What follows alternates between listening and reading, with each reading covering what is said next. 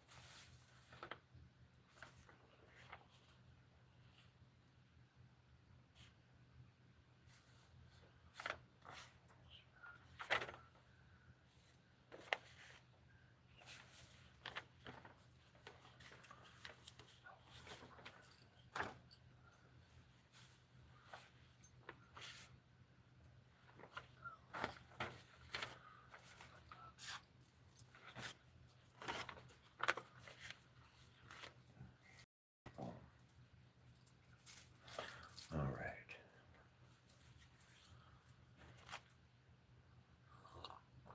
Lately, we've been doing a lot of talking, and where there's been a lot of talking, there's been a lot of working, but not the kind of work that I really, really love.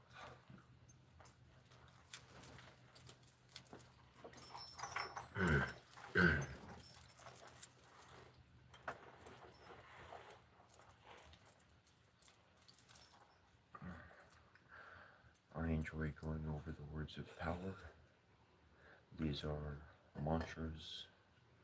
They are shaping factors that allow you to enter various states of consciousness at will. What you decide to craft, you can do.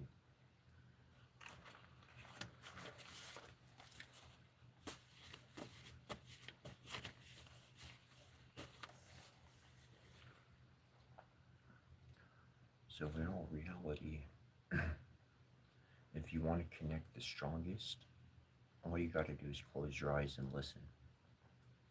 By closing your eyes and listening, it allows your body, it allows your soul to follow the sounds which are power, which allows you to connect within. If you know any breathing techniques, that's always equally good to employ, or whatever meditation you've developed into jamming with yourself.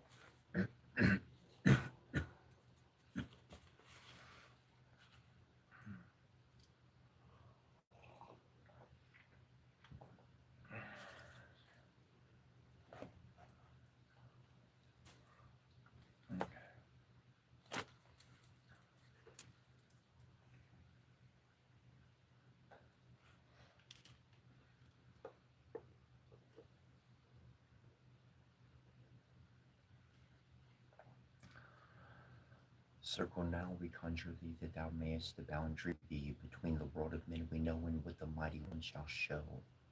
A guardian and protection be for power we shall raise in thee, preserve, contain it in thy sphere, to aid the work we shall do here. So have we consecrated thee, so may our circle blessed be. Sky and sun and sea and earth, teach us, give our wisdom birth. Sun and sea and earth and sky, we the powers gather nigh. Sea and earth and sky and sun, all together four is one. Earth and sky and sun and sea, join us as we call to thee. Loving Lady, mighty Lord, by cup and shield and wand and sword, we ask your presence and your light to bless the work we do this night. Light and darkness, day and night, I bid you all rekindle these spirits, breath of life into their paws and cause having throngs. Arise, warriors of the past, pick up your swords, prepare to do this battle. Spirits of darkness, rise in with the powers of Gwynvile. Fight the blight this be dark night in our right. Zitia Kampasi Anakampasi, Tia Kampasi, Dingadana Kampa. Hear me, all that I summon forth by name. Come to me by your heckle and answer my most urgent plea, most graciously through matrimony, most harmoniously through our loving family. Reynolds dice que hoy was a cultura de Hirusha and Jusirukai Korikutijin was Maha Torasuki was set to Sale Peter to Gudi Shakins in a Sarame.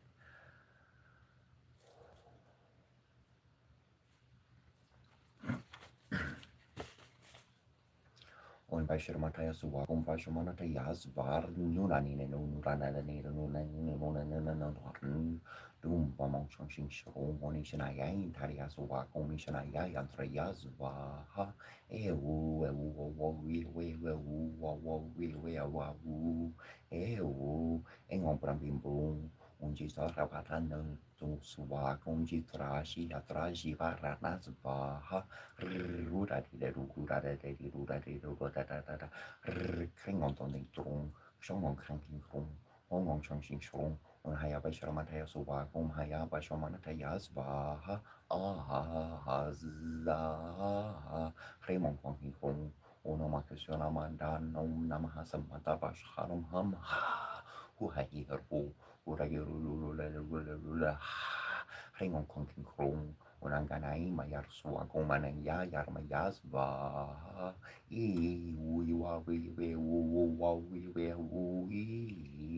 Shringon Kung on Hino Kaichana Kataya Patai Suwa Gom Churti Heat Joga Chiva Days Faha Nunanina Nunanin half Klingon Pravi Prong on Churchi Baraya Suwa Gom Shishai Baratayas Baha Olo Gulu Gulu Gulu Gulu Gulu Gulu Gulu Gulu Gulu Unarabashano Suwa Gumanakarti Buba Bibu Bear Bort Bub Aber Ongamen Renno Siseki was on Futura and head Hirusha and Susir Kai Kori Kutishin was Mahapura to give us at the toes I pizza to Woody Chuckins and Asaramen.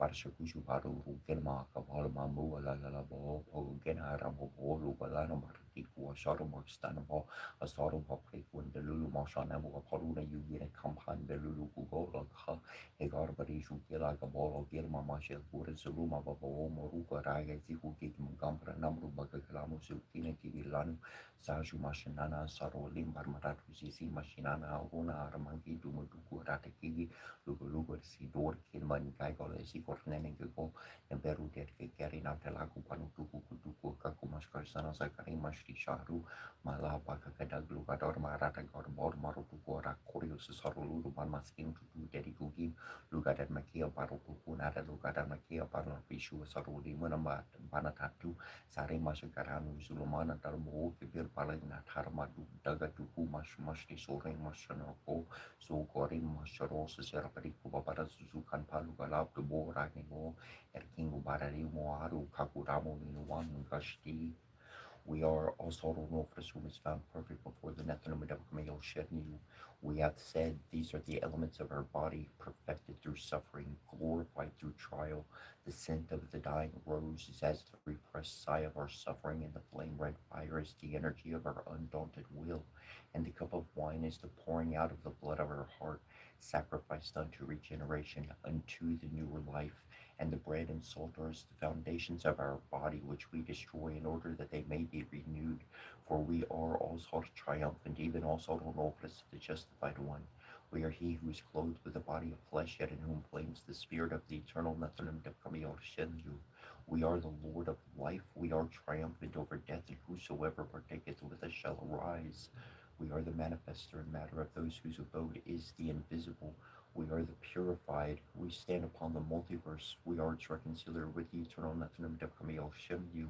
We are the perfecter of matter, and without us the multiverse is not. Hail to Hooty, making victorious assault over his enemies, on the night that of battle and of making the fettering of the Sibol, day that of destroying the enemies of Nebuchadnezzar, night that of making to stand the Jed and Jed to salutation of power, Father, Mother, Supreme Being who comes as to Hooty, thanks for the words divine. Our will, mind, and heart belongs to you. Our heart belongs to you.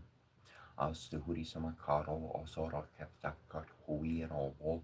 Ohen Arin so ko heru ku ne tem du kefta nu ne par tashar kar koin so ho jarum jet tu eneshrat ne tep mut ne tari tam tu ti tu art metu ne tar paya partni tu abartni tu. Empress of the skies, heavenly queen, beloved, all said our heart is keen. From darkness to be released to connect with our power and deepest peace. Bless us that this may be so in accordance with Aru's plan that we grow. Beloved queen, clothe us in your authority and light. We now claim our spiritual birthright. Goddess Kitamadon Ket, whom loves us, protect us now. We rest in your heart of love and peace, so be it. Osoro Novus will confirm. Lady Osora Neva Sora, be shining bright. Support our Merkaba, build our collective body of light. We are in your protection now, and from harm we are free. Align us now with our inner divinity. Through our own free will as beings of light, we now allow our Merkaba to alight, arising from below and descending from above. Penetrate darkness too with divine light and love. Merkaba protection, body and spirit is one. Fragmentation and disconnection are now forever undone. Lilikin Lenush, Jerry Staxar, Patu Marticuli, took the usually the Aluar, Meshir, Ken Meshari Lusayan, Siam Yella, or Ronta, Utumu, Sha. Isaya riaga riaga biasha biasha jelica jelica tupiara atlaca isaya ruiaca limutiki no kima kutrili shamiari ina zumria isaya ino zumria riaga ina zumria biesha ina zumria sialica ina zumria tupiara ina zumria atlaca ina zumria tatara ina zumria la tetexi ina zumria la karupa ina zumria tasatnika Nish mash kaptulu tamatunu nish and ibel kimrilu tamatunu nish matuk mashmash alailu tamatunu nish kishpar kamikunu tamatunu ina zumrialu taprasama ya runa en ibar nim ba perik ba agabaes ba agabor agabaes ba agabor ba agabaes ba perik benenim ba runen ya korbor ya erin ba rimbo agora ya eki yak sakaka ki sag Urti ekika soru ekika tuyu ya Shrim Hrim Hrim Vajra Verukani Hrim Hrim Vatsvaha Shrim Hrim Hrim Hrim Vajra Verukani Hrim Hrim Vatsvaha Shrim Hrim Hrim Hrim Hrim Vajra Verukani Hrim Hrim Vatsvaha Shrim Hrim Hrim Hrim Vajra Verukani Hrim Hrim Vatsvaha Krim Shrim Hrim Hrim Vajra Verukani Hrim Hrim Vatsvaha Shrim Hrim Hrim Hrim Vajra Verukani Hrim Hrim Vatsvaha Om Shrim Hrim Hrim Hrim Vajra Verukani Hrim Hrim Vatsvaha Enum Shuvam Kigapsuki Shargiga Goshardis Salamara Yadin Goru Kalamas Ninkudin Gatnin Apku Yunaxan Gariasha Shumur Kutu Ziana Kampaziki Kampagalu Barana Tarbara Shakbara Gimbara Lorbara Telorbara Maskimbara Uktukbara Ipabara Lala Tubara Lala Subara Karubara Orukubara Kilkolor Bara Lilitubara Uruksuladina Zula Lazuladina Zugi Imsuladina Zumula Zuladina Zulinge Suladina Zumaskim Suladina Zubara Edina Zuzi Yanakapazi Kiakapa Munisiksi Bara Yeni Nagisha Shurigishu or Marsha Zikar Bara Yesikar Shubara Si Sharma Ziganam Tayeni Toraya Sharkur Buak Barn Gumba Dianum dea sarasavito marala mandiga parti, Nariana sachi sene sarla sane vista ki ora par maculo cura la pari cariti hari haran maya papudra stanca carana mascaran mantra ram yarnamaha rim ravar yarnamaha soria yarnamaha rim branave namaha ram kagaria namaha rapusret namaha ram heran garbar hariyat namaha Hrim Mari Kariyat Namaha, Hrum Mari Ayat Namaha, Hrim Savitra Namaha, Hram Karya Namaha, Rag Vaskare Namaha, Hram Hrim Rasri for Sori Yana Namaha, Parasit Ayasas Namaskare Nekorvada Dine, Oppression Balam Veram Tesha Sasa Karchayarte. Hram Hrim Mongeru Sorra Hrim Bong. Shemashaka Shapia Kashaptia Episha Mushta Pishtia Kimatinot Kutoshira, Elimi Shuli Supuila to Duku Epita Shortum Kimamana, Duinati Kili tu, Shunuli Mutuma Nagulu Bui, Shunulini Shuma Nagulu Tinin, Shunuli Tishurma Nagulu Tari, Terama Sharuti Shaka Sharpi Sharushi Arpushu Shurpi Arki Shurpuyushi Lingur Kokoshera Bakam Bang. Kibigera gibilka shru mana yandudu tu station rani gol mariar ke gis pari yazi ya yazi tingker kiara kumpa en ki morru por semito ki chabu bana sham tori wana hai kis par bag bel bag kiara si aga kumpa ka kambar nur nu sharu yumi kanushi sharu yule kanushi sharu yuli ni kunushi sharu yuli ni yiksi kunushi sharu yuli te kunushi sharu yuli ni kunushi sharu yuli ni kunushi sharu yulaki tin kunushi sharu yudalu ali kunulin kutina sumri alu yuta prasamaha aga masaratu is masarati sharmushili shururi shishali nudizi sarimalani raputishima yara parati dina dina lagi dinda osi kunushi alushil no sherti ya masarati bait masaratu it masaratu aga masaratu yara parloni shamashkori ya masaratu zikia kumpapa kolo manet Yasha tapara masaratu para Vishnu Klim Visnar Vernam Home Sam Kumparad Yarnam Hazumuta Kumparana Bukor Huta Pompriti Viratu Bumita Yamato Dumuta Nuxek Maria Kina Neta Visaram Tadi Yaneka Tasu Koreete Terte Sepsan Masidu Tuxutorata Tai Sanawami Sanari Yarnamaha Omi Amendra Yarnamha Kopsnov and Drom Tejasta Dwarnaya Meton Kopsnov Nuxek Osort and Awan Samson Soy Kentucky Swag Sakakartek Arane Kabek Tarnek Sorcer Tefsaruta Pek Markola Kutuluta Taraka Agniom Namagnari Yatnam Haumam Yamari Yatnamha Happy Yamauma Tato Tutara Yamantan Happy Nukapi Sekosore Naunam Sexet Tesek Teb At Ek Huinek Erte Ek Kar Ekotana Nektieta Murmatu Yanu Yan Reanginari Tirak Sasom Samnor Sasari Yatnamha Varunari Yarnam Haim said Varuna Payuda to Sirmalaya, Meranim said Lukin said Seki Sarenanim Saxoruna Pagments of Sanutuini Kuptera, Mautun Rates of Sitting Arana compositing at here composite pale, Biomium Payori Bernam Marsili Morcola Moru Mormatu, sitting at an compositing at here compiled to Zutorata Guru Tata Lakra, Asaktuti Takala Yanu Yan Yarki, Yarianin. Sampai rim pramarnen nama pramana buma harumak saratu level tesraya merang keperanu kepram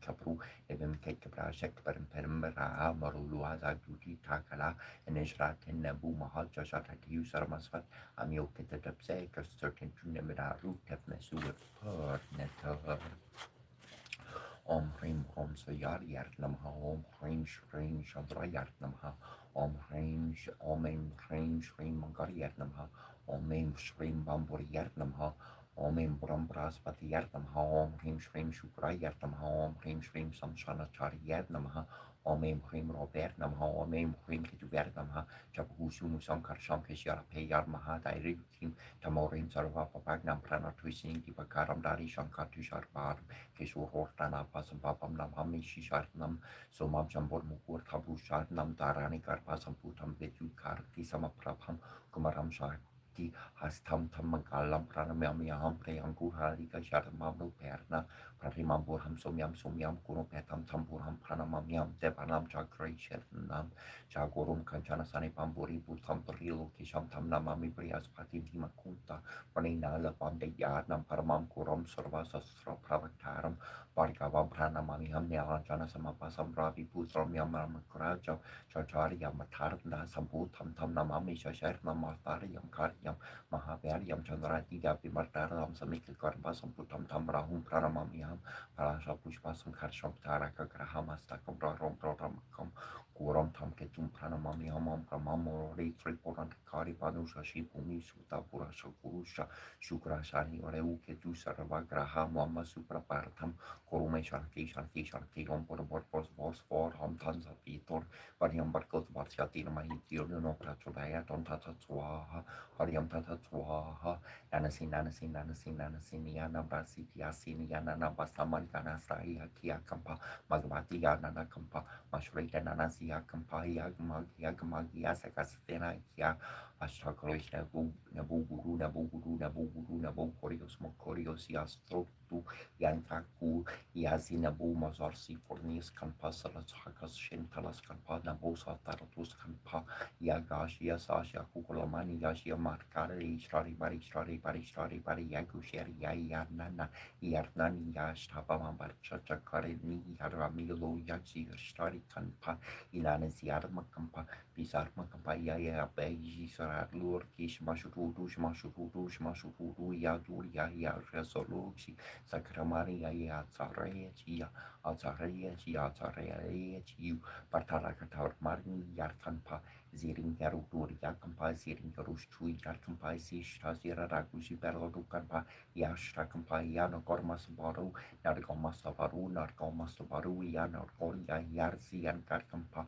Yarangayan Goriayan Gayan Gorin Zian Yakanpa Yakantala Makia Tarakampa Marugumun Paru Margumun Paru Sigari Yada Yagaria Mapor Nesia Moruku Yatuku Sorim Sukurim Zarim Sagorim and Sanankasaramba Nekoluku Nini Kamanu Yartu Yandara Yazi Patu Balgu Pariku Perteriku Bagaka Kampa Belzia Zag Barbazak Baron Noisali Anushukam Gapsuki Shariki Goshadis Sarmara Yadi Guru Kalama Sinikudin Karina Kuyuna Traniku Kariashumur Kutu Om Namo Bhagavate Vasudevaya Hare Krishna Krishna Hare Rama Hare Ramerti Ramer Hamme Ramme Savsturnam Taturian Ram Naham Paranartne Umbrene Karikat Namha Omaganan Haria Bedar Marhe Pakarandaria De Mahitarundandi Prachudayat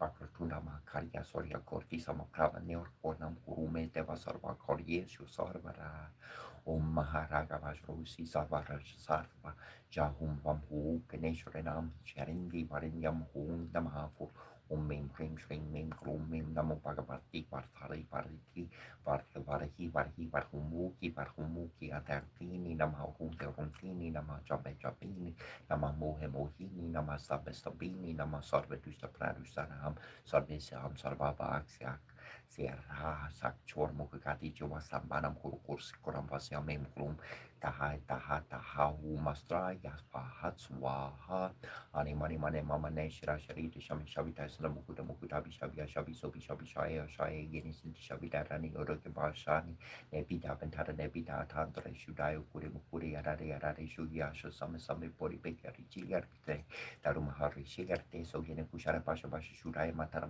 Shana Uru Kai Shara Taya Paromanaya Natara Zara Makaraza Garo Ruki Moki Ariara Teneta Chineri Chiari Nadi Tonari Anarab Kunabia Kinakori Kanadi Sandari Matogi Chukori Borushan Hachi Debi Roke Taka Atanai Tanakushare Tanashura Hachi Borasane Saruparane Patani Sarupapa Shopatani Sogi Habishani Soyankarani Sogi Terra Sugatarate Sarubasa Yushima Kashikarantai Sarubasa Marisho Serte Sarubasaruda Kyo Sharaya Tuira Shinabiki Arte Anya Mane Sirakarite Samasamita Visanta Mukta Mukta Tamasamaya Samaya Sayak Sera Sata Mite Taranayoloke Besel Parta Pisani Niti Tarini Vista Tari Parisuri Kule Mukuri Parade Sukan Sama Bule Berukita Taram Parixite Samganar Kosani Nekoni Paya Pesutane Mantrosiate Kultruk Salaria Saya Partaya Pakula Pavura Mani Natayas Vaha Shvala Mahajvala Ukitu Muki Arapatana Natavani Vitini Sitini Natani Natavani Svaha Atate Panata Nari Kunari Svaha Gani Ketali Mataki Si Sankule Sutru Sali Sisi Svaha Itimi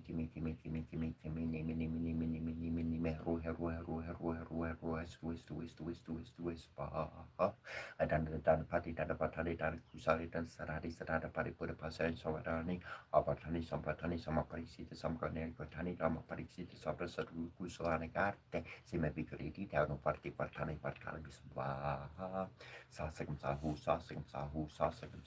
Om Hong shang, Ong hung shang, Ong hung shang, Ong tong gong tong gong tong go shro hong king so, Ong gong ring glong gong gong sar boom, Ong king gong cream ong hung sham, Ong hung shring haring hara ring gong hero sar hara hong bam tu mong krang ring glung gong krang ring glung gong krang ring glung Ong krang ring glung ong tong ring glung ong krang ring glung ong shong shring shru ong krang ring glung ong shong shring shru ong hung kring yeng bam tum shong shring shru gong sar hung shring gong kring gong shring haring hara Ong hero sar Wang king so ong gong tu hung Dai ni chi nai ora un pasro tatu pa mo shuku nai ora macho bie hum hu shu nai ora mom na sa babatra amira no ora ta te huru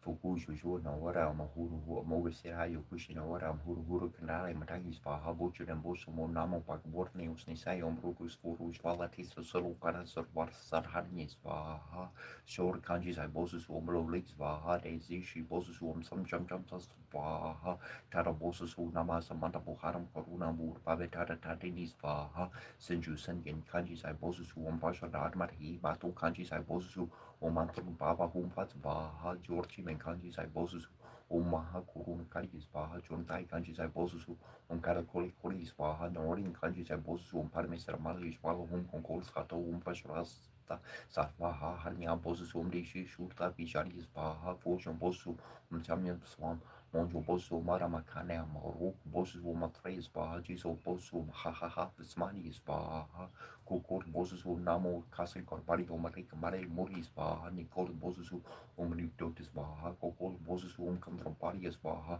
furlur ma nama samata pashanam kandamor sanas fotai hum tratham ko zanzai mai sunum pani sunba shashra pat kuntari mai ham trahum patai tuku mai kalas sri kala rupa kams baha kongori asho mai fashra yak so mai sen mai maharaga fashro snisa fashra sar fashra pam kujaku mayu marur kurantes baha san pol kuljinom kampai baha kongo sound kongo fashrak sa harn shahum baha senishi doji janasis baha jigo kutnram trasra rara pramarnas baha so chotenum verdaga yaksi ptais baha kogo mutu moku ten vidu paksanaki ptais baha tomotenum visrumpanis baha bensaitenum sarasvatis baha dego kutunum har karais baha Kichi Jotunum Srias Baha Kari Taimum Durmali Harikis Baha Dakini Tinom Rias Baha Marishitinum Hara Marisias Baha Dashkunkitinum Rigaus Baha Vashini Precious Vasto Mamjushaj Vakonatum Koni Puratni Devi Varti Pranderanu Vratam Charati Vishvaharante Devi Kariyarni Namaha Kariyarni Mahamaya Maria Mahayogini and Deshwari Nangopsur from Devi Partim Mekuru Namaha O Sarastata Diana Kata Demeter Karayan Night Chimarnito bor vaswaha tas vitor varian bor gort varska dir mahidiono no braccio da ipsos ipshosh quanna shonto toro rata ro torora roto abrahata abra ungong dang geng krong kring kung bang kung shrinkutong gong tong bang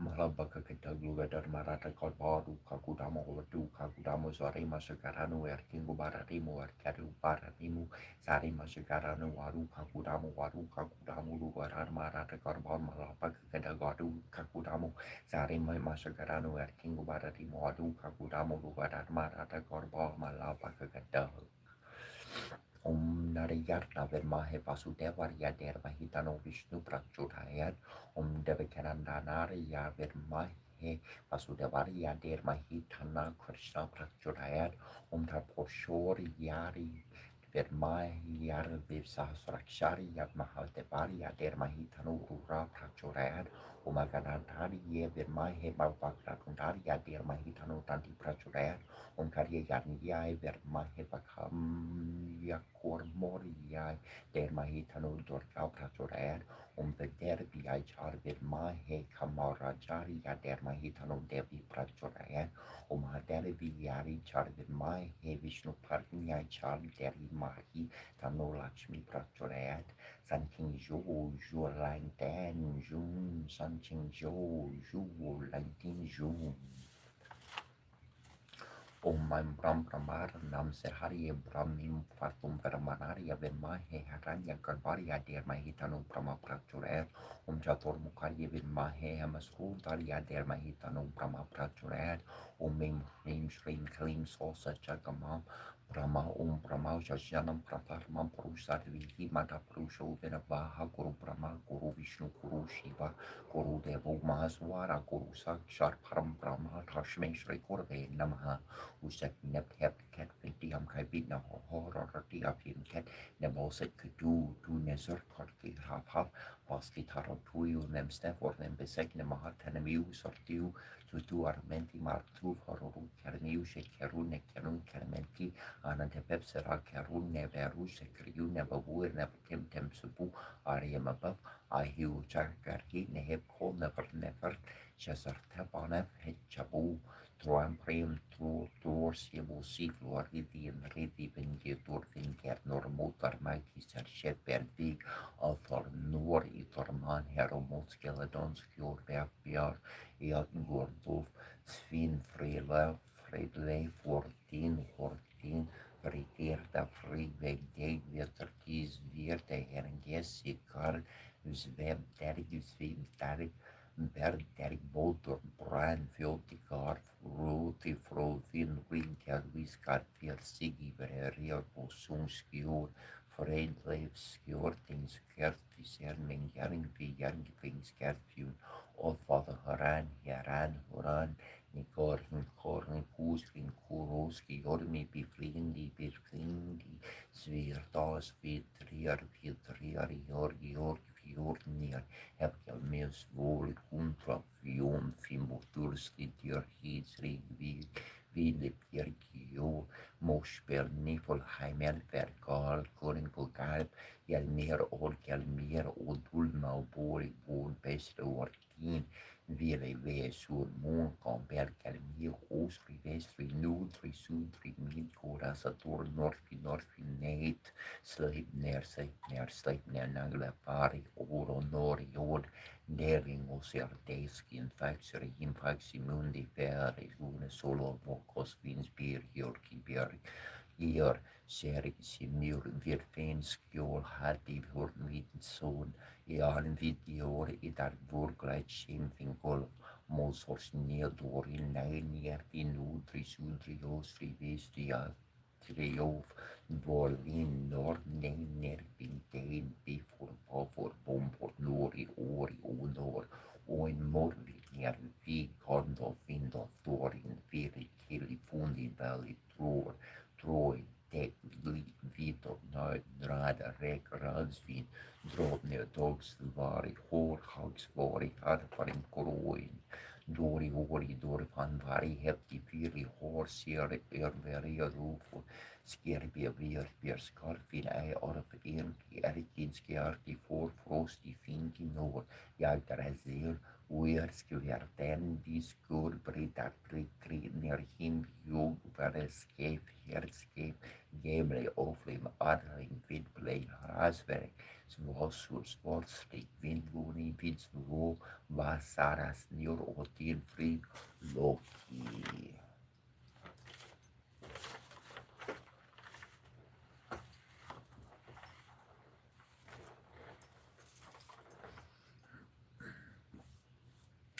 Om Shrim Hrim Krim Dum Shwala Shwala Sholiya Shaya Shamanaya Sarva Shatrun Samhara Samhara Kshema Lapam Kuru Kuru Dushgrahum Hum Fatsva Arunam Kurunam Tarangitakshim Truta Pashan Kusha Pushpa Parachapam Ari Ari Biora Vruta Mayukaya Rahameri Eva Vipavarya Babartnim Shri Mara Shri Maharagni Shri Marasin Hashanesh Bari Chidagni Kuda Sambuddha Debukoria Samuriata Oria Panusa Sraba Chorobahu Samatum Vita Saraga Svarupa Pashardia Krura Korn Kushu Shvala Manoru Pekshu Kodanda Panchatan Matra Sayaka Nijaruna Prapapora Maja Brahmarnda Mandala Champaka Shuka Purnaga Sorkanti Galasakacha Kuruvinda Manishren Kana Kutiara Mantida Shtami Chandra Vipraja Dalegastala Shokita Muka Chandra Karankapra Brukanar Pipi Shisharka Varanas Mara Makaria Kurohato Rachi Rekapra Karachmi Pare Baha Chalarmina Balu Charna Nava Champaka Pushpapa Nasatanda Verach Terekati Tereskari Nasabara Navasura Katanba Manjari Kruta Karapura Manohara Kanka Yugali Borta Tapano Dupa Mandara Parma Raga Shila Darsha Paripavi Kapanunala Bu Navavitruma Pambashrina Kari Rara Charha Peneuga Umasha Sri Dibatraka Mantra Sixya Paprama Resiv Chaprati Chanda Sri Dibatraka Devatum Shams Bahasakti Partilakam Sri Dibatraka Prijartham Chape Penioga Resyari Nasa Kumbias Omias Kasiar Paprama Rasertamha Sarasi Prati Chanda Sanama Muke Sri Dibatraka Devataya Namari Dium Vishariatama Kurias Vahasakariatama Parayo Fakariatama Napopni Yoga Yarnamaha Savangi Diarisyari Nis Krom Gusya Piavnamaha Rim Rajani Piam Namaha, Mariam Piam Namaha, Manamikia Piam Namaha, Rim Kanisikia Piam Namaha, Krom Karasikala, Plasta Piam Namaha, Dikarania Sakromada Yar Namaha, Rim Sopis Rasis Vamski, Pasaram Kapakaya, whom named Rio Pasor, Chromas Raya Patitis, and again some books from Mirti, the Barna Dayanam, the Mahadevi Arias Karis for opinion, the Bakta, the Vete, Hevaras, from Jagamay, Amplika, Mika, Grams, Malapamiam, Casamika, Pushpa Pishamiam, Miki di pamukrapi yang paya ramai yang iki yang di pamtersiam yang terpar miki yang termenai biar yang di barti yang misum tua miki yang sumpah kepada pijam semar pami japa malam mantra mamale mahamari sapat mantas pada pilih kata pada Israel mias tasmani si tidak apa guru mantra rim sida guru presida rim atas di betul mantra krom rimam terke rime hia basaya rim dum terke rim kromu mafasfa Sanangani as a cromang yara yartam harim spis rasvam sakija pasaram kabakai hum nem three of a sort cromasraya patitis and denga as a comborbos romiarti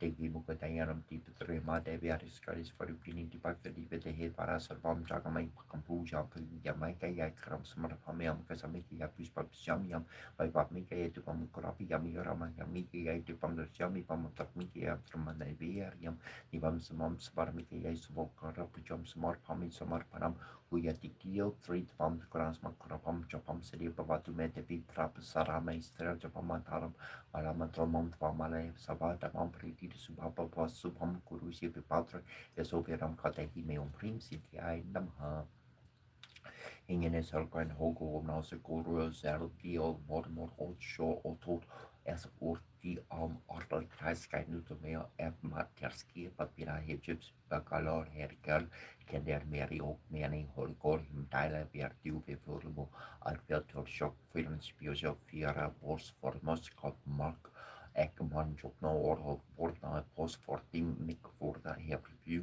Nior Mekhaima Nior Virbi Medvev Nior Rainfjord Mon Nerman Orbos of the Borsi Merkbekbi Bossos Nerne Sior Nes Volo och Nian Jord Fons Ervan Hopimin Gafus Kinunga Engrasi Virki Eberbos Ner Berger Boom of the Bo Veres Milko Merens Corbus or Scales or Nanas Los Terna Papas Grun Luki So Pap Sornen Sarni Manahan Ki Horki Home Himran Bu So maybe the boss or we are the marnine we see about begins artistos no ne pisu the boss like pico tu kenjun quenchen quillo rextole keninglo of pot gatus no kov merjon no fono kofu Morgen,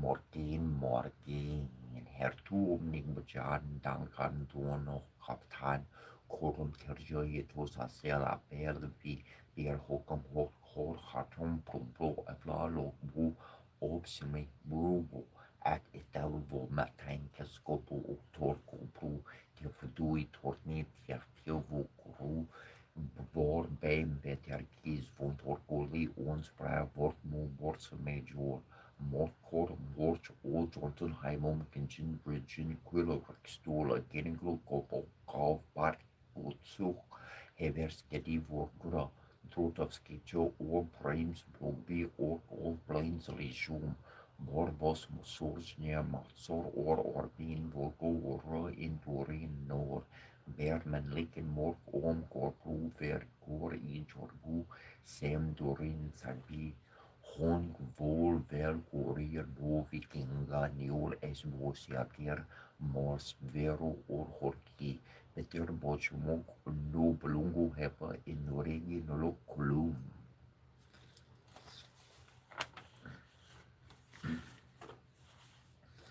Bernabalin Jabrais friend one Garrios Jabrais break der win Martin embrace and Mara Orch etra batator Moga Chefala Pix Omnistetetorun Carnetekton Breketerun Ugolegardetom Elefantor Dwersinduin Dosirig Wer for Rig Lord Oseres Esafir Tufer Eshrin Monekrumbor Loon. Come forth, come forth, come forth, come forth, come forth, come forth, come forth, come forth, come forth.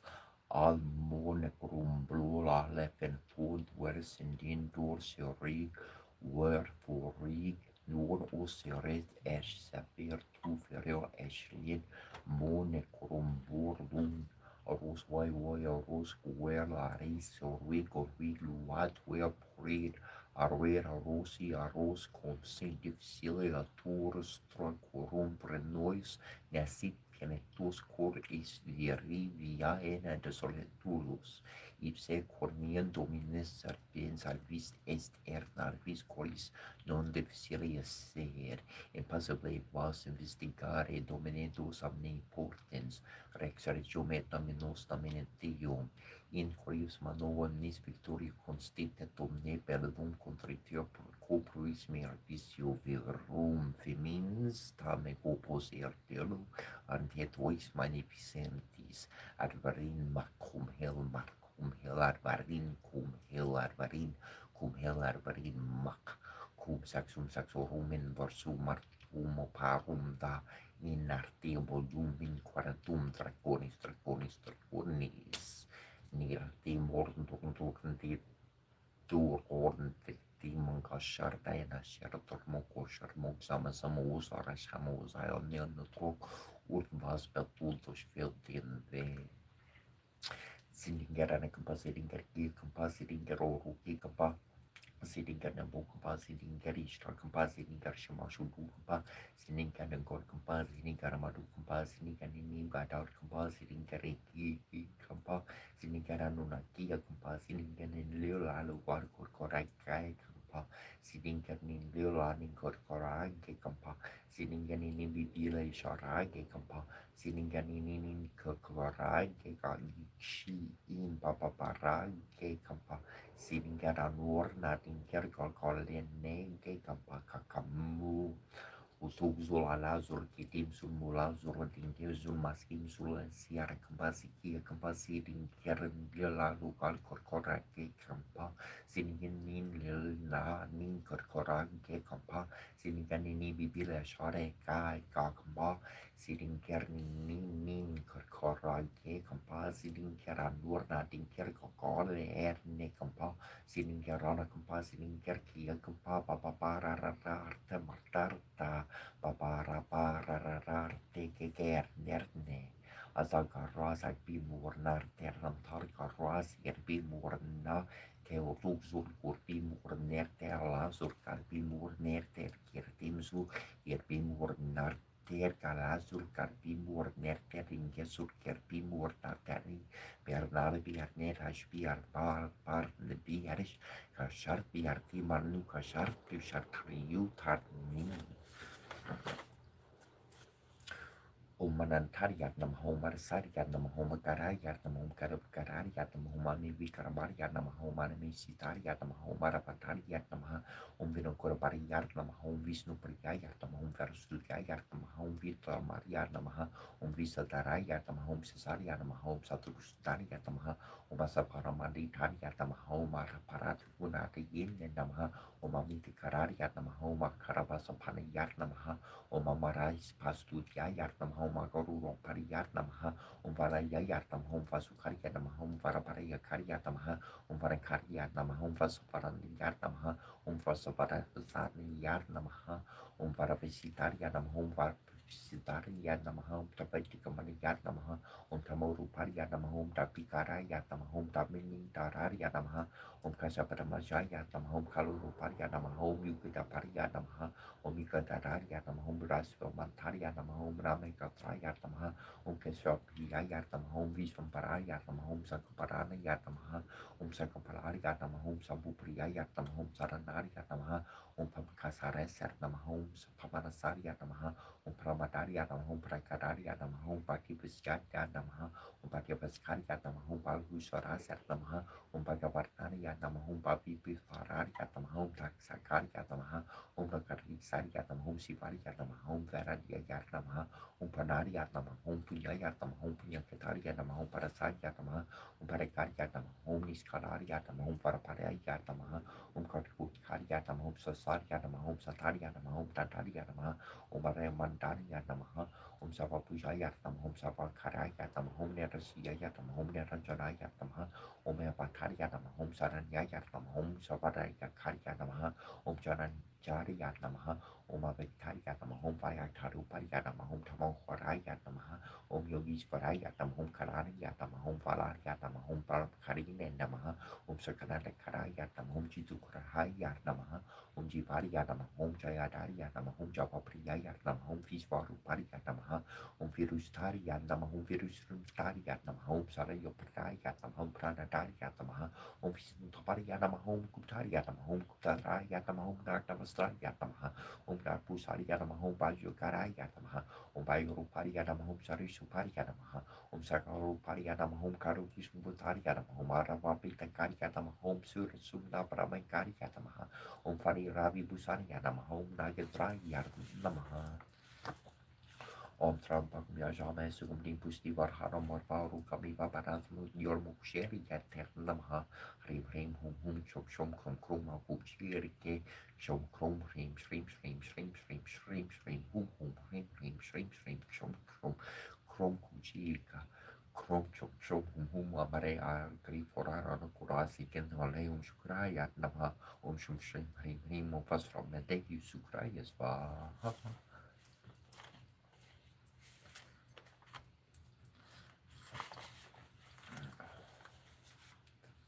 En Israel kosarne pesudin de tru ashanen ujas kabrusharare mer perusha psakapu kincheror katam sekem ne behona mati kinchefem mior nu nepskom hari basharab nep karaja saremi ej bara jarab jasa poten sutin hinen mikin dor keperser hizet above nemer kemadu turf nebu nepsa competent taisharu airi nehu na palatoya buar tefensru of sru and podna trus min mahot at a sullen ever arkeb baru nu def nu dababek hasen never ratoi tamishet abud mahit about totan hamoid pertepset neptotet kintat hat mahit tat net tetem kinu watek nu shabasikati mehi haban roya shabaskim nu asinkati mehi hab shuti shuti abarem pefo ku tu mahak keru menanet Habashishare Aria Basrapi Niamasasa Sahapi Isaku Happy Eknamori Timatne Kopen Dromori Korsik Dromor Kurti Heru Tahema Heru Neshra Teve Peru Amaheru Venu Heru Tat Hero Menarku Heru Ebenu Heru Soisel Soisel Tepi Oigab Tahagab Kanati Smart Bear Hotel Kid Kilorabinu Smamor Gib Gapestet Sevim to Osarati that Sedef Mekarev Said Karev Semet Setket Kuru Imkuri Zakarino Surmatu Simketu Matu Asat Kutnisha Senesa Hets Watet Paket Radet Papena Senen Canesum Kentuus, Suati Chutem Shutes Capernatum Hui Adi Tiluminas, and I said, and what up can pet, Mudavari dolls, and I can more Aquafum percent, so up Nekatum Catab, or set Nabu Dominate, Min Headthorn Pets a pet and Headthorn, on she said her head. I can't do Ajit more second or pet the dead touch to the Jatata Papa, second and pet second toy, her and Abu Abu Ken head tapijua. Abu had my head second or a su second toy, have an epi muted segment was pick up was that part was to was it, new was that segment min head bar outside, could the motion had the sort of gaming head in the office of the hard course of sacrament, sermon that sweet to second, secusa borsa nobody mescably, capacement, sermar, said half said have met with second a man, a patch up at the upcapet to no horror, the mother themselves, but part of me casu. Washington Cartier Wamson from the Sakuna Mahat and me out to do for Mamaki on a Ferry Saru, Kamisha Karu, Snakin, Sarkaru, Basti, Rai, Hare, Tare, Keremati on the Tepep, Nebraska, Raki, Nababu, never tempt him Sapari above. I who do Raki, him never call. Just or tap on F, never had Harry, Tapratui of Nantapati, the Suman to Nuts about Kabu, she shares a cat about Mayor Montoy, Sabu, you called him or Pashtasmuk, Remisha Patterson, and the Turnip kept. Cat in the Turknam Stuma Catnam to Timbrunsknam to never to Ramasus Juati Arca Yakarte Jajaratu Araterti Nepet also when a name Sanadi Sojoy in Exnete Kui Ko Jojodex Snake. A cum curry poicum shari umacaribu shonation and yet he said you mutavated you are the guava to a confession of sickmek one and for effective and you do it sorry for tattoo. Seknasike artiekte you are the one arm sack to an acmo shot to an exuhan head, looking poor nemly fu sort of get out to protect nani fu put the many sort of surety out no tatek a moony fu arm takas sanani fu wabudi and cat and mahati and java and a hen jata zer yom hold up the miti guaca remember to dark and that to excellent and to a mediate.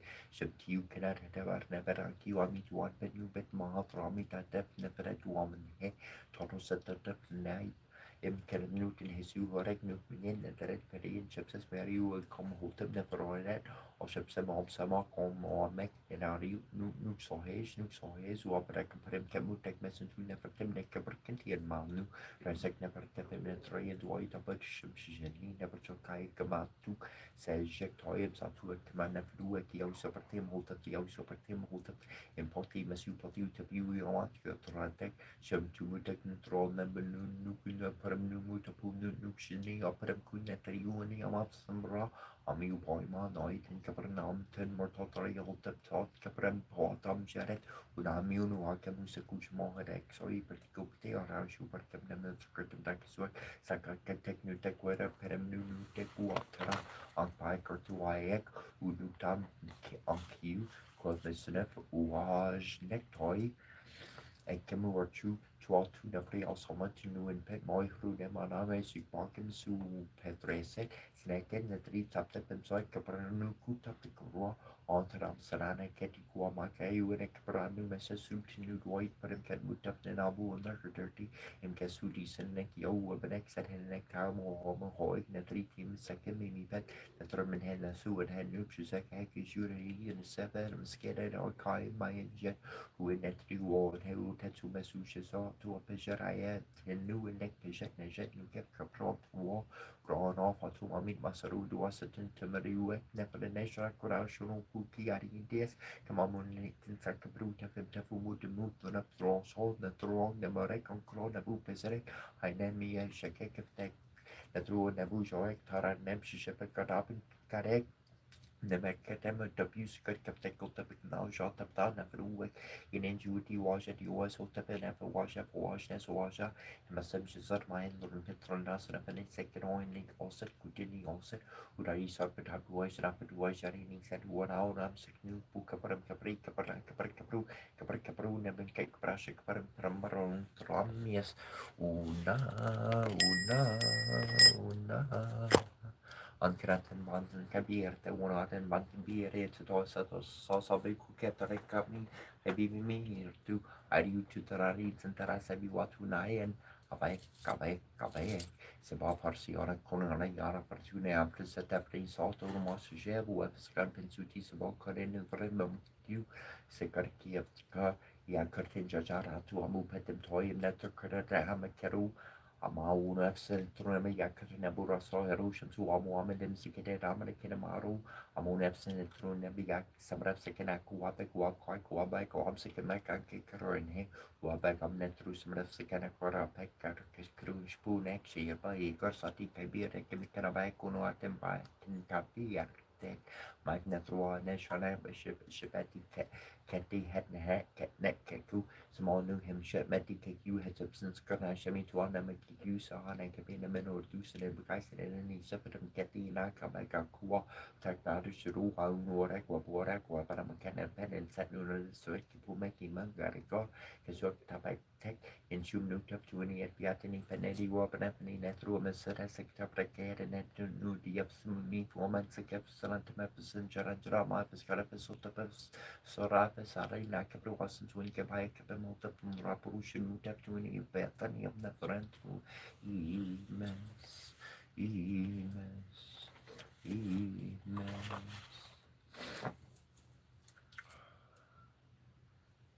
Zq Compa, Ziana Compa.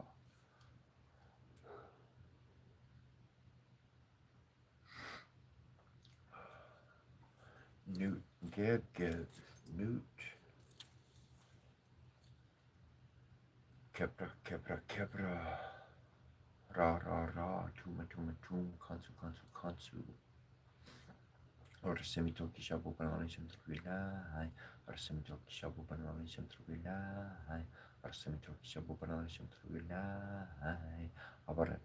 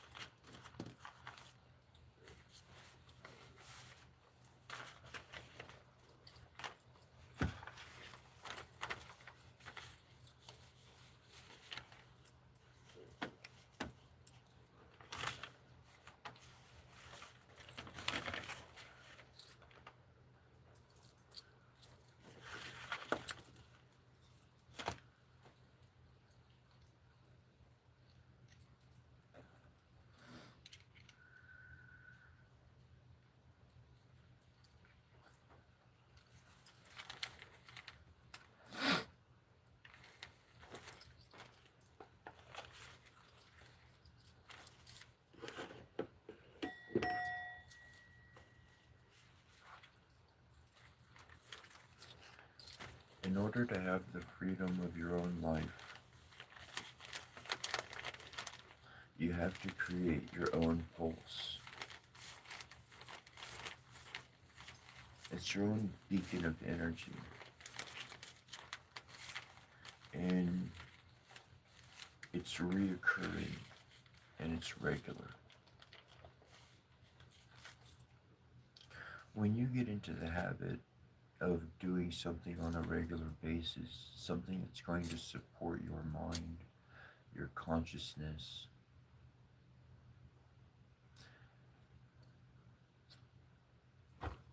that's what you continue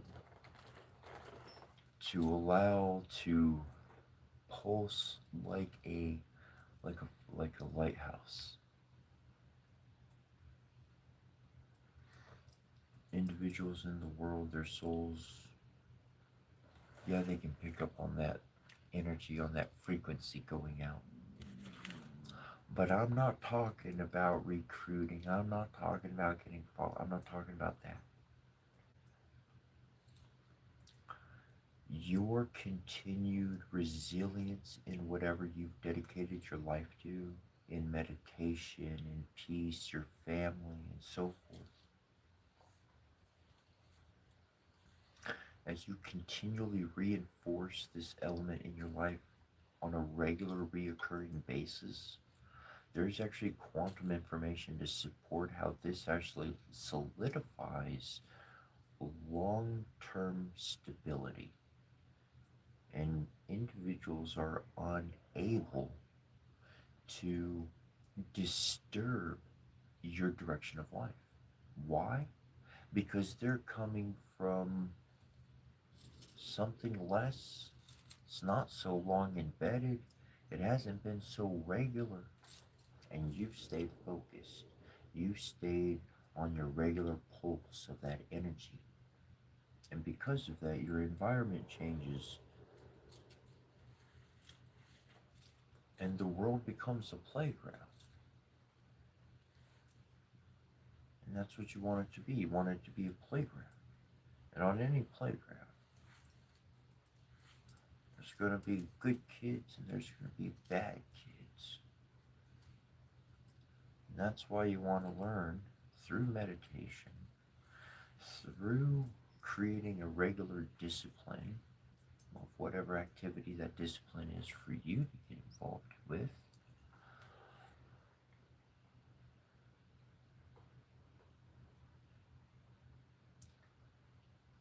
To continue in that dedication, we started talking recently about dedication. Your dedication reinforces who you are and what your life is about.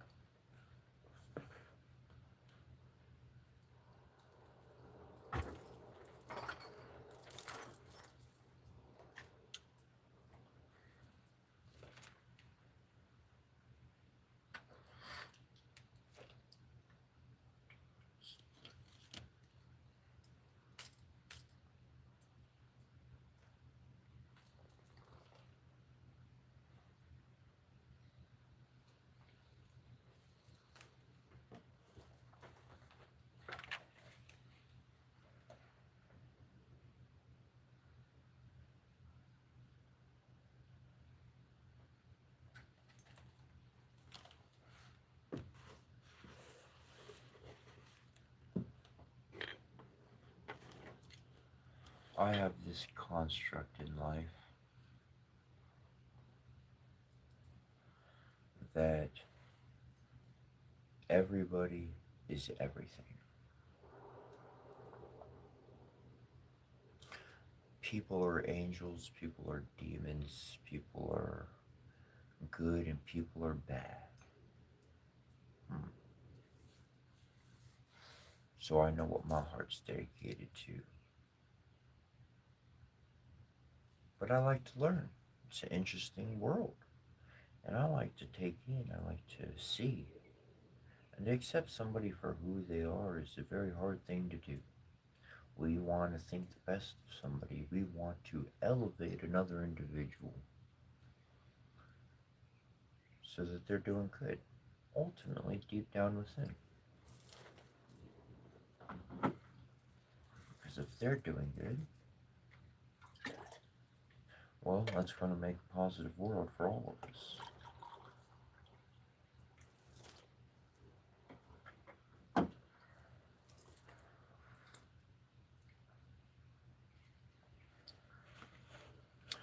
Oh, but quite the opposite. See, everybody being everything expands my desire to learn from each and every person. And because it allows me to see their character in a way that is not defined by words and labels. I'm not judging their actions as if they hurt me and they were personal. I'm looking at their actions and I'm seeing how it makes a part of the entire individual. Their mind, their experiences, who they are, and what they've dealt with in the past. There's no way I can learn all that information because only by learning that information could I properly associate with them today in a peaceable manner, not causing conflict. So I must be a detective. I must open the investigation as it would go, as Mr. Holmes may say. And that investigation doesn't have notes. It doesn't have, yo, I'm not coming home and thinking about this stuff, okay? This stuff is registered. This information is registered on the subconscious. I'm aware of it. I accept it. I interact with it. So then I can see every aspect of an individual without wanting to do them harm, without wanting to get vengeance, without wanting to have them explain to me why they did something. I can understand that I can deduce that. Different circumstances are going to bring out the negative aspects of an individual. Positive and favorable circumstances are going to bring out the positive and good in a person. And the unknown and the crazy, the unpredictable elements that the world can produce, well, that's chaos in action. And how can anybody properly be judged in a moment like that? It was chaos at large. They were simply, by proxy, just with that energy. And so to really truly see everybody, see them as divine, to see them as somebody very important, but also to understand that there may be times and moments when their speech and everything, well, it shows a little bit more of a character of where they're at. And there's people in the world, and they're certainly going to work with that individual and help them, but that's not it's not where I am.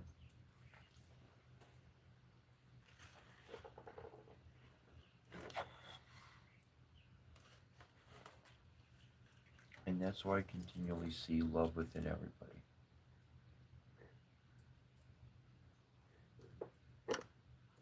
Whether they display it or not, I see it.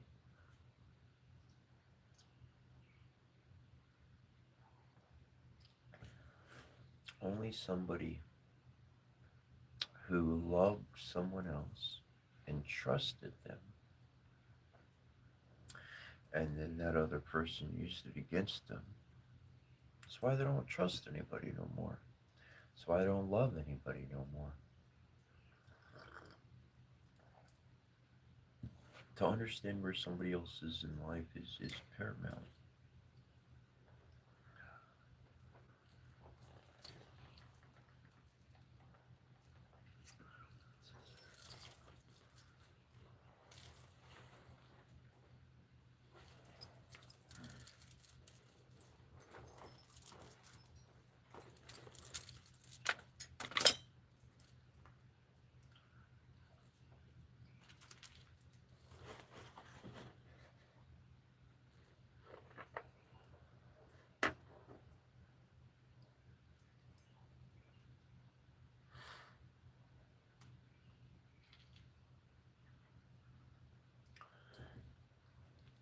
And that's a huge reality. Is this is why I seek company that is in a like frequency of my own, because I know that there are individuals out there in the world that utilize different ways of thinking, different ways of interacting with others. People are more cautious, and they may not keep the love alive, but there are people out in this world that do. There are frequencies in this world, and that's why I believe that we're still living. That's why I believe humans are still existing, is because that love has existed and it has fought. It seems like the bad guys always win,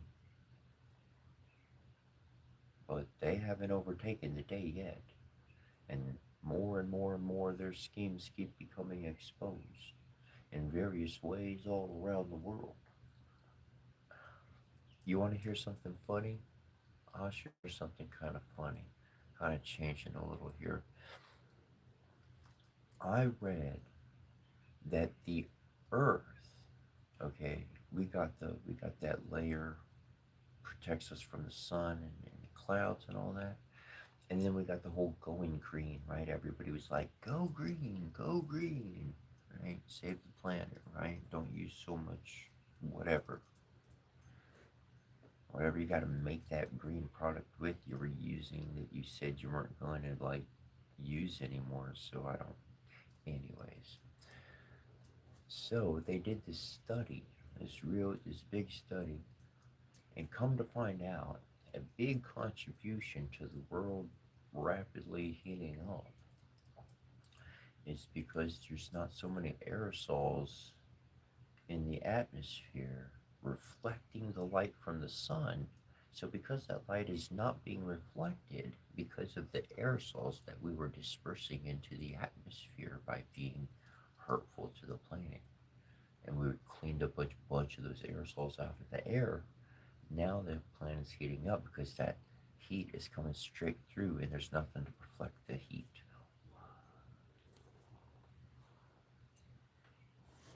Yeah, go figure that crap. I read that on Yahoo News.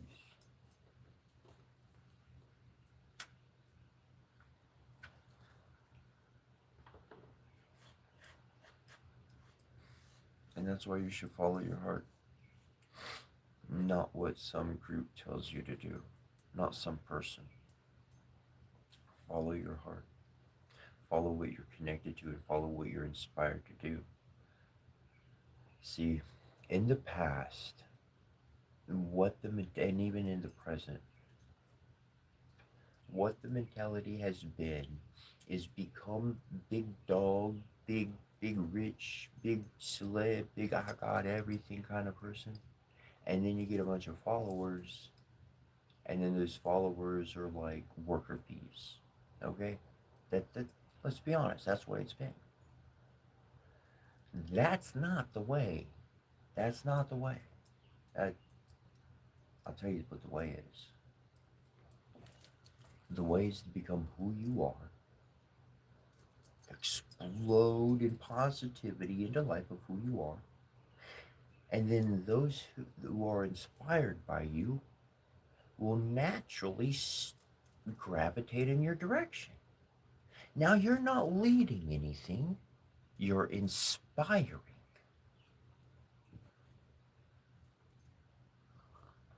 You're inspiring leaders. Let them go into the world, let them make buck, let them be Mr. Popular, let them do all that stuff. They're young, they got the energy, they got the go, they want that. They're going to inspire so much change within their own generation, within their own age group, because that's who they're connected with. That's where their flow of energy is. And that's all we're doing is we're transferring energy. It's creativity, inspiration, connection to intuition. I just saw this. I just saw the science thing and I posted a video. It's a 58-second video I posted.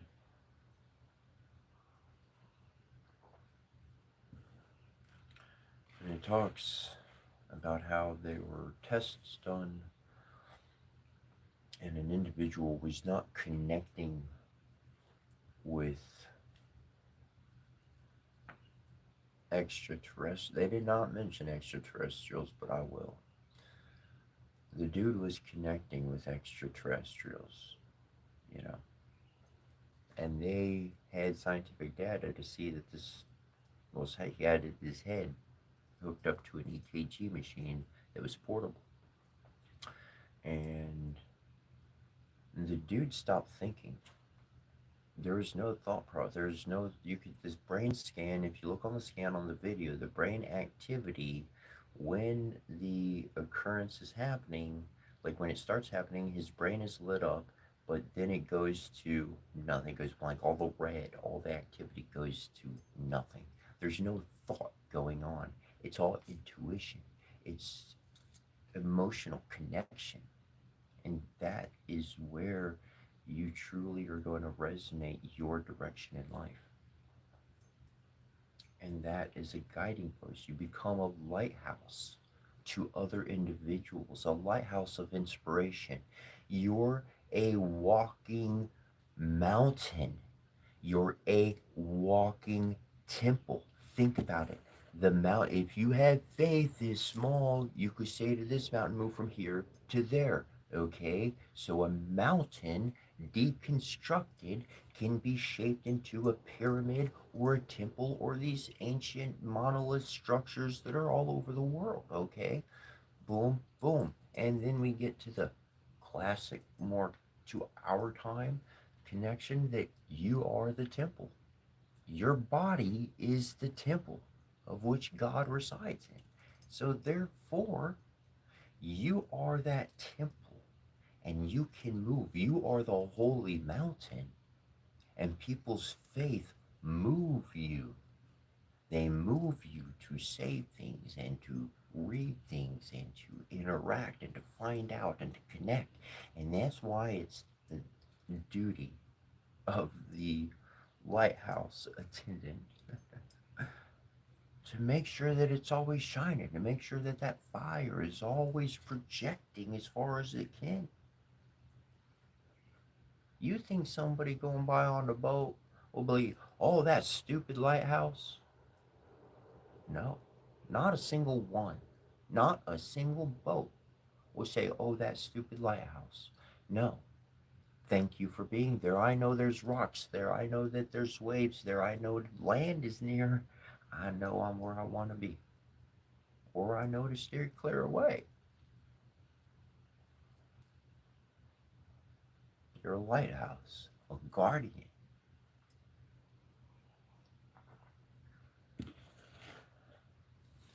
And in that is a lot of sharing. There's a whole lot of sharing. And that's why I see everyone as everything, because if their interest is piqued, if they see something they never seen before, then they're like, huh, they might get curious about something. It can change their entire life for the better. They're no longer stuck in the box. They're no longer stuck in the container that somebody put them in, an isolated form of thinking. And that is what we're escaping. This is how we move to the next dimensional vibration as humanity.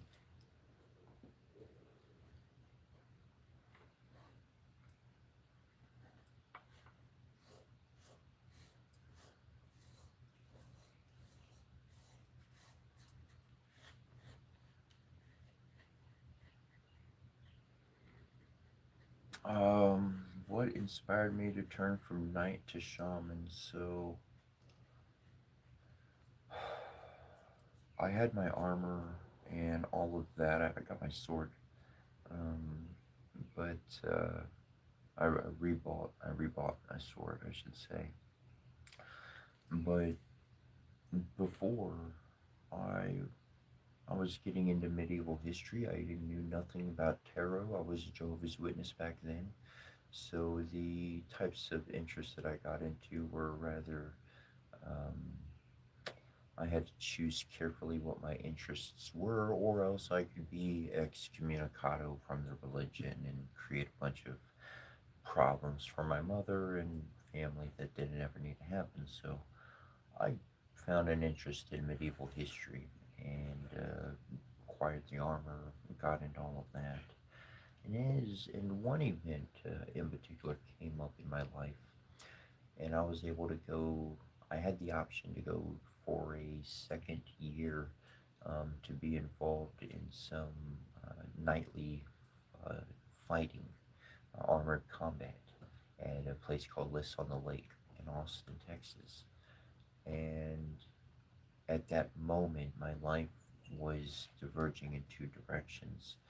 And I could either go on a spiritual path or I could go on a path with armor and fighting and that sort. And I love armor and I love all of that. I thought it's a wonderful world. I think it is. And I mean, I got into the real history of it, the real, not just the pretend stuff, but the real stuff is amazing. Love the sword. Anyways, and I decided to go on the spiritual path. And so instead of showing up to fight in armor at that event for the second year, I showed up at a religious place that I had been going for a good portion of my life, wearing rags, practically, like medieval rags, as far as clothing goes. And I stood outside in the parking lot and I told people, may your faith increase. I went on a spiritual path rather than going on that other path. And it's pretty interesting how all that wound up coming full circle. I actually lived within the Renaissance Festival community for many years, which was quite an amazing aspect of life. Amazing individuals that I met. Um, that's when I started. I didn't have my armor anymore at that point. The loss of my wife and death of my mom and all of that stuff. Um, Pretty much I let go of everything and walked away with myself. And I didn't walk away. I mean, I walked away, but I wasn't wanted.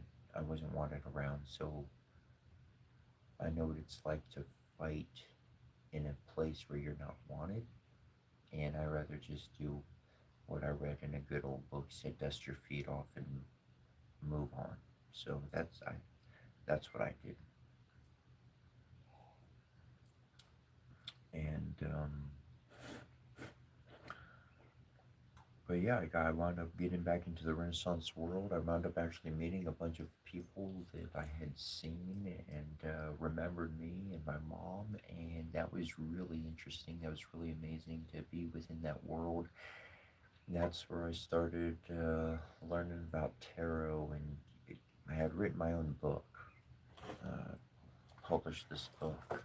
It's got a divine love language within it, and I had already written this book by this point, and within that world, getting into tarot and getting into all of those types of things that of history, people's arts, the crafts, characters of people, the, it's amazing.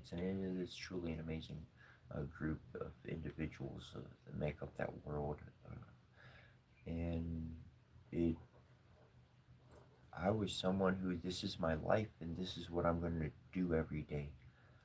And most individuals, I'm just sharing my own experience here. When I lived in the community, there in the Renaissance community, most individuals, not all, most individuals, they wore semi normal clothes. Like they dressed up for the fair, but for life they just, it was normal life. It's like not normal, but yeah, enough to be, and walk into the store not totally be like, what the hell's going on with you? And but for me, this is something of a path that I've been on that is 24/7. This is not something I turn off. This is my search. This is my inquiry. This is part of my adventure and the discovery that is part of my own life. So you could read a gajillion books on things that have been discovered and think you know something. But until you walk into a community and you start interacting with those people, toss the book out the door. I don't that book don't really count too much anymore. And so getting my own discovery and seeing and bringing into frame what I appreciated within and from what I learned added to that spiritual existence, the spiritual side of my life. And so the way I saw it, in conclusion of this particular question and answer, was that was that I traded in 100 pounds of armor and weapons and padding for a a 1 pound, 2 pound skirt. I can move a lot faster. I'm a lot more agile. I know where all the weak points are. I've learned a martial art a thing or two. And the armor was important back in those days because, well, you were dealing with those things. And nowadays, for me to walk into the store, I can't I mean, maybe I could, but it would certainly cause a ruckus if I walked into the grocery store suited up in 15th century armor, okay? I mean, but this, I can walk in and people might look and stare or whatever, but I could still walk in and do what I do and leave.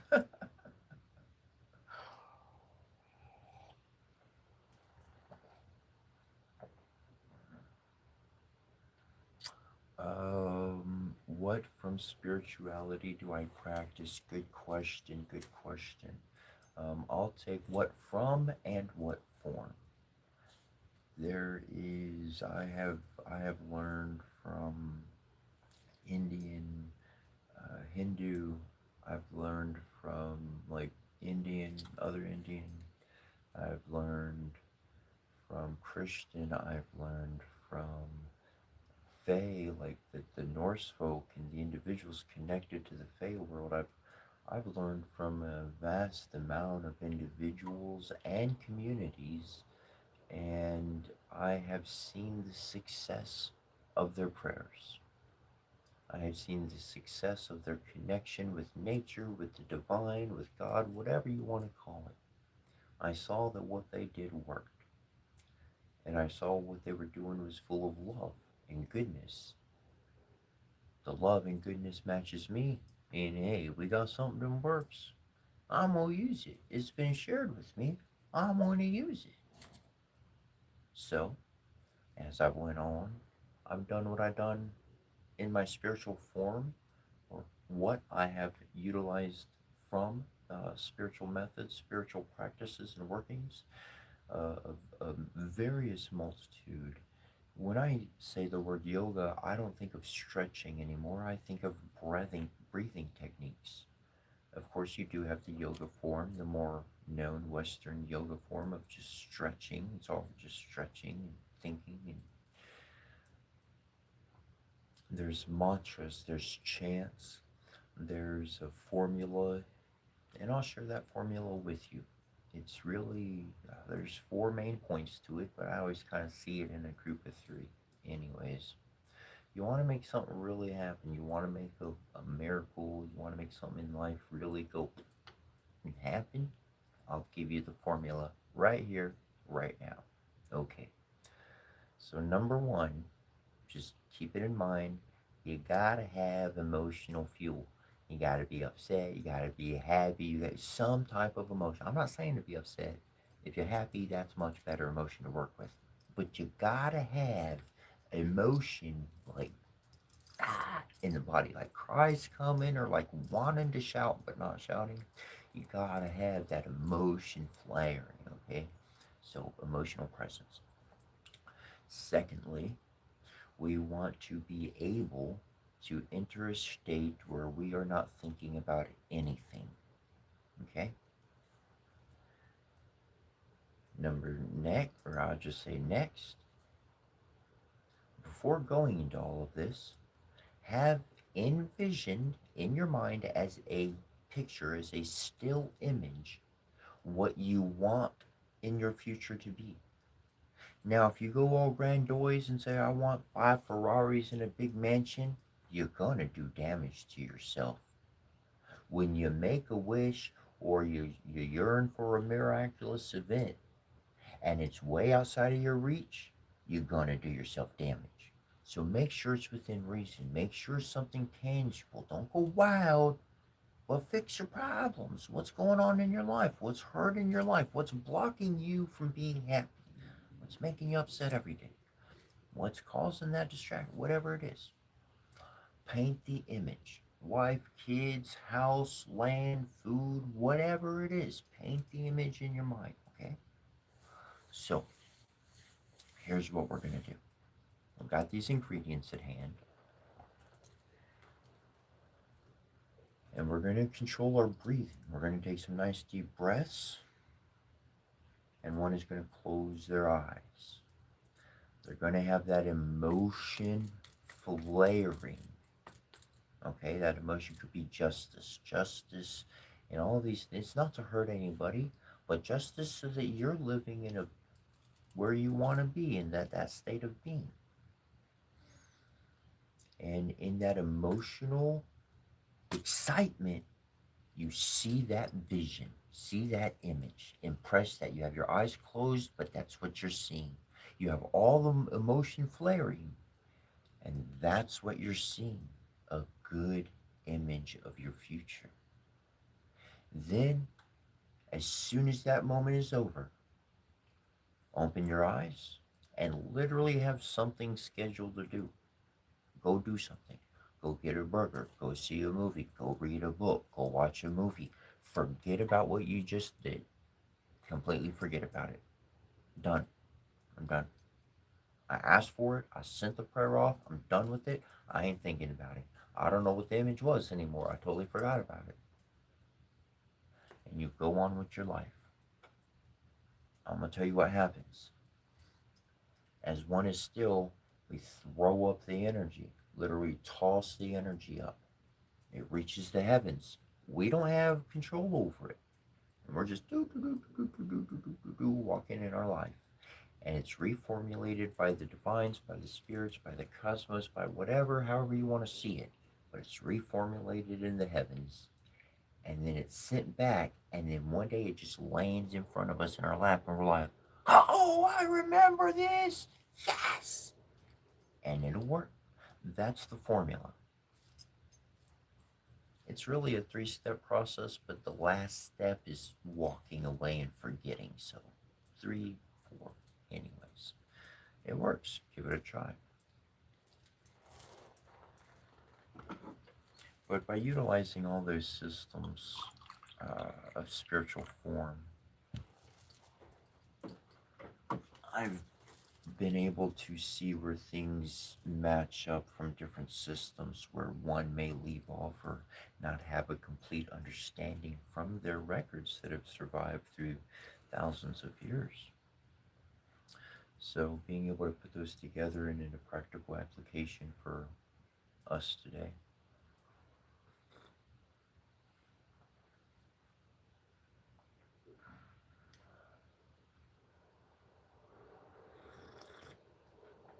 Well, let's touch on how some people view manifestation as witchcraft. Okay? Fair enough. Fair enough. It does. It looks evil. It looks, ooh, we're gonna do something. Fair enough. Fair. It looks scary. It certainly does.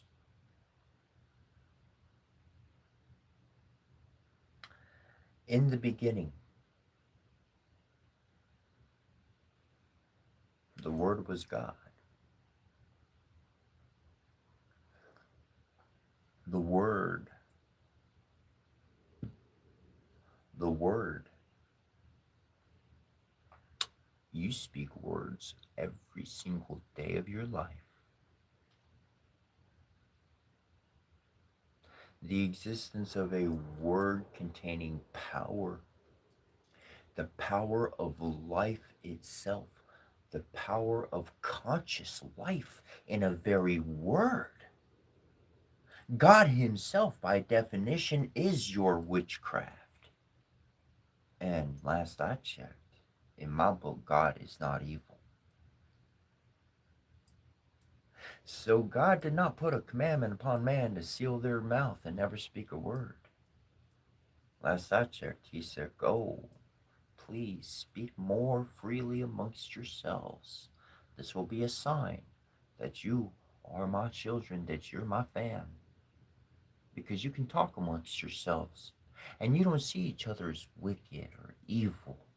You can actually speak and not be angry at each other. You can actually have a building conversation of two opposing constructs of life, and in the end, you're sitting happy and having a drink together. That only happens in the house of God.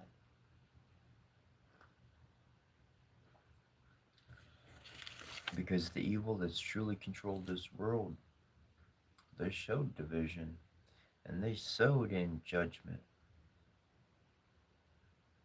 Last I checked, God said don't judge another.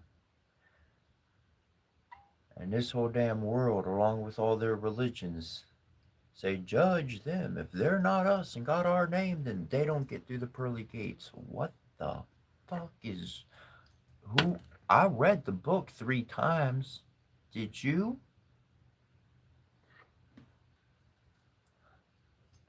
I'm sure they did. But they certainly contorted its words, just like a real trickster's going to do. Your charlatan is going to look real nice. They're going to have a good haircut. It's always going to be parted on the right side. Always going to be nice and trimmed.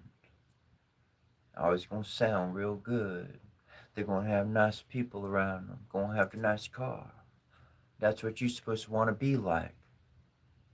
Ignoring everybody so that you could have some fancy ride and you could have a bunch of people suffering. That ain't balance. That ain't nothing to follow. That's something to shun.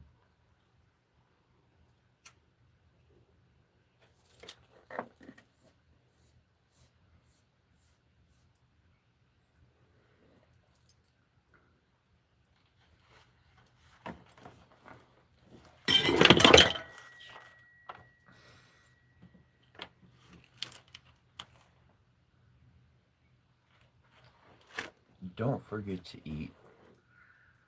And when I say eat, I mean nutrition. Look up some information on nutrition. If you didn't know, yeah, I went years. I went 30, nearly 35 years of my life, and I thought because it's on the shelf and because I opened it and it was labeled food and I ate it, it was going to do my body good. That's what I thought.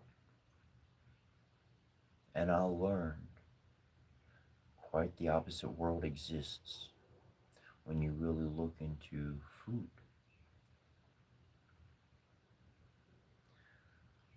Don't forget that the spiritual work that you do, the meditation that you do, it draws a lot of energy from you.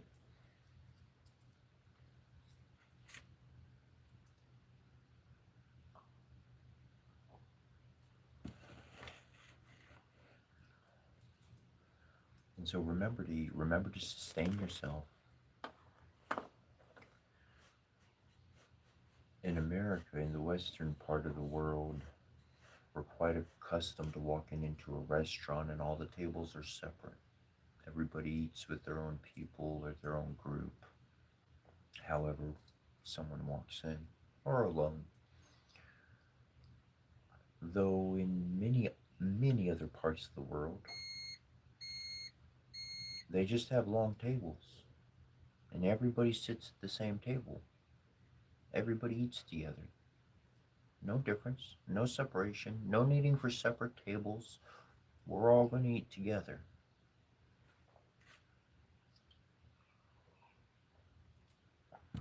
If you have the ability to share a meal with somebody, I tell you what, that puts a cycle of energy into the world that just is so positive. I've been in areas and circumstances where I have cooked, served, and washed the dishes and eaten last. I have been in certain situations where I was fortunate to be the one being served and someone else taking care of the dishes and all of that. But the cycle of energy is something that we receive and we pass on. We generate our own force, our own field of energy. This is done, oh, I'll explain. The root chakra is the fire, so you turn that. Once the root chakra is on, the fire's going, the body actually starts to warm up and you're not so cold so much anymore. Then the into the next chakra, into the next two chakras is where you're going to start learning how to store that energy. Because now that it's blazing, very quickly we want, if we have energy, we like to use the energy. And most are going to learn to store that energy, so to not just spend it. So if you have the root chakra going, the fire's going, and you have that energy, your own energy is hopefully on the attunement of love. And now we're learning, we're storing that energy, and that energy can increase in its potency, which increases the field, the extension of that energy beyond our physical body. When we do this, this is a lighthouse, okay? This is an active lighthouse, one who is storing that positive energy. They do see somebody, they send out some good energy because they have energy overflowing out the top, so that's what's sent out. But their core energy is always full. It's all, their cup is of that energy is always full. So when things in the air, in the space and time that we cannot see but are there, science can measure it and all sorts of things. They got names for it. Anyways, that energy comes to us. It moves through the whole planet. Obstacles, physical substance does not stop this energy. It might slow it, but very rarely does the substance stop this type of energy. As a lighthouse, we receive the new energy. And when we are ready to, that's when we pass it on.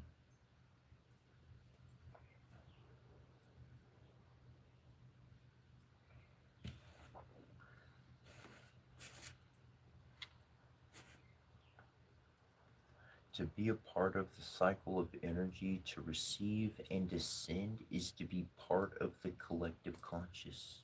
The collective conscious in action.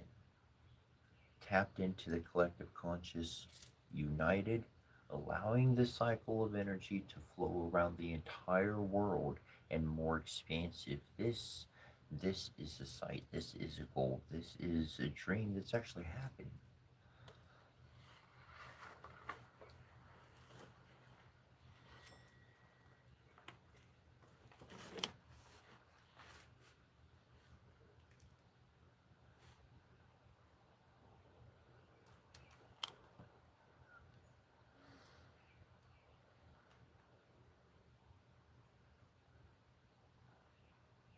This is from my own book, and this is moving into the next portion.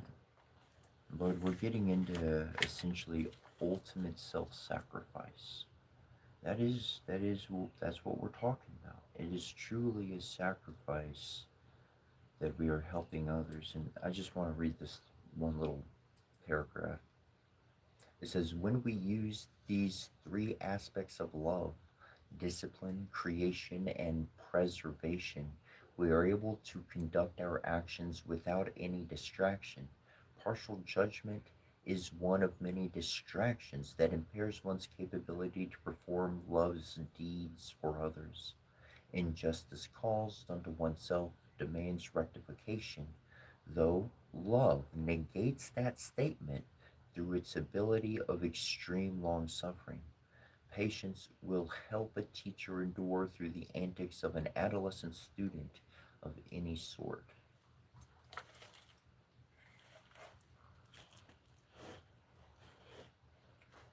Discipline, creation, and preservation.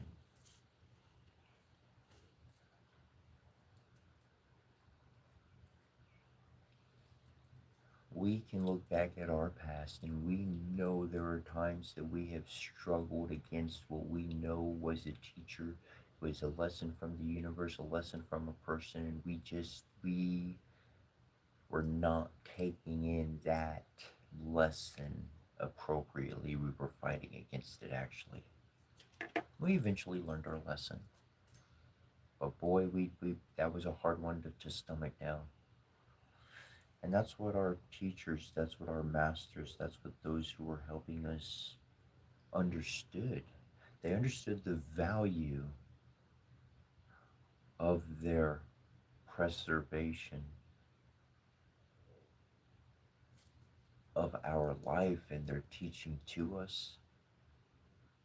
They understood their own discipline that kept themselves in check. They kept themselves in check with their own discipline while we were mouthing off for not being a good student in creation, waiting for the opportune moment when the ingredients have been gathered, when energy has been received, when other spirit team members have been somehow connected with. And then we learned our lesson. They were happy and joyous. People are done wrong in life and they want vengeance, they want justice, they want rectification, they want the other person to suffer, to answer in like kind for what the person did to us. But when love truly shows up, bro, sis, we put that individual way outside of the view of sight. And like the mom, the dad, the friend, they're there. And we're not going to bite back. We're not going to fight back. We're not going to be bad teachers. We're not going to lose our grip with reality because we know. We know what they can become. We know what they have the potential of reaching.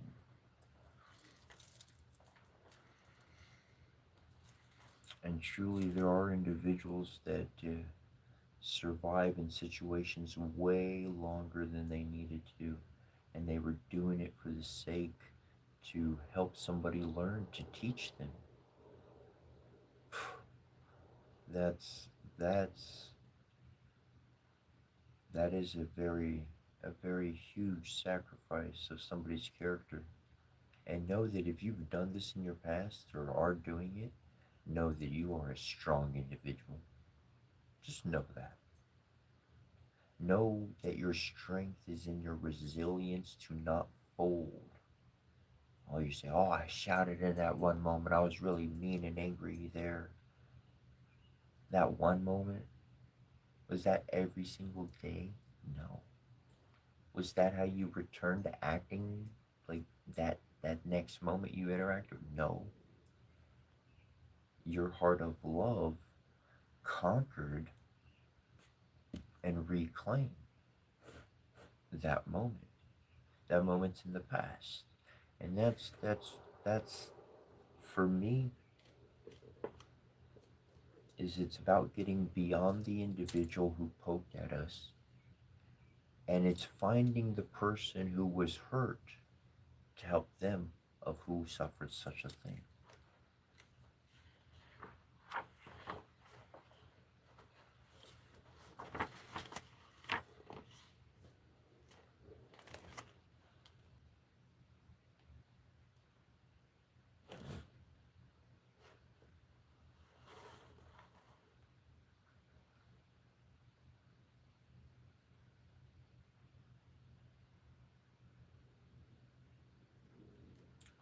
To become the source of someone's celebration, this is this was a big lesson I learned in life. By helping someone attain a spiritual and thus an emotional happiness lasting without end. It's like that forever good memory. You know, you've got one of them. It's this memory you have, something that happened in your life, and every time you think of it, it's always positive. You could be in the darkest moment of your life, but that one good memory, it's always positive. It always brings you some light. And being aware of our interactions with other people can allow us to the extent to put more of these memories within other people, to allow more of these moments to exist. We are shining within somebody's heart and their mind the ability and the recipe to survive the moments when they're on their own. We can't be there at every moment of every day to protect our children or our loved ones or the people we care about. We diverge in our paths throughout the day. We come back together. We diverge again. Truly bring somebody to a low point is when they forget about the love that someone has for them. And even if you're alone in the world and you think no one loves you, you're wrong. The physical presence of somebody may be gone, but this time you need alone. You need to think with your own thoughts, to formulate and remember the good times and to find those lit memories so that your lighthouse, your beacon can continue to shine.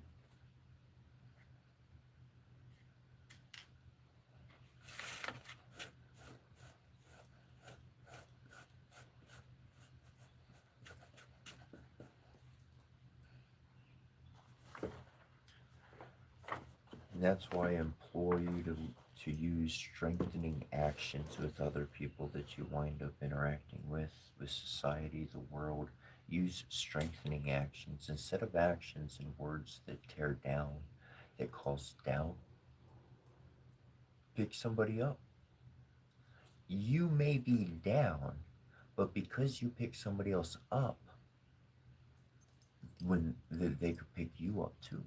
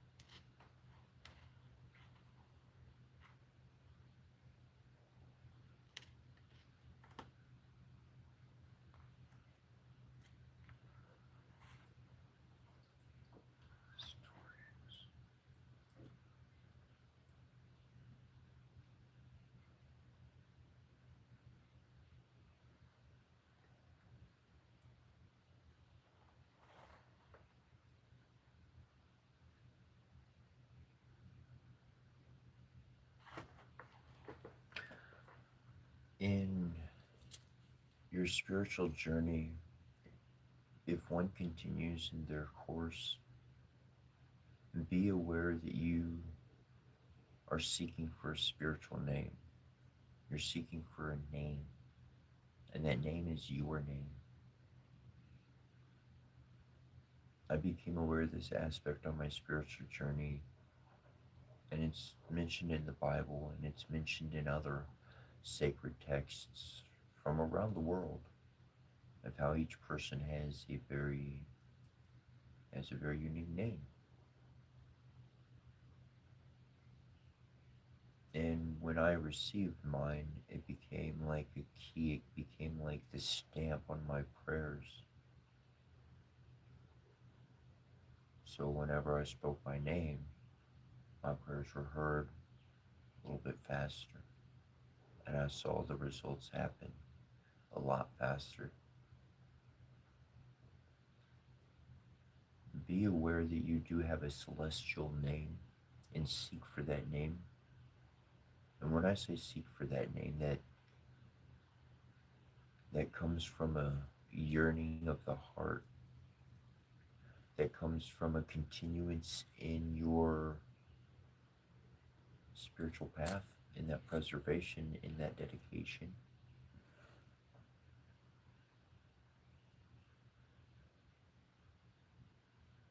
And when that name comes to you, you'll know, and you'll write that name down.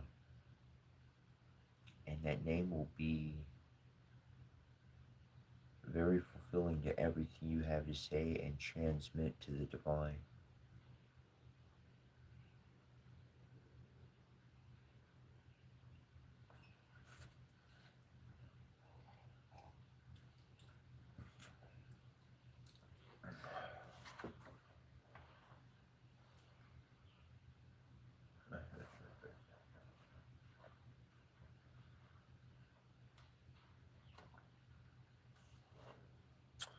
I got an acronym for PAIN. Personify absolute integrity now. That's a good one. Story.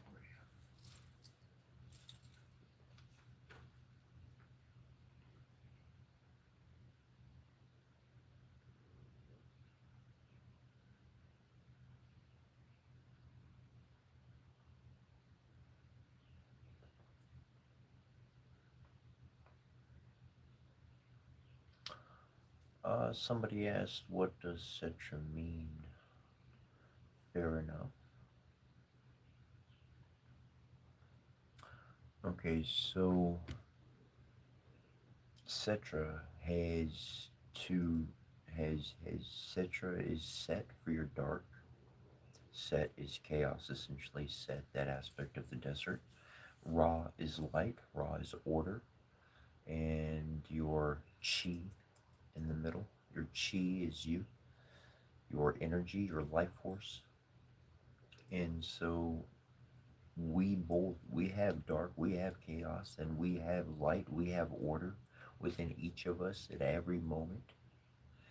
And depending how we want to utilize that information or those abilities to formulate it like an alchemist with our own energy, with our own life force, that's really what the meaning of Cetra comes to, is one's ability to use those two aspects and to make the best decision in any moment, at any time.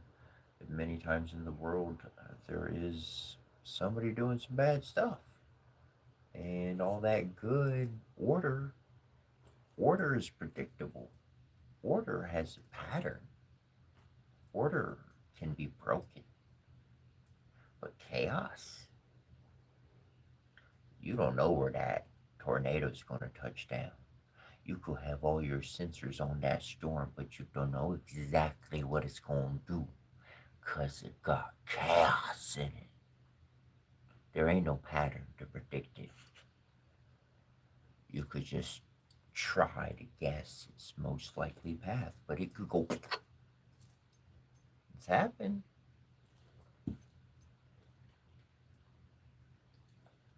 So, whenever it is needed, one is able to tap into what is present.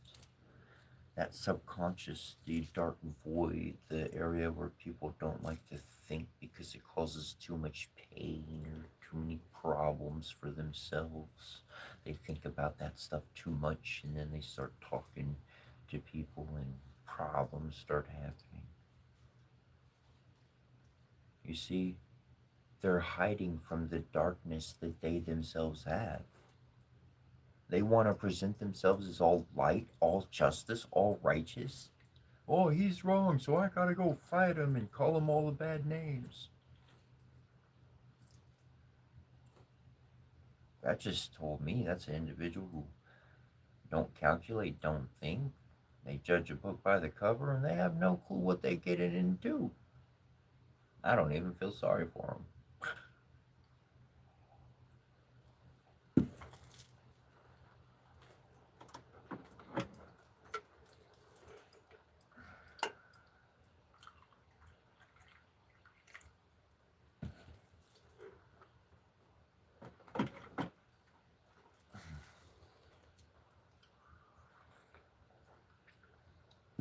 But if you're in touch with that aspect of yourself, if you're in touch with those memories of what you went through, then you know what bad people look like, you know what bad people sound like, and you know what crooks and tricksters are truly dressed up as.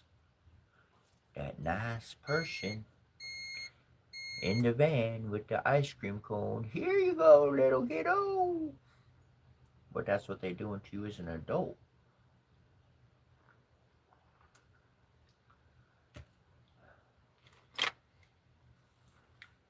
For myself, I became very familiar with that aspect. I know that aspect of me exists, and I could draw that any moment. I don't forget it, but that's not what I want to draw. That's not what I want to use. That's not what I want to be.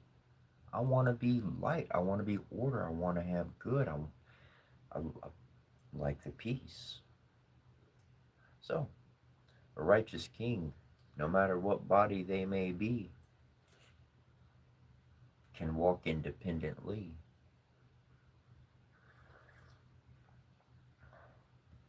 You don't need other people barking orders and telling you how to live.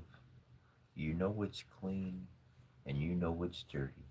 You know what you should do and you know what don't belong to you.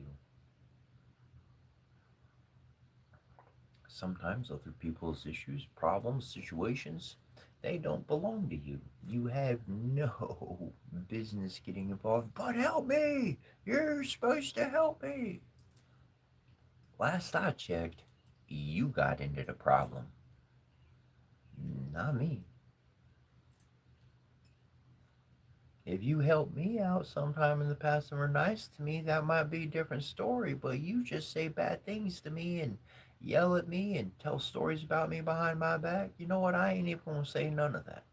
Worst thing you can do is just shut your mouth and walk away. Leave them wondering what the hell is going on. And then they stuck in their problem times two plus confusion. Yep, they stuck in chaos. It's easy to move the elements if you're familiar with your own history. And that's why it's important to get to know yourself, to get to know yourself inside and out, to know the worst of what makes you cry. Because I tell you what, when I learned I could cry, walk, and still do whatever the hell I need to while my heart was bleeding out, I could fight a fight, I could build a building, I could trash a freaking couch with a sledgehammer. I don't care what I'm doing. If my heart needed to bleed out, it could bleed. When I learned I could walk and move and still use my mind and have my heart bleeding and cry, shoot, there ain't no real obstacle in this world. Because that's all they got against you, is trying to manipulate your emotions. Oh, you don't like to feel hurt, so if you feel hurt, then you act a certain way. In response, you react. If you stop reacting, they don't have control. If you stop living in a fear-based mentality, they don't have control.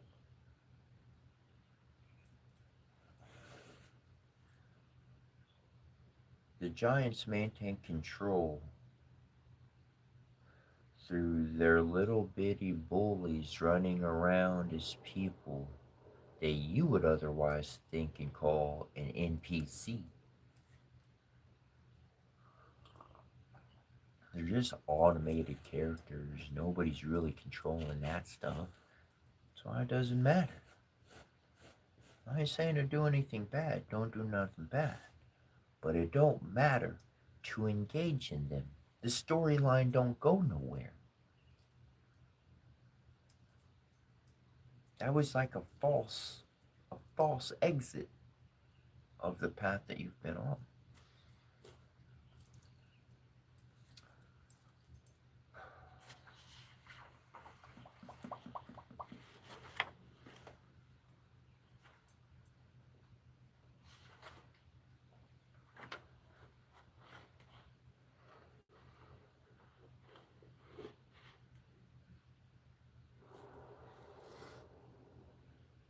One of the most powerful effects I've found in this world is combined deep meditation.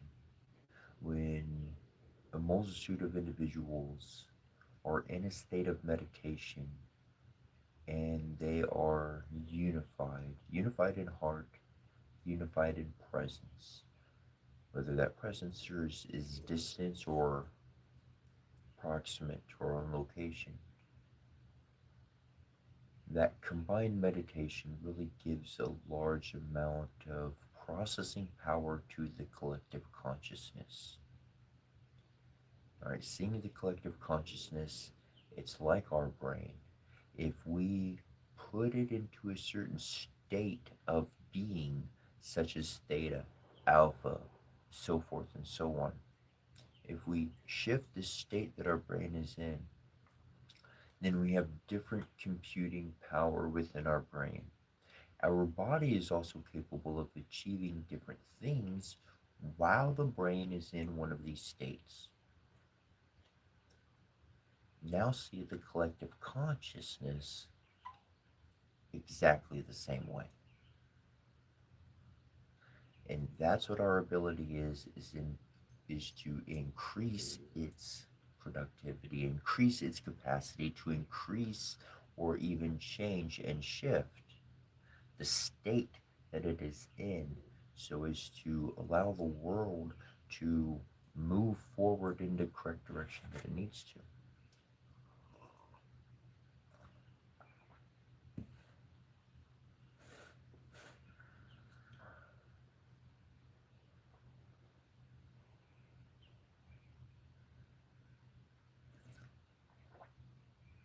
That's very true.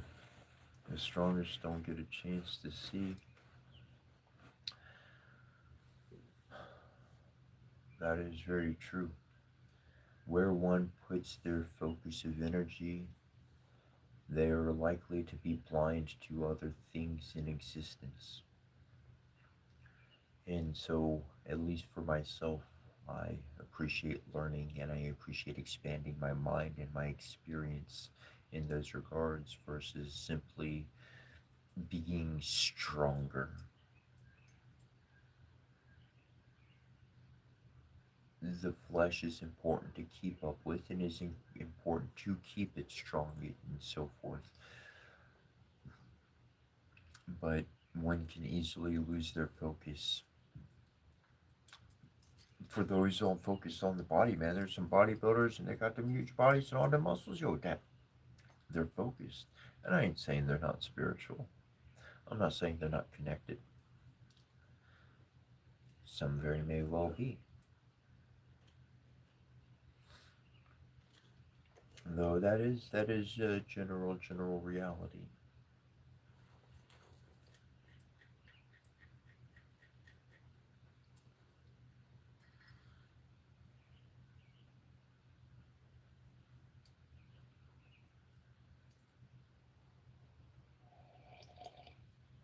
Wow. Well, there's certainly many channels in the world for you to tune into, and life has many channels. There are a lot of different people. And when I talk of channels, I'm not talking about YouTube channels. I'm not talking about TV channels. I'm talking about the channels of people, channeling people.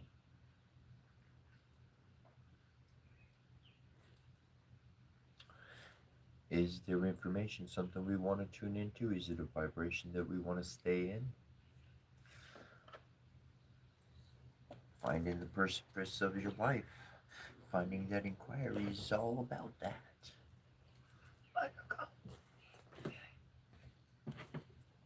I'm going to read some stories.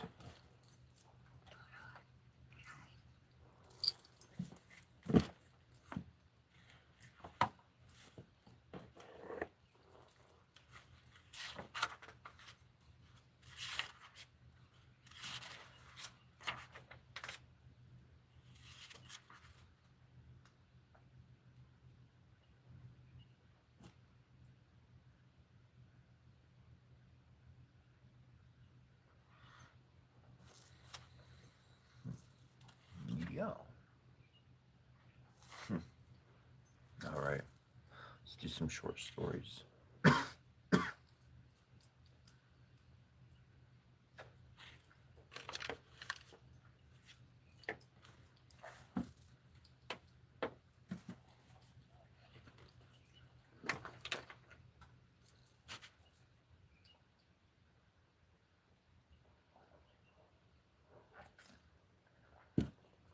Oh, the raisins.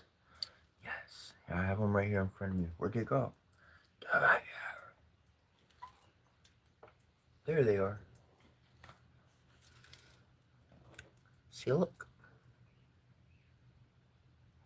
They're raisins, all right. Still on the vine.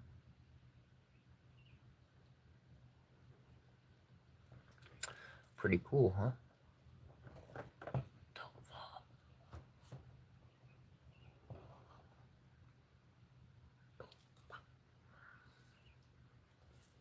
Yeah, yeah, yeah. They just keep dehydrating, and they just turn into raisins, and they taste like a grape, but with the texture of a raisin. Really cool stuff.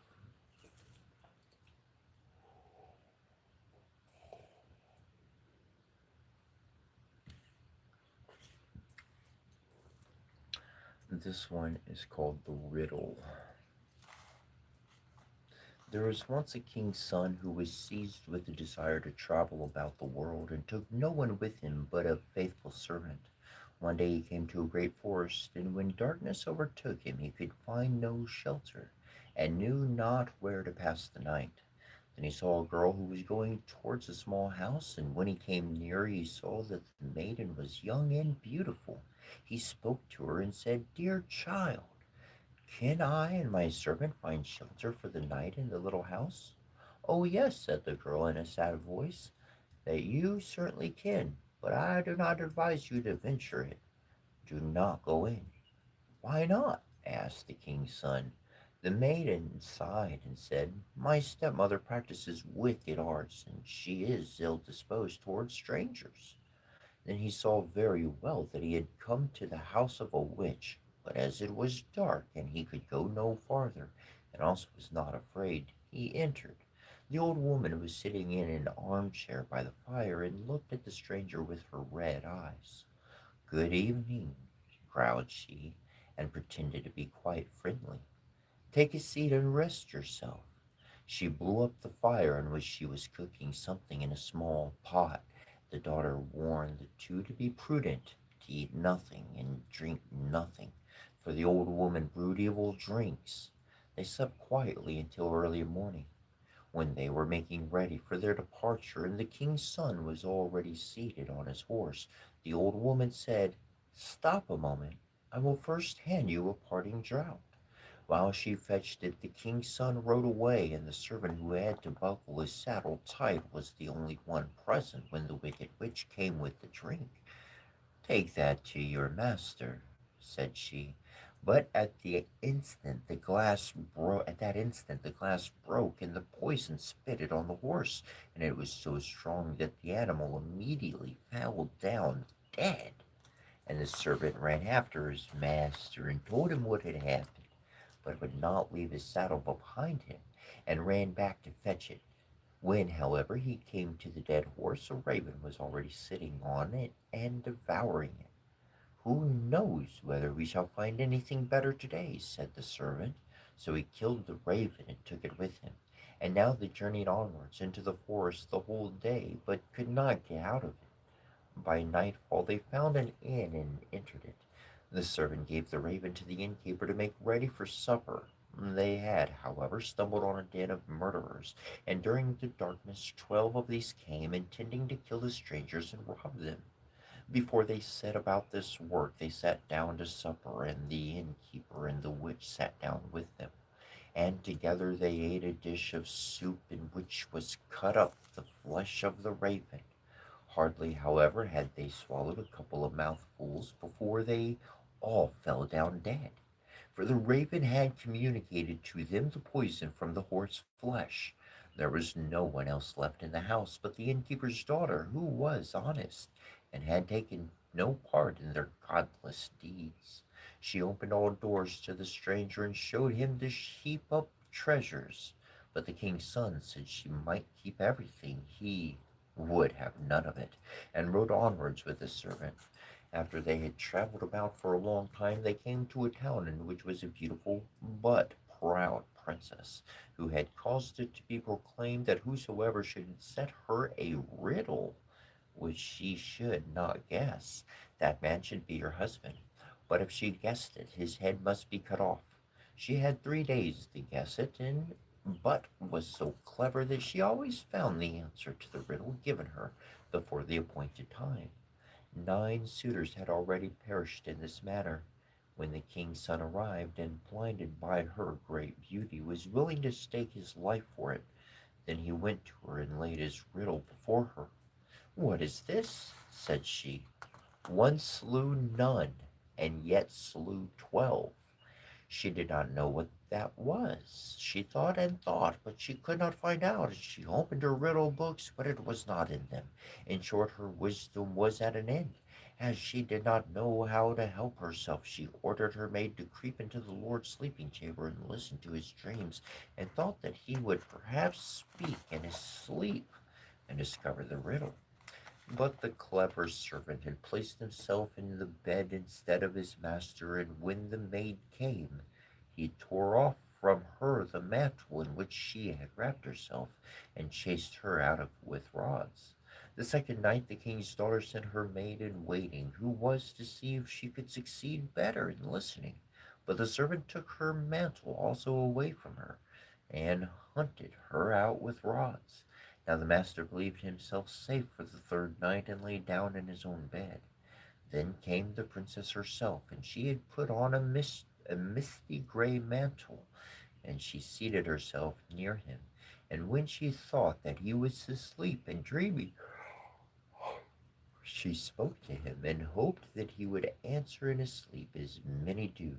But he was awake, and understood and heard everything quite well. Then she asked, "One slew none. What is that?" He replied, "A raven, which ate a dead and poisoned horse, and died of it." She inquired further, "And yet slew 12. What is that?" He answered, "That means 12 murderers who ate the raven and died of it." When she knew the answer to the riddle, she wanted to steal away, but he held her mantle so fast that she was forced to leave it behind her. Next morning the king's daughter announced that she had guessed the riddle, and sent for the 12 judges, and expounded it before them. But the youth begged for a hearing, and said, "She stole into my room in the night and questioned me. Otherwise she could not have discovered it."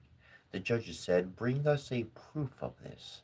Then were the 3 mantles brought thither by the servant, and when the judges saw the misty gray one which the king's daughter usually wore, they said, "Let the mantle be embroidered with gold and silver, and then it will be your wedding mantle." Blah, blah, blah.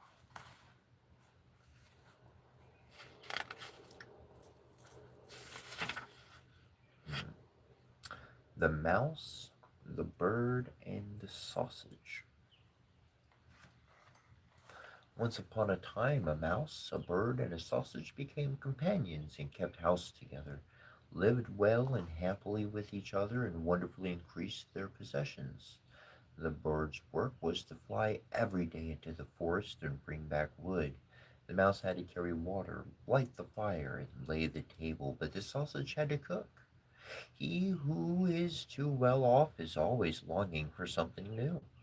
One day, therefore, the bird met with another bird, on the way, to whom it related its excellent circumstances and boasted of them.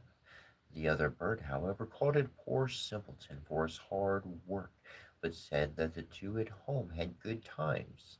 For when the mouse had made her fire and carried her water, she went into her little room to rest until they called her to lay the table. The sausage stayed by the pot, saw the food was cooking well, and when it was nearly time for dinner, it rolled itself once or twice through the broth or vegetables, and then they were buttered, salted, and ready. When the bird came home and laid his burden down, they sat down to dinner, and after they had had their meal, They slept their fill till next morning, and that was a splendid life. Next day, the bird, prompted by the other bird, would go no more into the wood, say that he had been servant long enough and had been made a fool of by them, and that they must change about for once and try to arrange it in another way. And though the mouse and the sausage also begged so earnestly, the bird would have his way and said it must be tried. They cast lots about it, and lot fell on the sausage who was to carry wood. The mouse became cook, and the bird was to fetch water. What happened? The little sausage went out towards the wood. The little bird lighted the fire. The mouse stayed by the pot and waited alone until the little sausage came home and brought wood for the next day. But the little sausage stayed so long on the road that they both feared something was amiss, and the bird flew out a little way in the air to meet it. Not far off, however, it met a dog on the road who had fallen on the poor sausage as a lawful booty, and had seized and swallowed it.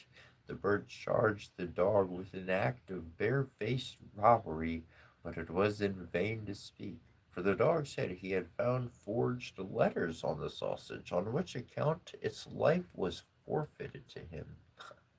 The bird sadly took up the wood, flew home, and related what he had seen and heard. They were much troubled, but agreed to do their best and remain together. The bird therefore laid the cloth, the mouse made ready the food, and wanted to dress it, and to get into the pot as the sausage used to do, and roll and creep amongst the vegetables to mix them up. But before she got into the midst of them, she was stopped and lost her skin and hair, and life in the attempt. When the bird came to carry up the dinner, no cook was there. In its distress, the bird threw the wood here and there, called and searched, but no cook was to be found. Owing to his carelessness, the wood caught fire, so that a conflagration ensued.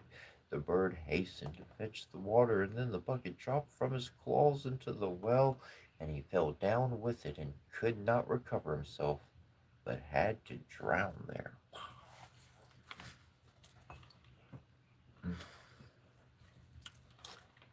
That's pretty funny.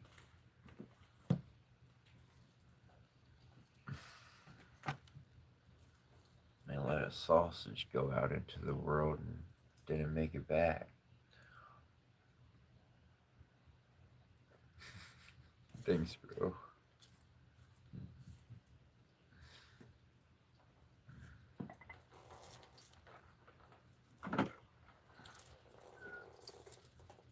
Life always needs a few good stories.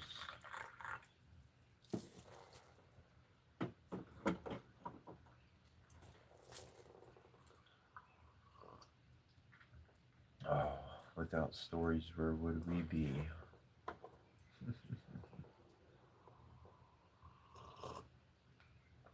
Oh, thanks, Vlad.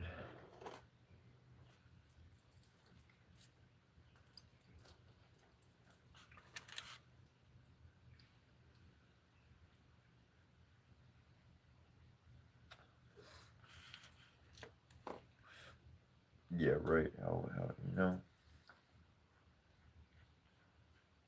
those those are from the fairy tales of the Grimm brothers, and they contain some important lessons in life that most people would not see at first glance.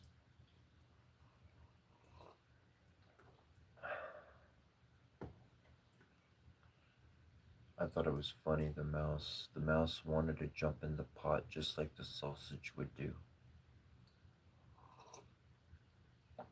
The mouse wanted to jump into boiling water and be a sausage on the table for people to eat.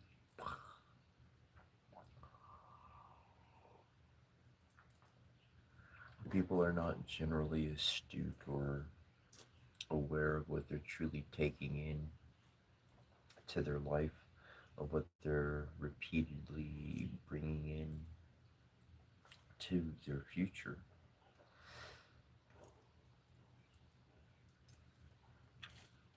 And that's why I keep saying over and over. That's why I keep saying, don't follow the group, don't follow the crowd. They're going to set up behaviors and patterns. And these behaviors and patterns are not exactly who you are. Because when they're gone, you just might find yourself wanting to be the main dish. And what you thought the main dish was a good thing, it wasn't so bright, it wasn't so good, it wasn't.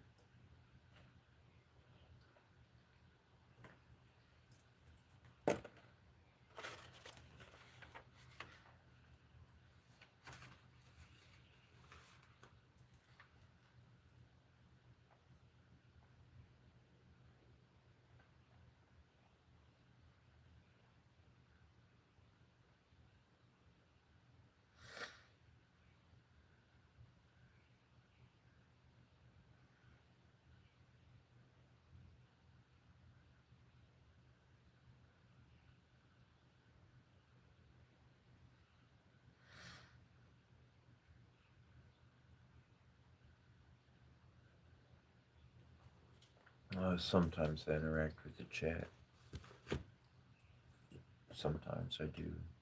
Other times I just stay on point where my head is going and what is being intuited to share is generally what's flowing.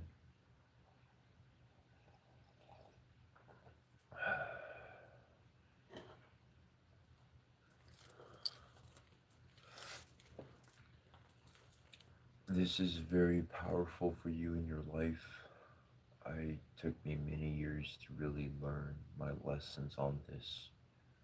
When you're younger, people ask you questions and you feel compelled to explain and answer and reinforce and defend and all this other stuff. You don't owe anybody an answer for any question they got for you. You don't have to answer just because somebody asks you a question does not mean that you have to answer that question. This is powerful because it protects your own mind. If somebody provokes you with a question and it's going to go down a south path or a path that you don't want to go down, by not answering, by choosing not to answer, you're choosing not to think about that crap. It doesn't matter to you. You know what you're doing. You got confidence in yourself. This ain't the first day. This ain't your first rodeo. You don't have to answer what they ask because you already know the truth. You know the truth. And the truth is they're asking because they're really lost. And the best students are going to learn from watching you. It's not about necessarily what you say, but it's what you do. It's who you are, it's your character, it's your presence. Do people want that or don't they want that? Do they appreciate that or don't they appreciate that? Is there something to learn from that or not?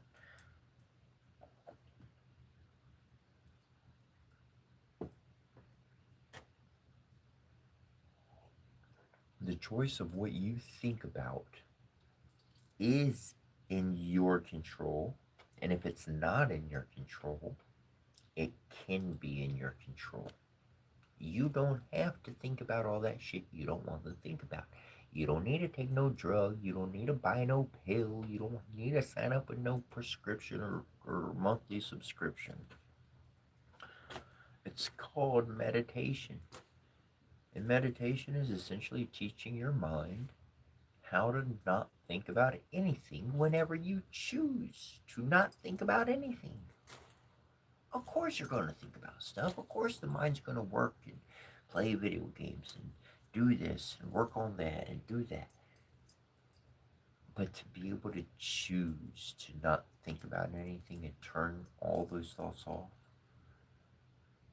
no matter who asks a question, an incoming question, or what the environment may be, or what may be happening in the world, the whole dang world's always got a problem going on. There's always some volcano going off. There's always some country starting some other thing. There's this going on, that going on. Your mind is your heaven. Your mind is your own astral realm to live within, and that's where you get to think about whatever you want to think about. Liberation from other people's structures and systems starts with your own mind. It starts with the power of your own mind.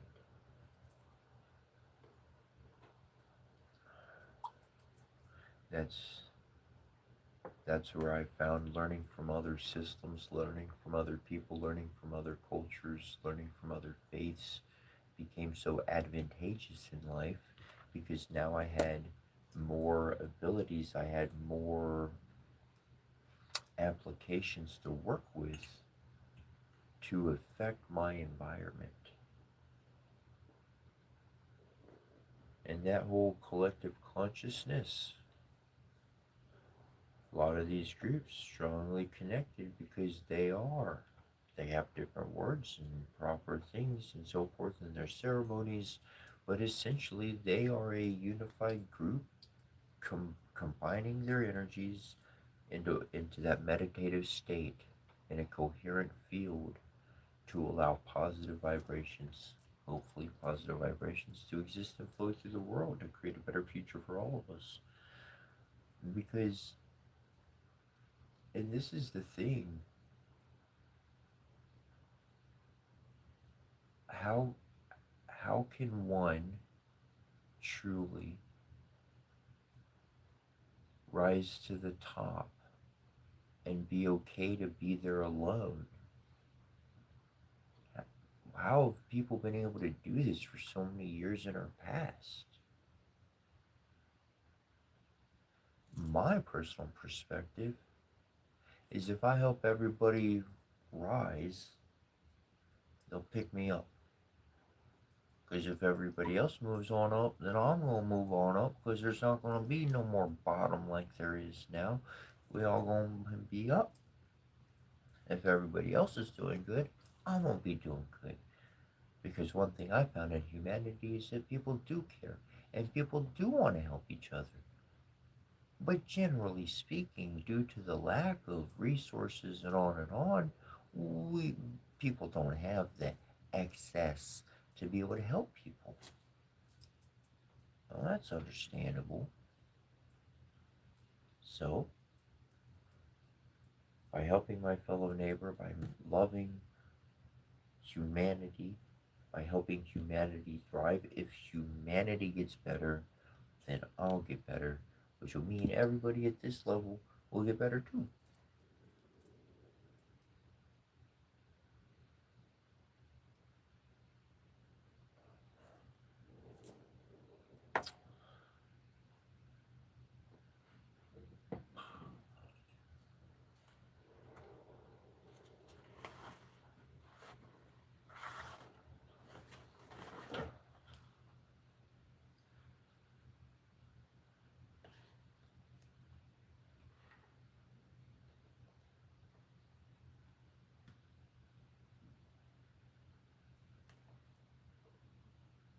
Hmm.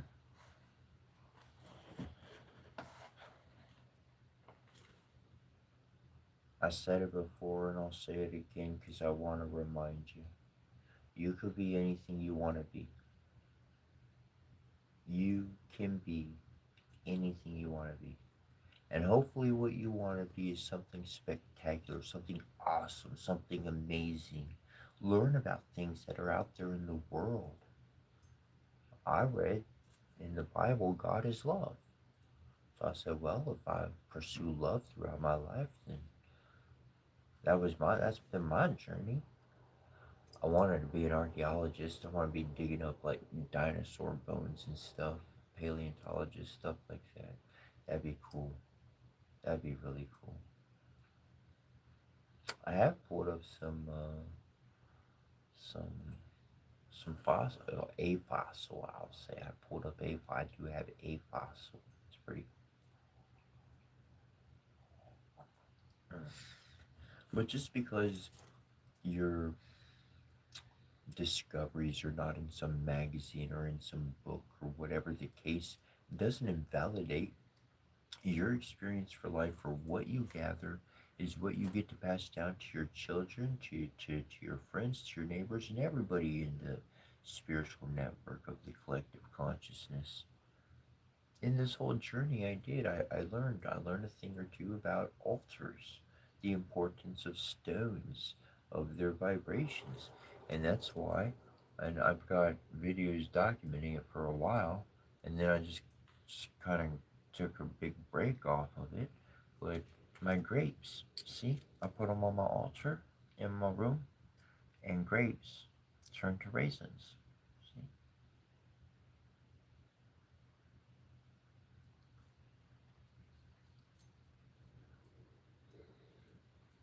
I always wash them before I eat them. But yeah. And before I started doing any of this stuff, there was nobody saying every single time I ever seen grapes anywhere stay on the vine for too long in the refrigerator or outside in the kitchen or outside. They turn moldy and soury and bugs all over them, and they don't turn to raisins naturally without anything else going on. Like, just that's that's when I knew I mean, I already knew I was onto something, but now I got real world actual things, actual data letting me know. Now, okay, this is going to be for some advanced individuals. Other people have not had this experience, so it's good to give a little forewarning to them as well. Okay, so you've been on an idea, you've had the construct in your life, and then you wind up seeing an article in the news, or you see something on TV on the news and it's scientific discovery, and they're talking about some science matter that somehow correlates with what you have just figured out, with what you just realized. The collective consciousness, what we very much do is there's a lot of different individuals who make up this body on the earth, okay? The consciousness the collective consciousness has a body, okay? And what we wind up doing is an individual, through their own pursuits, will discover something with a heart of sharing, with that energy of sharing, being a lighthouse, sending out that light, okay, sending out that frequency of understanding. It gets transmuted to individuals who are in a scientific field, who can actually test the stuff and actually work with it. And we are actually in live communications with them unknowingly. This is the working of the collective consciousness of our independent bodies on this planet. You do discover stuff, and it impacts other individuals in this world. I became aware of this 2 years ago. I was on to the hunt a little bit longer than that, but I really made contact like 2 years ago. When I say contact, I mean like saying, using words of power, proper ceremony. I like to call them jams, but a ceremony properly done, and literally real world effects, real world changes, and that would that that, that were completely shocking, um, in positivity. And so to to see the interaction and to know that you have that capability changes the productivity of what's already happening. Because when it happens on a subconscious level, your heart's already allowed it to happen. And that's why you're having these experiences, because you are connected. And so then to become aware of it in the mind allows you to truly change things on a conscious and heart level. That is that's how the spirits really work. Is it's not necessarily that we're like creating the future, as in designing every aspect of it, but learning the laws and the boundaries of what's going to create the most harmonious environment for humans to live in, the earth to, survive and keep doing what it's doing without getting so chaotic on us.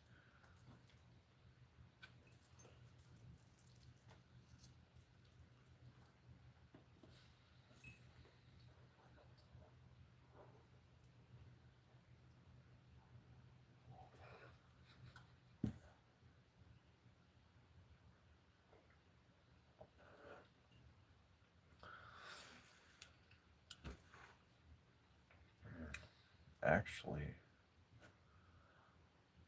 funny enough,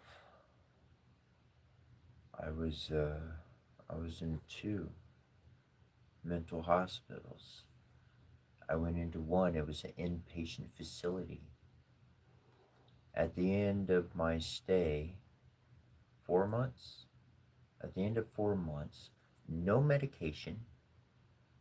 I had no medication was prescribed to me throughout my stay or afterwards. No diagnosis. No mental disorder diagnosis. None whatsoever. And the head doctor over the entire facility, they said, they told me, they said, if you're being for real. And I was like, I ain't lying. He said, if you're being for real, you can do anything you set your mind to. That was their last words to me. She was the head over the whole facility, the whole thing. And she became my personal doctor, whatever, for that time. Then I left that place. I was going to an outpatient facility, mental health facility. And again, no diagnosis, no prescriptions, going to their classes, doing what they wanted. And after 1 month's time, I was able to talk to the head doctor there, the head dude who ran the whole facility. I talked to him.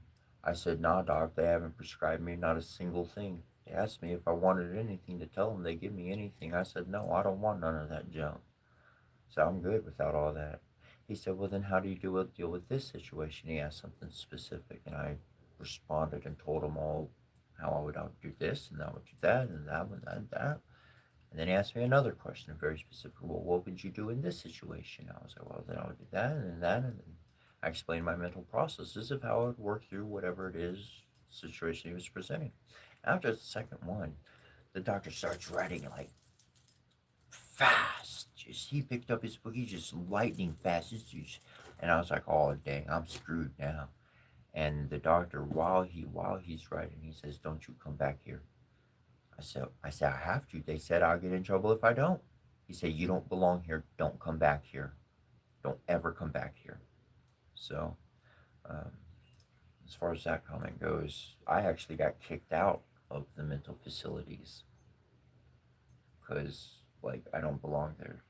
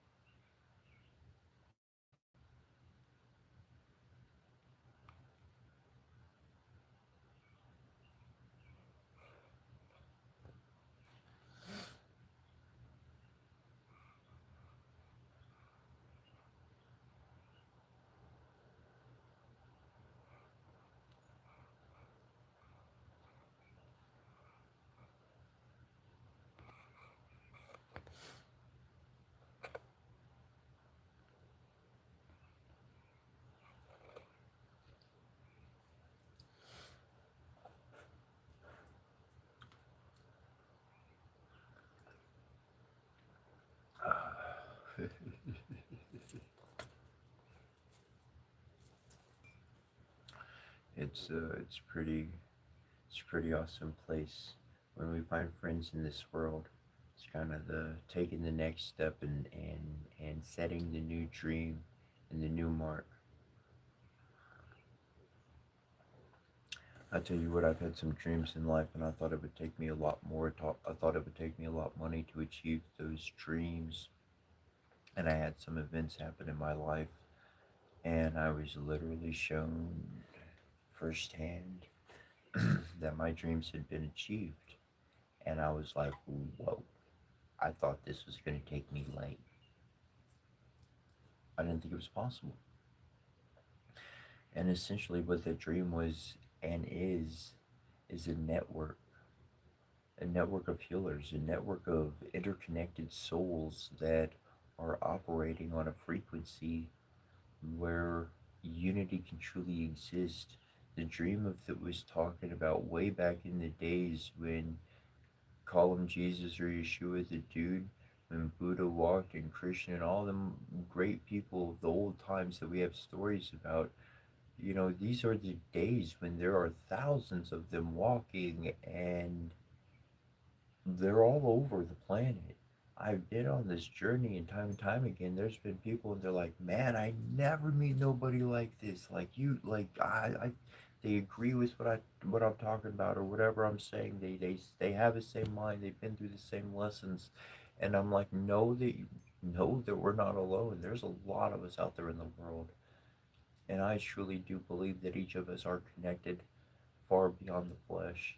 And in some way, all of this is happening so that we can be very much aware of each other's existence, that there is a few good people in this world beyond the masses and what they're up to and doing and interested in, that there is actually some serious philosophy that is going on, some real cultural development and harmony of intermingling with our neighbors around the world.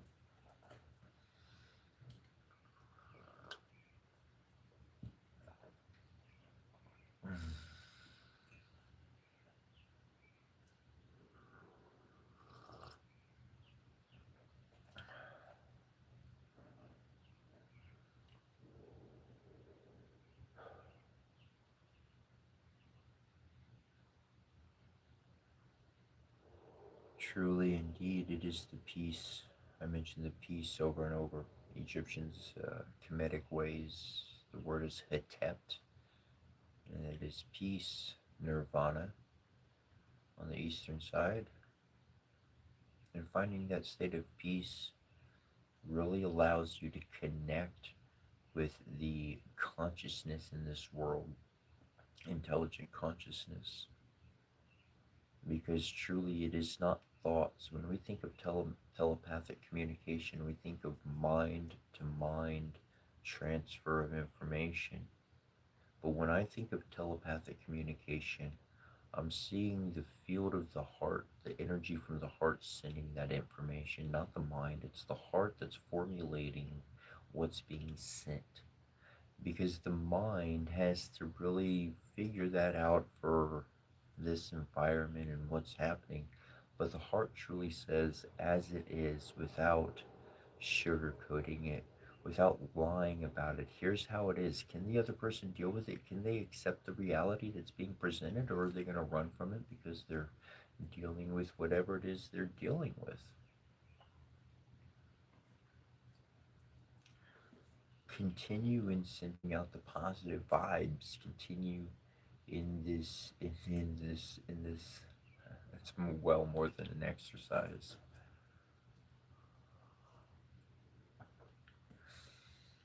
But this is how you protect yourself from the problems, and that's what I learned how to do in the world, is how to protect myself from the outside problems, from those influences that would otherwise distract me or put me into a place where I don't need to be. I'm an emotional place that I've done enough time to think I've spent enough time in those dark seas of those past events and learned the lessons. And that is a big part of getting past any mental or emotional or some situation that happened to you in life, a big part of getting over that is learning a lesson from it, learning something from it. Because when you truly learn something from it, you no longer repeat going in those situations. Going into that kind of a circumstance, you wind up becoming aware because you've acknowledged and you know what you're dealing with.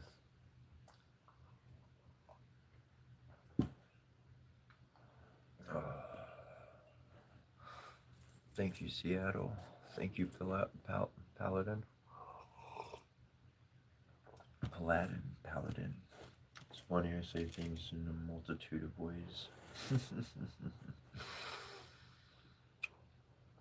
Thank you, thank you.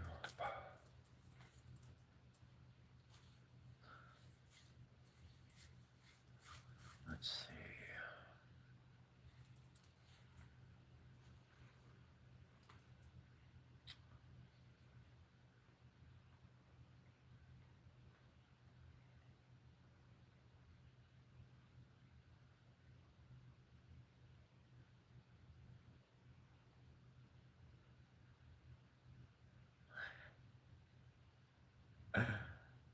Yeah, the Starbucks. No, yeah, man, that's for sure.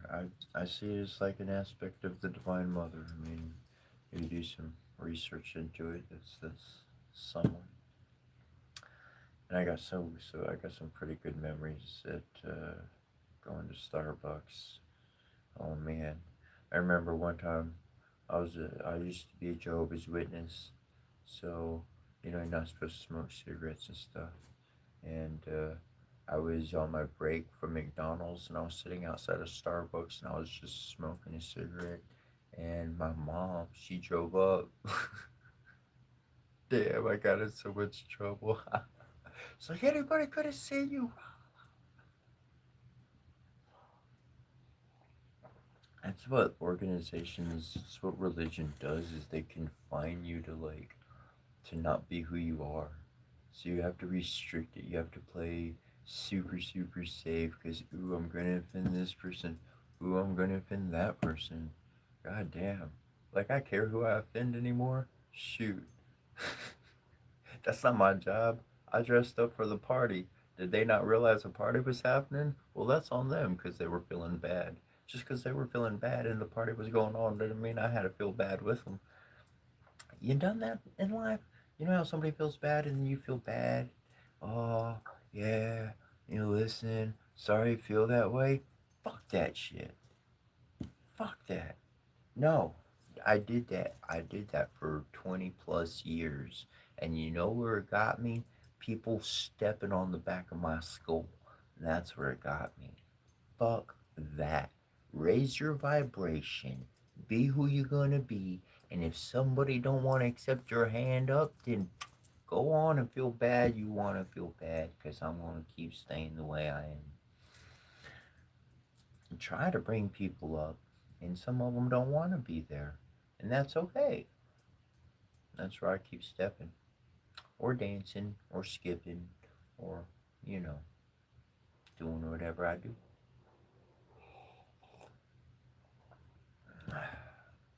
Doing good, Nicholas. Thank you, thank you. Appreciate that.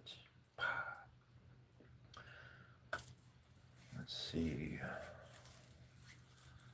I feel like I want to read from a certain book that I haven't read from in a bit.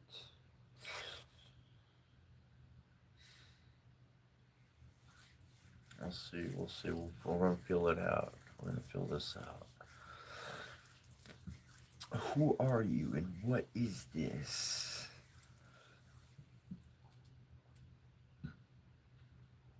Oh, how did it go? Hello, my friend, fellow, and welcome to Cetra's Angelhood. We're living in the age of Aquarius, and your mind may be a little curious, though. Please feel free to go delirious as we follow this harmonizing chorus, tantalizing that inner force. You can be anything you want to be. Your heart is the key, opening the mind to see. That's kind of what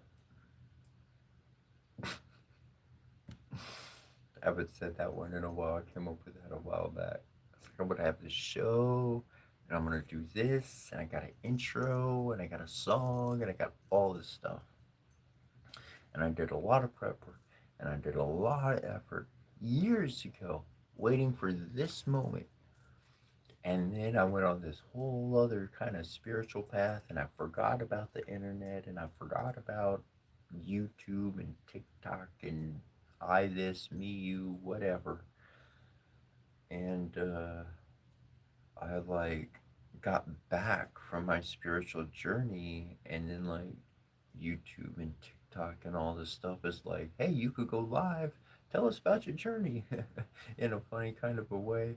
Uh, because it was funny because like TikTok I could go live, and then YouTube I could go live, and then I was like, well, I kind of finished my journey, and I wasn't ready for all this, but I did enough work that I lived it so long that, well, I'll get on and share my stuff every day. Sure, why not?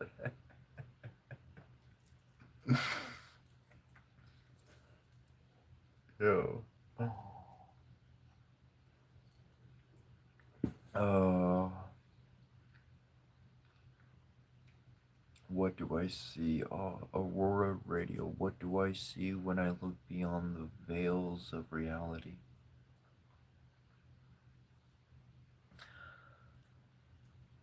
I do. I see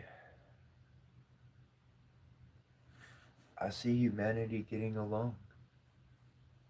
I see Eden regrown. I don't see war anymore. I don't see people needing guns or weapons, because I've seen and heard a lot on the news, and I've read a lot, and from all those kind of outlets and sources, reputable ones, non-reputable, all sorts. But when I, regardless of how I'm dressed as I am, when I walk into a community, I am not treated with fear. I am not treated with ugly words. I am treated with kindness.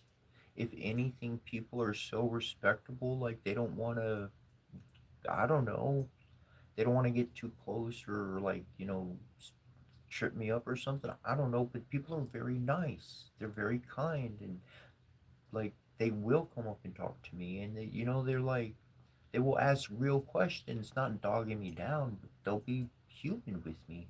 And when I've been in a state of need, they've fed me, and they've clothed me, and they've housed me. Complete strangers, yo, looking like this.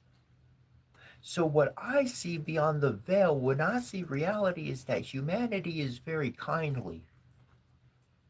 And all this war is bullshit by some motherfucking giants that survived the flood, and all they can do is create some chaos and tell humans, go kill for me. Motherfucker, go kill for yourself if you want that much. I'm defending my family. Fuck off. I don't need to go kill somebody. I'm defending my own.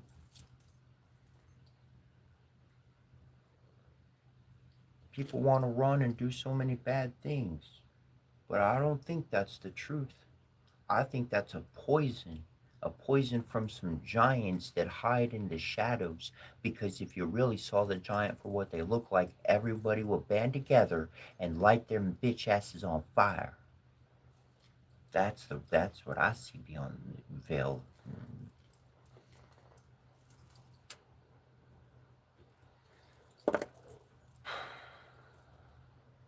That's a good question. Thanks. I appreciate that. Good questions. I like good questions.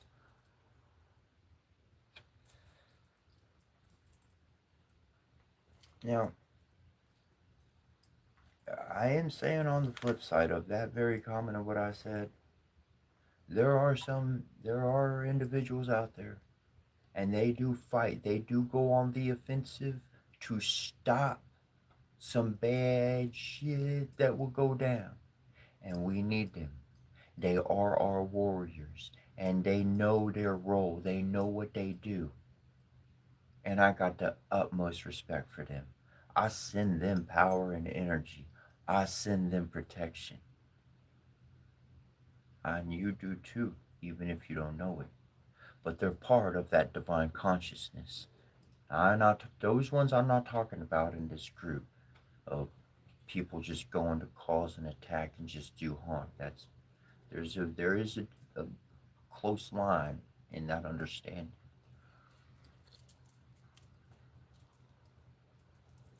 But in no way should somebody against their, somebody who's into computers or gaming, or somebody, who's not into all, they're obviously not into fighting. It is wrong to recruit them, to convince them, and clothe them with armor and put a gun in their hand and tell them to march and fight. Now there are those warriors. And those ones build them up, give them the best of the best, suit them up, like give them everything. Boom, give them the support, give them the text behind the computer, send them all the support. But identify who the warriors are and don't send a cook into battle, is what I'm saying, okay?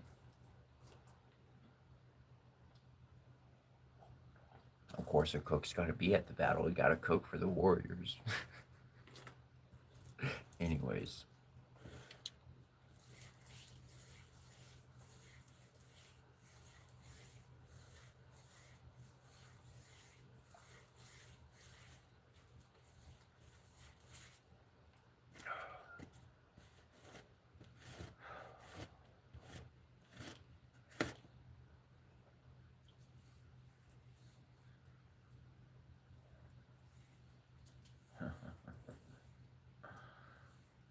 divisions certainly stop provisions.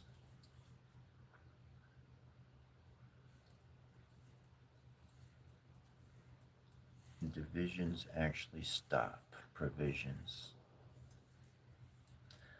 There's a lot of different groups and organizations in the world, and they go in, like the Red Cross, and provide food and provisions for people. And they don't care, there's different groups all around the world. They don't care what place has been hurt, or what their religious group is, or what their faith is, or how they act. They come into an area and they bring provisions. They're having a vision beyond division. That's our future. That's our future.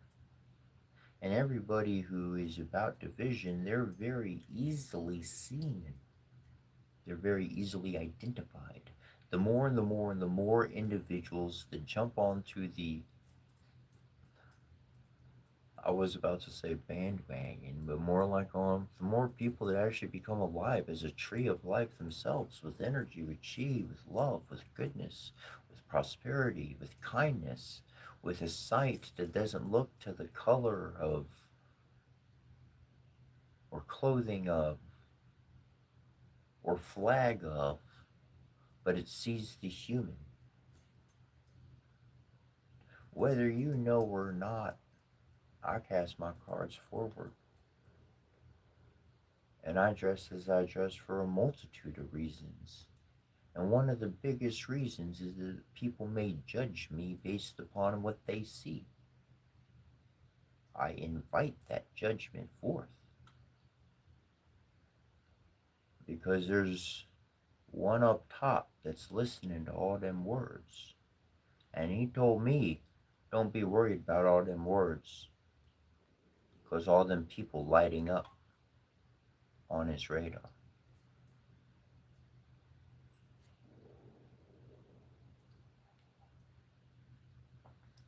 It's not our job to fix somebody. It is our job to be an experience for them. Catch that?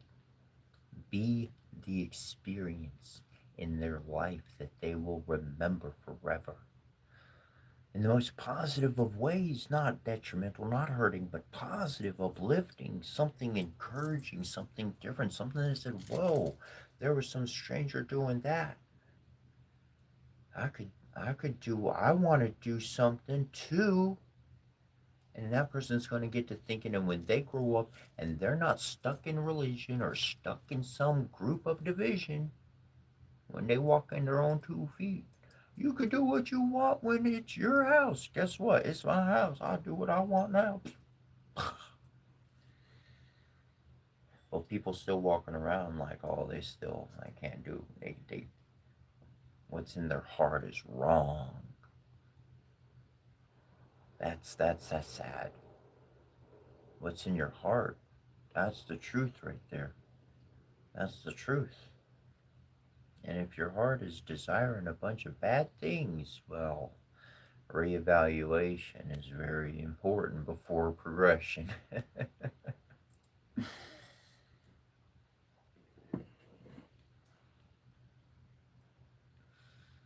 Oh man.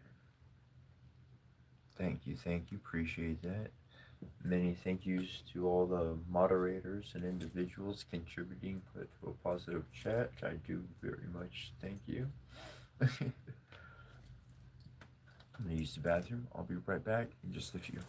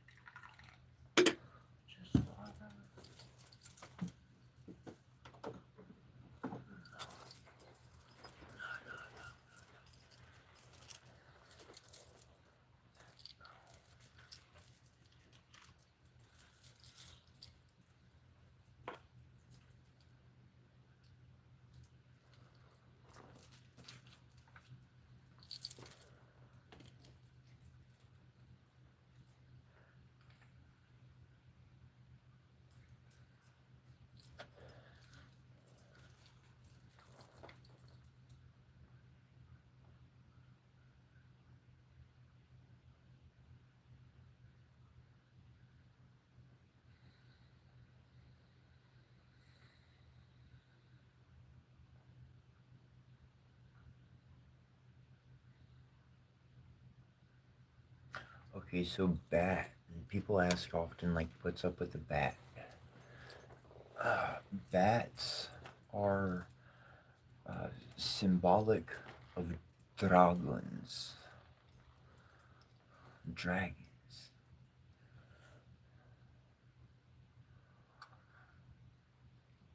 Everything that I could look up on bats, massive connection with dragons.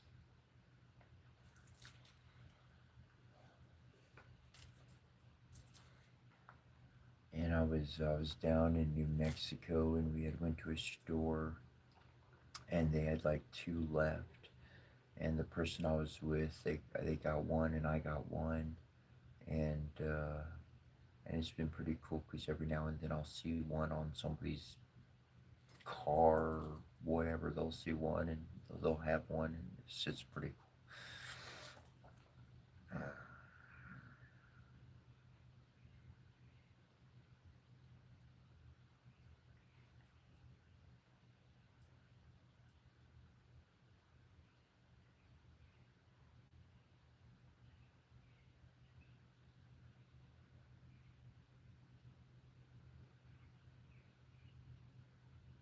A blue tunnel lizard, very interesting.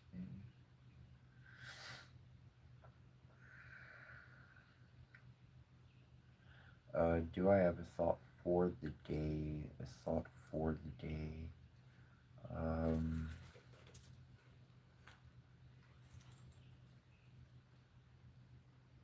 thought for the day. Oh man. Well then I'm gonna go this way. Paladin James, bro. My thought of the day goes your way because I had a best friend years ago, and his name was James, and he would say Samaj uh, for James backwards, and he's cool. He's a cool bro, and and a paladin, a defender. Um, I have been in some very questionable places to say the least, and in those communities, there were different groups, and the way they deal with things are far different than the Western way of doing things. And even amongst my enemies, amongst the people who do not care for me, they got to know me. They interacted with me. They watched me. And it didn't matter what happened, they saw my character, they saw my integrity. And they saw no matter what happened, good or bad, I wasn't going to fold. I was going to be who I am. And there was one time I was talking to this one dude, and I was having a heart to heart. Like, the dude was not doing good, and I was pouring tears. And I was talking to him, sharing some real stuff. And the dude who didn't like me, the dude who was like the muscle, he walks over and he asked me himself, "Is this dude messing with you?"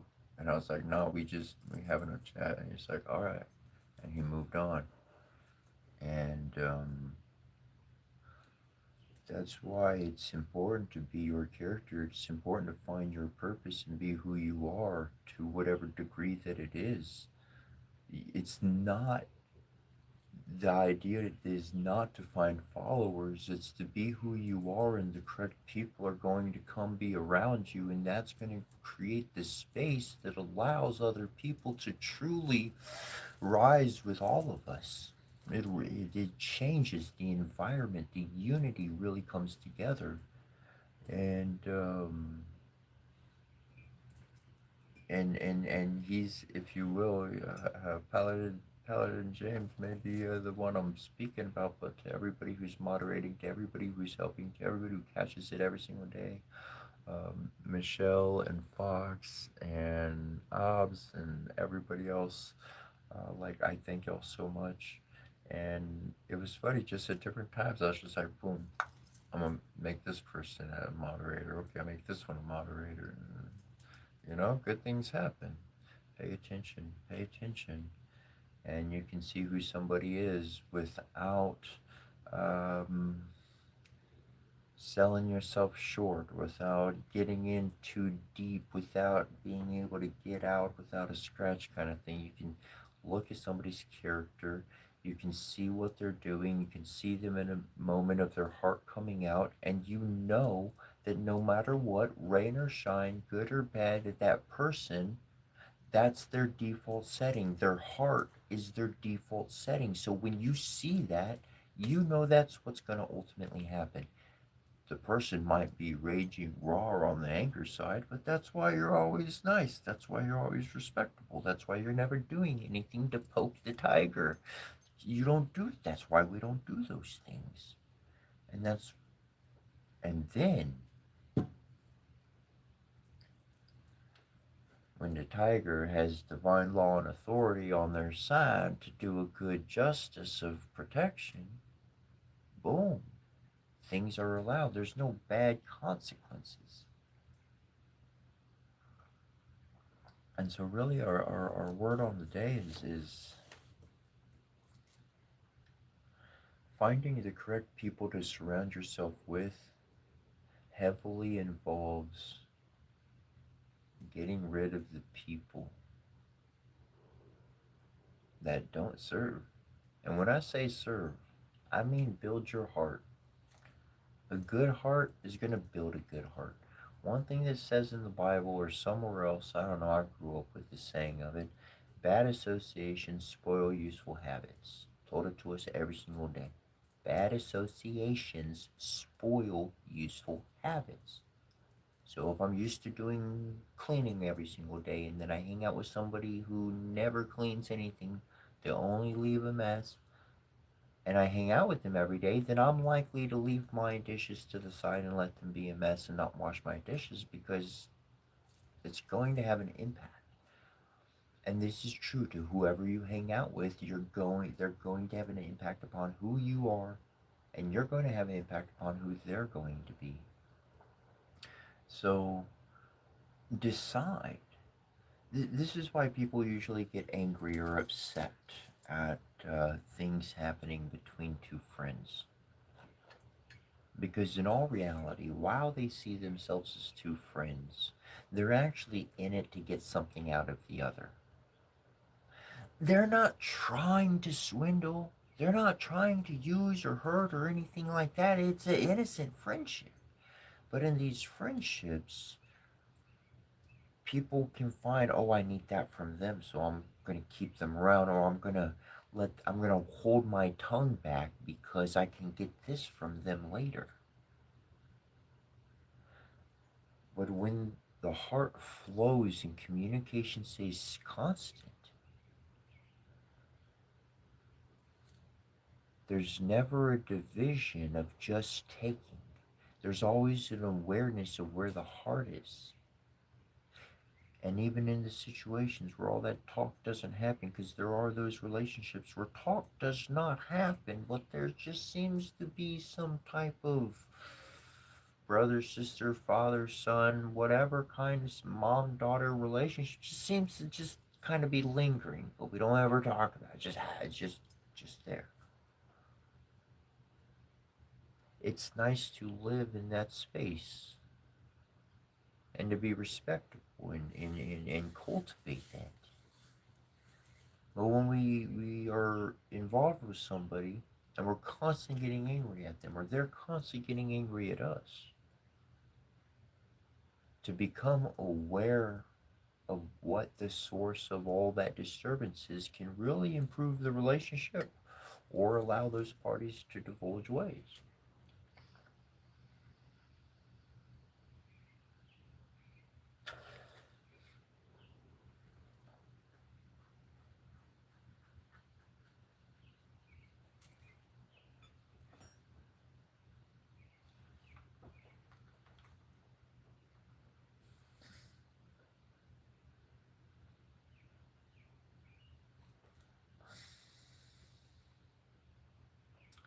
Do I believe someone can die of a broken heart? Yes, absolutely.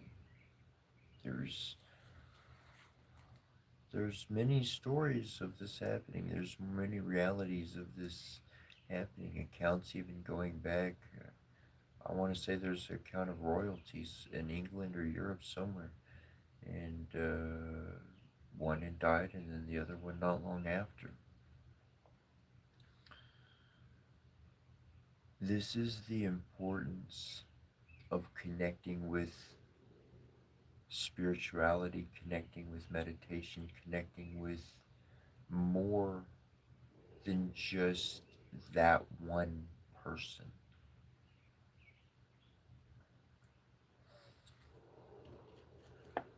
In my journeys, I've found how to express that genuine love towards anybody I see within my path that would benefit from that energy.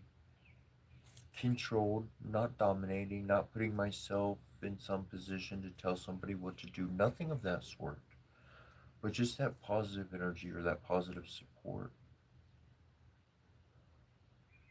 Because often it is our own broken heart that can completely destroy a life. And when I say destroy a life, depression, if you look it up in a dictionary, it just means sad. I'm not kidding. Uh, Look it up in a dictionary. Look up the word depression. It just means the state of sadness. But when one has a broken heart, it stops everything in their life. It stops their productivity. It stops thinking, they stop thinking about anything else. It's complete, it is a bit of a death, even though we're still living.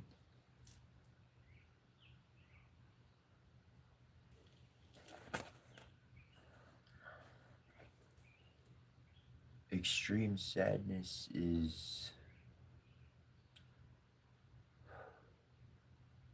usually occurs because of loss, but throughout meditation, throughout connection to divinity, throughout finding the Divine Mother and the Divine Father, throughout that personal journey of my own,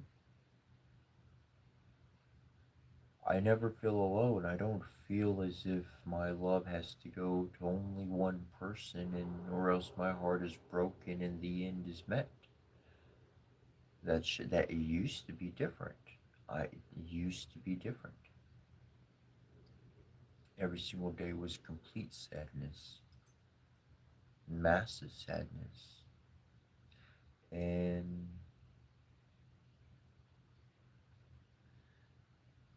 I found some good old Mary Jane, made me pretty happy, and so I'd smoke Mary Jane back. That lasted for me about 15 to 25. And if I smoked some good old Mary Jane, I tell you what, I'd be happy, I'd be okay. But if I didn't, ooh, I was angry, I was pissed, I was not. I was not someone you wanted to be around. Nope, nope, nope.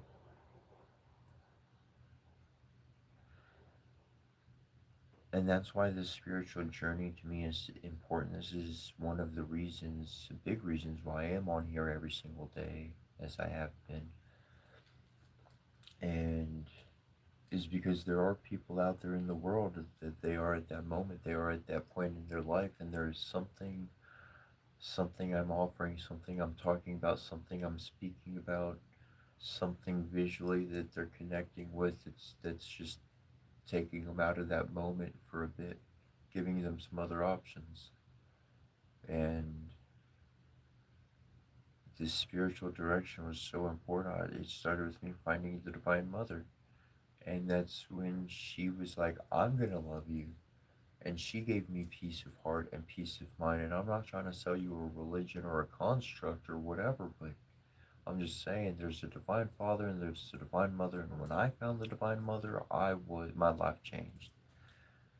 And she started showering me with that love through strangers, through a multitude of people, somebody giving me a meal, somebody provided me a place to stay, something happening to the positive outcome of me not dying or suffering.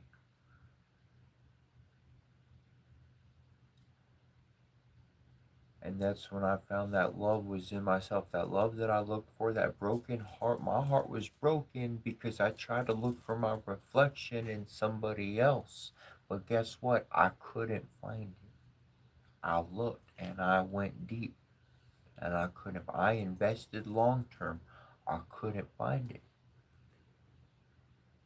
And the Divine Mother herself, she showed me in my heart, she said, what you're looking for, it's inside you. You can't find it nowhere.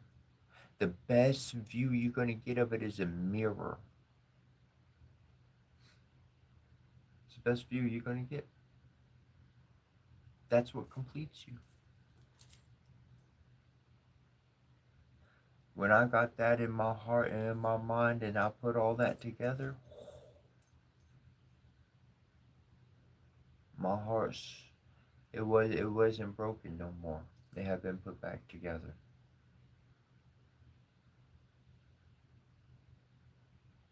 And I ain't gonna lie and I ain't gonna make it no fluff. Sure, that relationship, that moment, that one, sure, that'd be great. But I know that in my life is a spiritual path. And I have been on this spiritual path and I have seen people jump on this spiritual path literally with me. And it's when you're going to jump off. Because people ain't going to go where I'm going to go. They're gonna give up. They're gonna have fear. They're gonna hold back. Oh, I need my job. I need my security. I need this. I need that. Well, Divine Father, Divine Mother, telling my ass to move on, move forward. Are you coming? No, I can't control that. I'm not gonna force you to come with me. I'm not gonna force you to learn something that you don't want to learn about, or do something you don't want to do. This is my journey. This is what I want to do. And so I understand throughout my journey, throughout this path, that it is important to cherish every moment with every person as much as possible, because most likely the time is going to be limited. That changes every interaction, that changes every experience for me, that changes how I perceive communicating to somebody, what I'm going to create, what I'm going to say, how am I going to respond. Am I going to create a sour moment? That's the very last moment I'm ever going to have with them. It could have been a nice moment. If they denied to have the nice moment and say something good back or whatever, then that's on them. That's not on me. I can't I I can't be held accountable for somebody else's actions. I can only be held accountable for my actions, what I choose to do. And if somebody gets mad at me for that, that's not on me. That's their problem.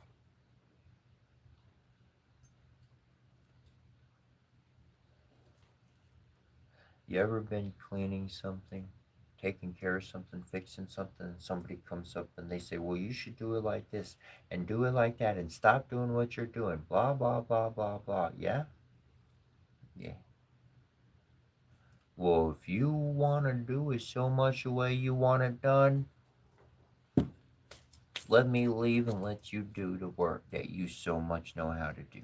Let me get out your way. And walk the fuck out.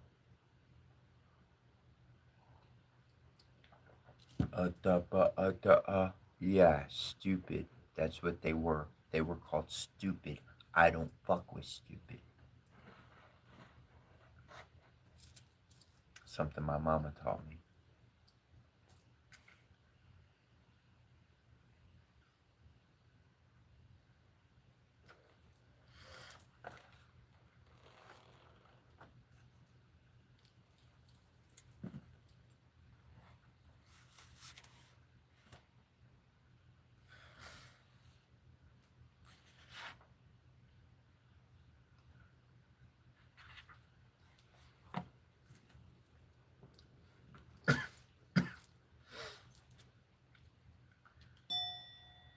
Look, the reality is that the world is a psychological war zone. There's some countries and areas they're dealing with, real war. And there's a lot of people in the Western world and some other pockets and areas of the world, and they're dealing with more of a psychological warfare. But it's not just psychological, there's emotions combined and connected with this push and pull, this ebb and flow, this artificial ebb and flow of your frequency, of your vibration.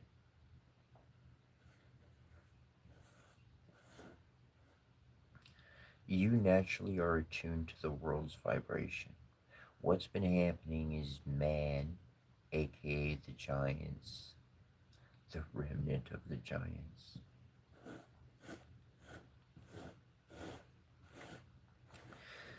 their tune is what they've been causing people to adjust to, which is artificial.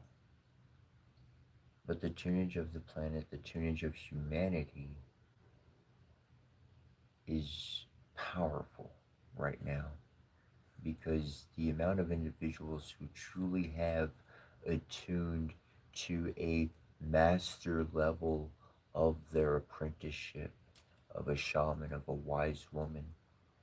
They never went to a place or got some official degree or have their name known in the world, but there is a good large group of these individuals out there.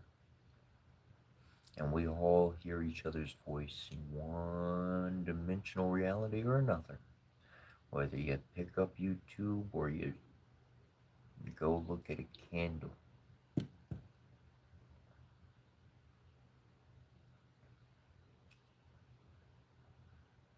and it is us becoming into attunement with the natural cycles of the environment. What you feel and what you want to say, do it with some strategy.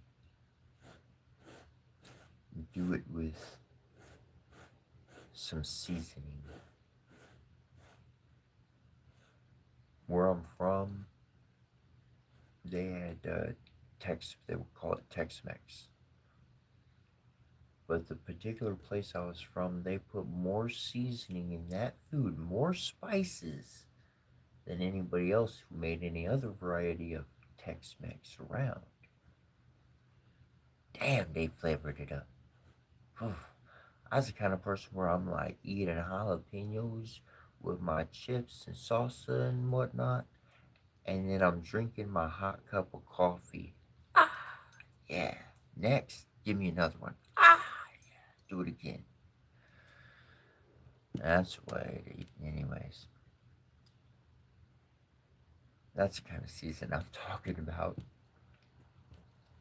Kind of spice, the spice of life, the zest of your imagination, something that somebody doesn't know how to contain, and when they approach it, reason and intellect is what is interacted with.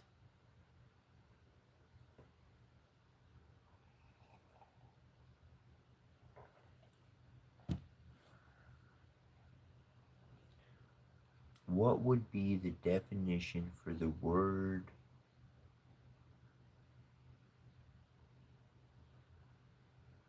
of a crazy man calling an intellectual crazy? What is going on in their psychology in which they actually have to utter those words? What are they actually seeing? I mean, that's not just, I mean,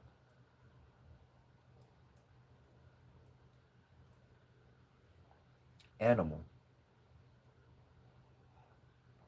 animal intelligence, the animal trance state of being.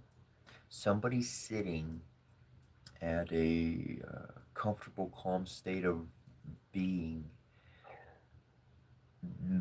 likelihood the heartbeat range is within something like, I'm going to say it wrong, but it equates into like 18 heartbeats a second or minute, or 18, it equates into 18.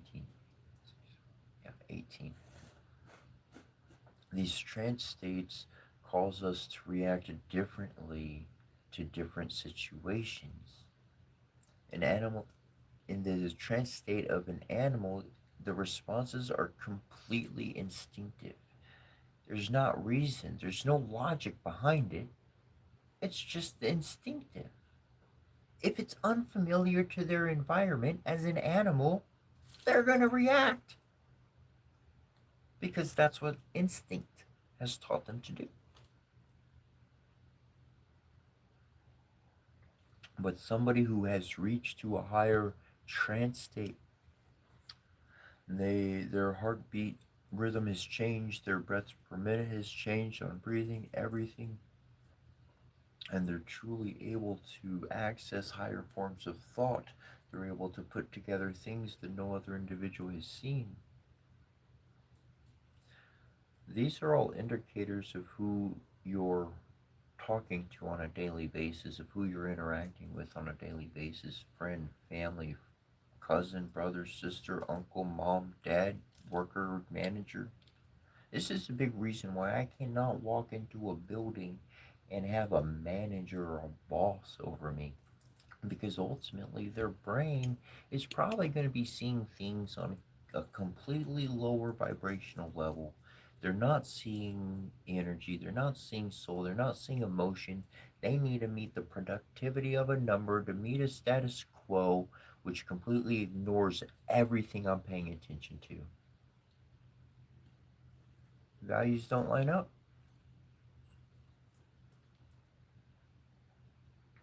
If you can identify that your values don't line up with somebody else, then it's time to part ways in the most loving of ways, but things are not going to last. And at some point, they're going to start to break apart. And when you start to break apart, that's when both people start to fight, and that's when you got a bad memory. Keep the light, keep the good memory, and just call the moment short. Call it a little short sometimes.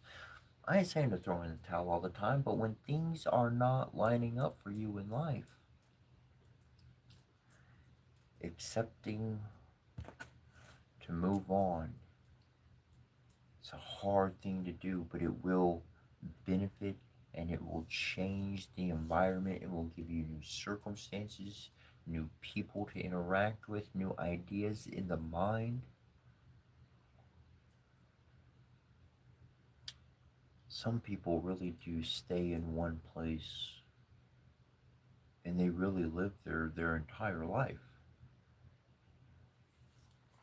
I thought that's what I wanted when I was younger, but I like traveling around.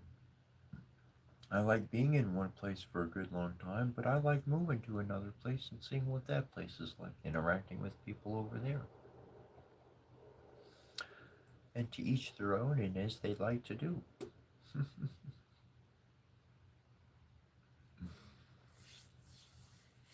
France, wow. I am in the United States, in Michigan. France, it's pretty cool.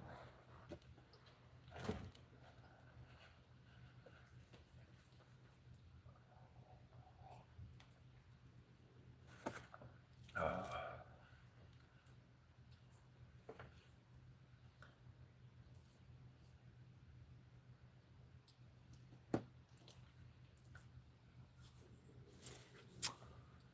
Paul is awesome.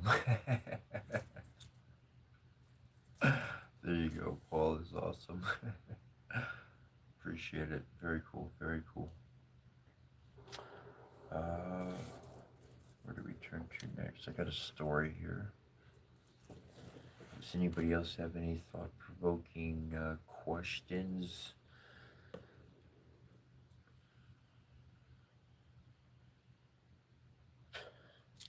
Oh, what's up? What's up, Pickle? Australia.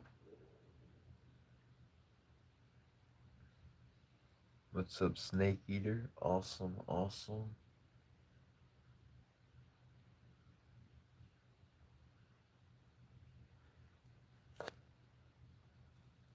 And cord clips from Canada. What's up? That's pretty awesome. That is pretty awesome.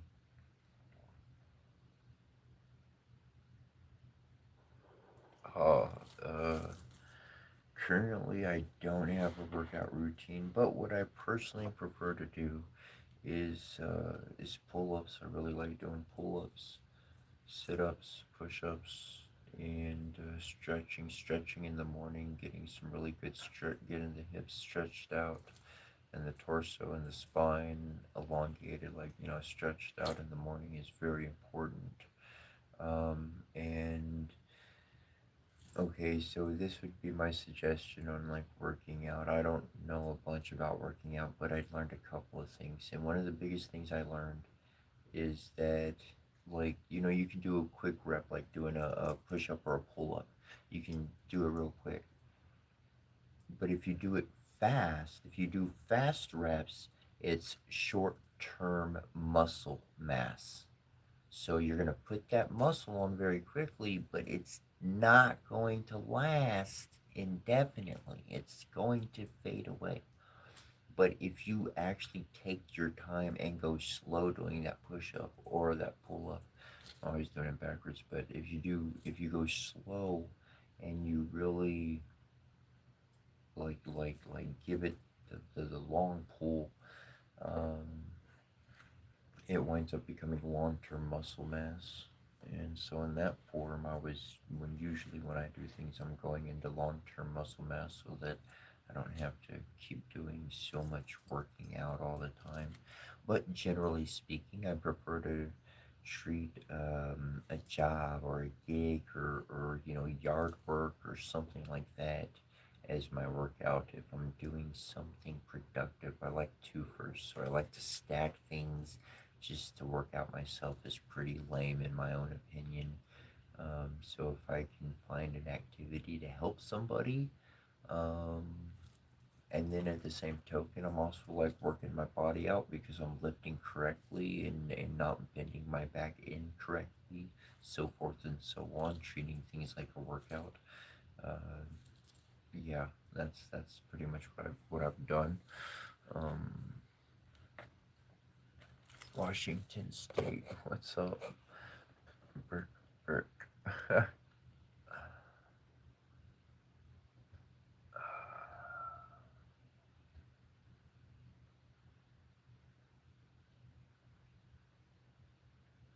All right, now we got a good question there. JFBC2LW. Do you think a person finds their true self by escaping society or by learning how to live honestly within it? Great question. Great question. Okay. Now, this is where a lot of people miss step one.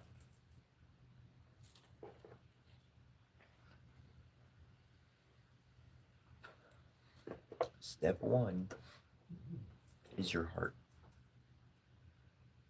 Step one is your heart. Your heart being righteous and good. Your heart being loving and considerate. Your heart's number one. Your heart is your foundation. If you don't have a good heart, if you starting off from a vengeful heart, if you starting off from I gotta get my even Stevens heart, if you gotta start off with I want what they have, if that's the kind of heart you got, well then the answer to the question, everything else is just folly and it's a doom. It don't matter what answer you give. Not a good heart, you totally screwed off. Now, if you got the good heart in place, now number one, we do need to learn how to work within society. Do need to find how to be a benefit to society. Perhaps there's not a field that employs you to do what you've learned how to benefit society in. Let me give an exact example, aka what I'm doing here.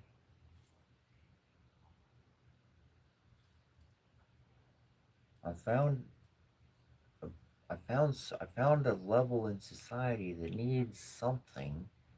I became that something authentically through my own journey, through moving within the communities in life and learning like what people need and what they're missing, all of those kind of things. And all of those things have had an effect of who I have been shaped into, what I've pursued in my mind to fulfill. And so without getting pay, without being whatever the case, I've done it without being on YouTube or any other platform. I was doing it for years and in many more facets and ways. The experiences I haven't shared, just I have a flood of things I've done as far as, working here and doing that and Renaissance this. Anyways, and And so I've really kind of found the bottom level of society, if you will. And I'm like, this is why things aren't working well. So when I come into somebody's life, I'm like, I do this and this and this. And like, all of a sudden, their life is better. And they're like, no, don't help me clean. Just hang out in the room. Here, you want to, smoke some Mary Jane? You want a cigarette? Here, hang out. Here's some food, whatever. Chill out. I, I appreciate you being here. And I'm like, okay, I'll just do what I do and hang out. And and so whether you're getting paid for it or not, to become that and to serve society in some beneficial way. Now, in my journey of all of that, I did really escape and really disconnect from society as well in a big portion. like not paying. I went, I think it was a year or 2 years. I don't know, but like I went a long time. I didn't turn on the news once. I don't care what's on CNN. I don't know who the president is. What the hell ever is going on in the world is going on in the world. I'm focusing on something else. I can't control the government. My vote don't count for shit. If I went in and put on a vote, you want to go talk about super electoral votes, that individual vote don't count for shit. It's a shut up. Anyways, I'm telling myself to shut up, not you.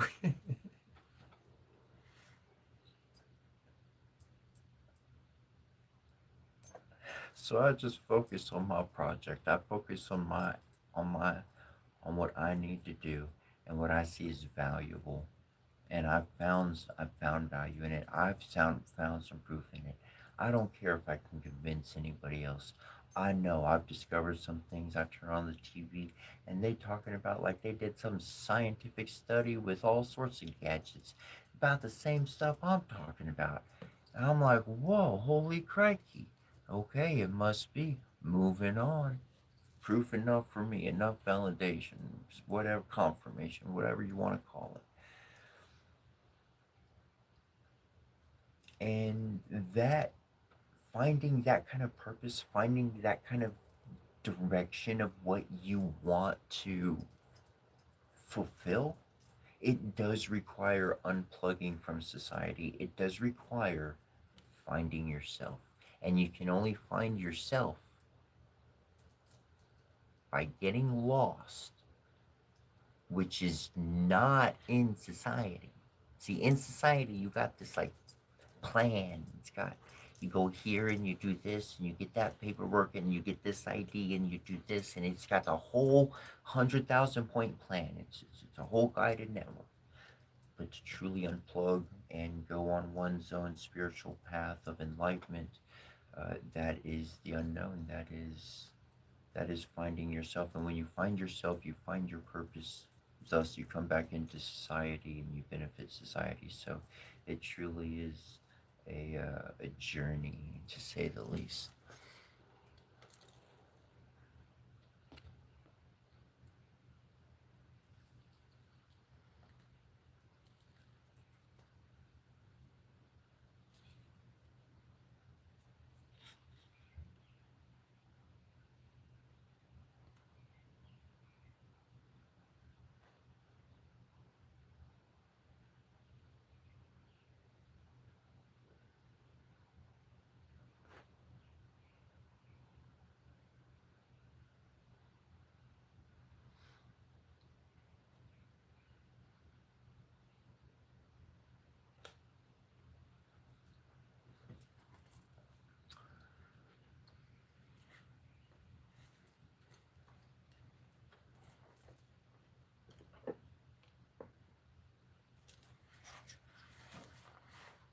Any other inquiries or questions, I'll be happy to respond to.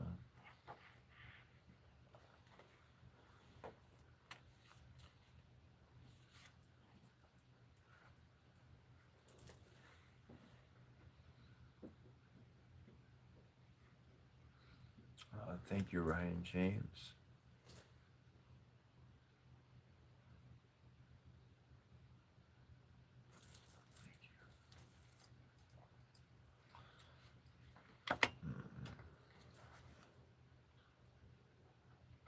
Mother Hole. There was once a widow who had two daughters, one whom was pretty and industrious, while the other was ugly and idle. But she was much fonder of the ugly and idle one because she was her own daughter, and the other, who was his stepdaughter, was obliged to do all the work and be the Cinderella of the house. Every day the poor girl had to sit by a well in the highway and spin till her fingers bled. Now it happened that one day the shuttle was marked with her blood, so she dipped it in the well to wash the mark off, but it dropped out of her hand and fell to the bottom. She began to weep and ran to her stepmother and told her of the mishap, but she scolded her sharply and was so merciless as to say, Since you have let the shuttle fall in, you must fetch it out again. So the girl went back to the well and did not know what to do, and in the sorrow of her heart she jumped into the well to get the shuttle. She lost her senses and she awoke and came to herself again. She was in a lovely meadow where the sun was shining and many thousands of flowers were growing. Along this meadow she went and at last came to a baker's oven full of bread, and the bread cried out, "Oh, take me out, or I shall burn. I have been baked a long time." So she went up to it and took out all the loaves, one after another, with the bread shovel. After that she went on till she came to a tree covered with apples, which called out to her, "Oh, shake me, we apples are all ripe." So she shook the tree till the apples fell like rain, and went on shaking till they were all down. And when she had gathered them into a heap, she went on her way. At last she came to a little house, out of which an old woman peeped. But she had such large teeth that the girl was frightened and was about to run away.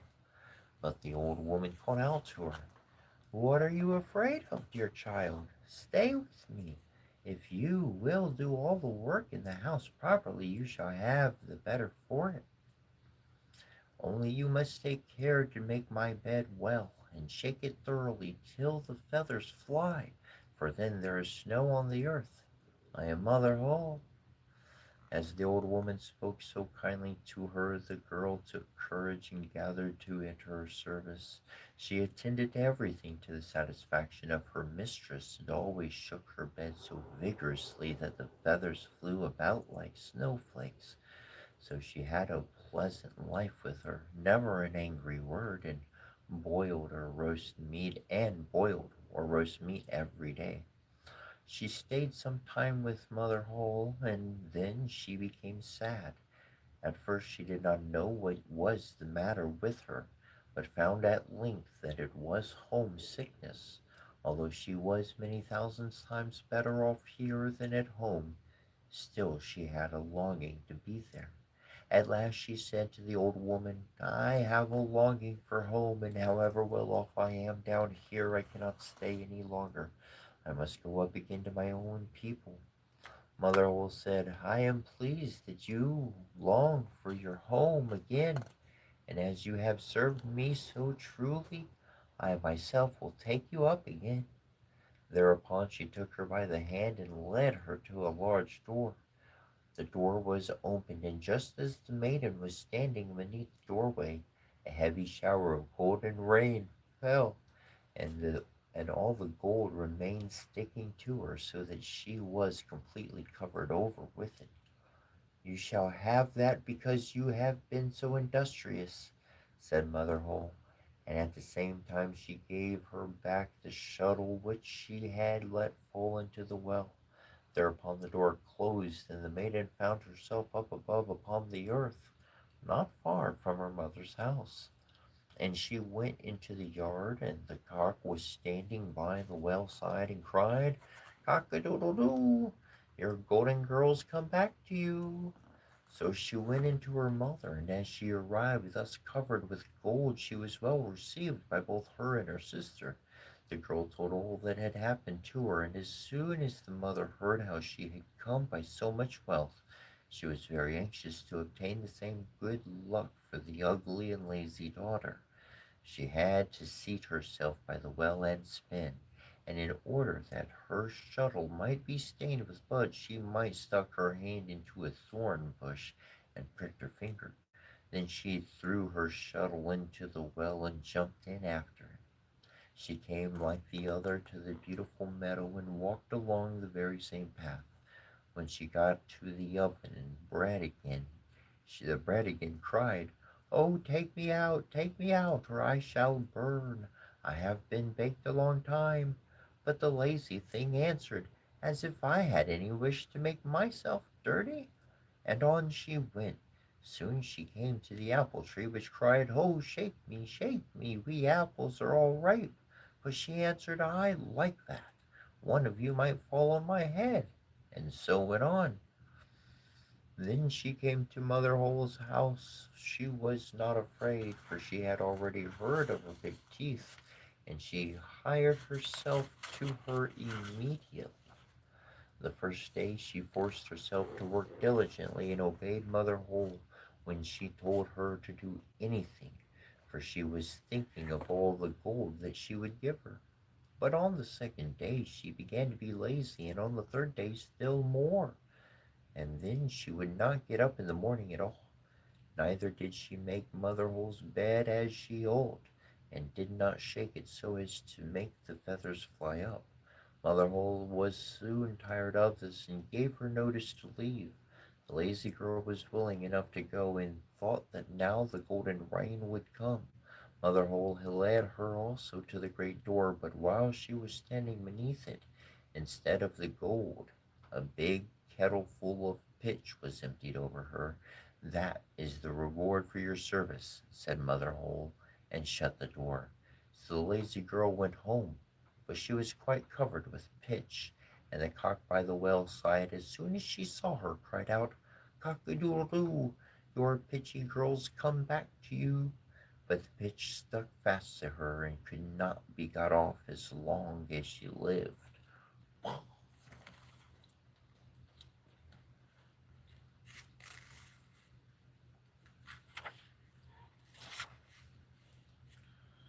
An honest heart, man. Honest heart counts big.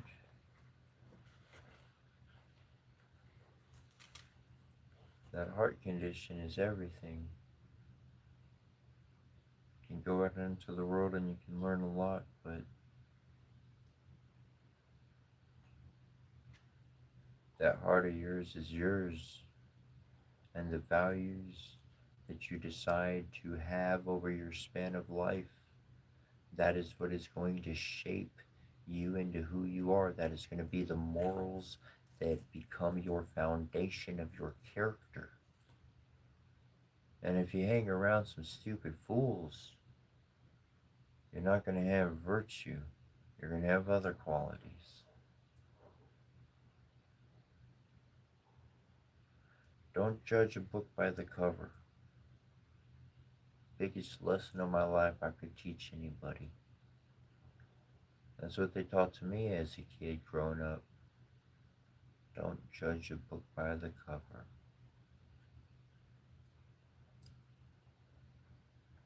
So God said, "Here's some rags. Here's some stones. Put those on you. Now go talk to people."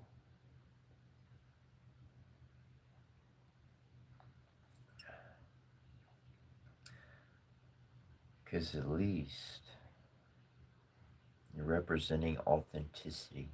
At least the heart is speaking. The life is living. And people can judge with their eyes, or they can choose to see with their heart. Challenge the status quo, status, the, no, the challenge the norm, and seek to inspire people to be curious, to be a student of something. It doesn't have to be your student, but inspire people to do what they want, to seek what they want. They didn't. Maybe you're into something and you've been doing it for years and you keep it to yourself. Shoot, make a video, talk to a friend, tell somebody about it. They could be into it. You could help them understand the world in a way they never considered before. It's because you opened up the door to your room. And certainly somebody's space is sacred. So not as one is comfortable or willing to do so, but definitely by not by any means. Should do more than anybody has said in their own heart or is happy to do for themselves. That's what I found has caused problems in my life, is trying to satisfy other people excessively. And I tried and try and try, but I found out it wasn't me that couldn't satisfy them. All their requests.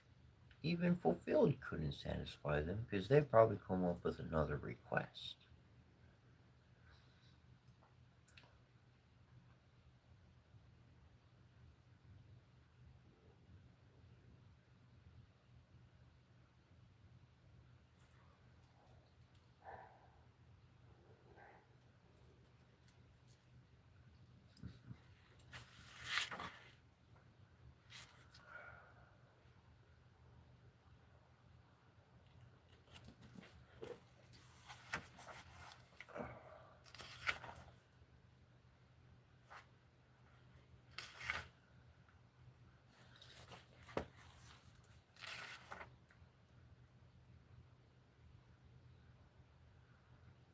Uh,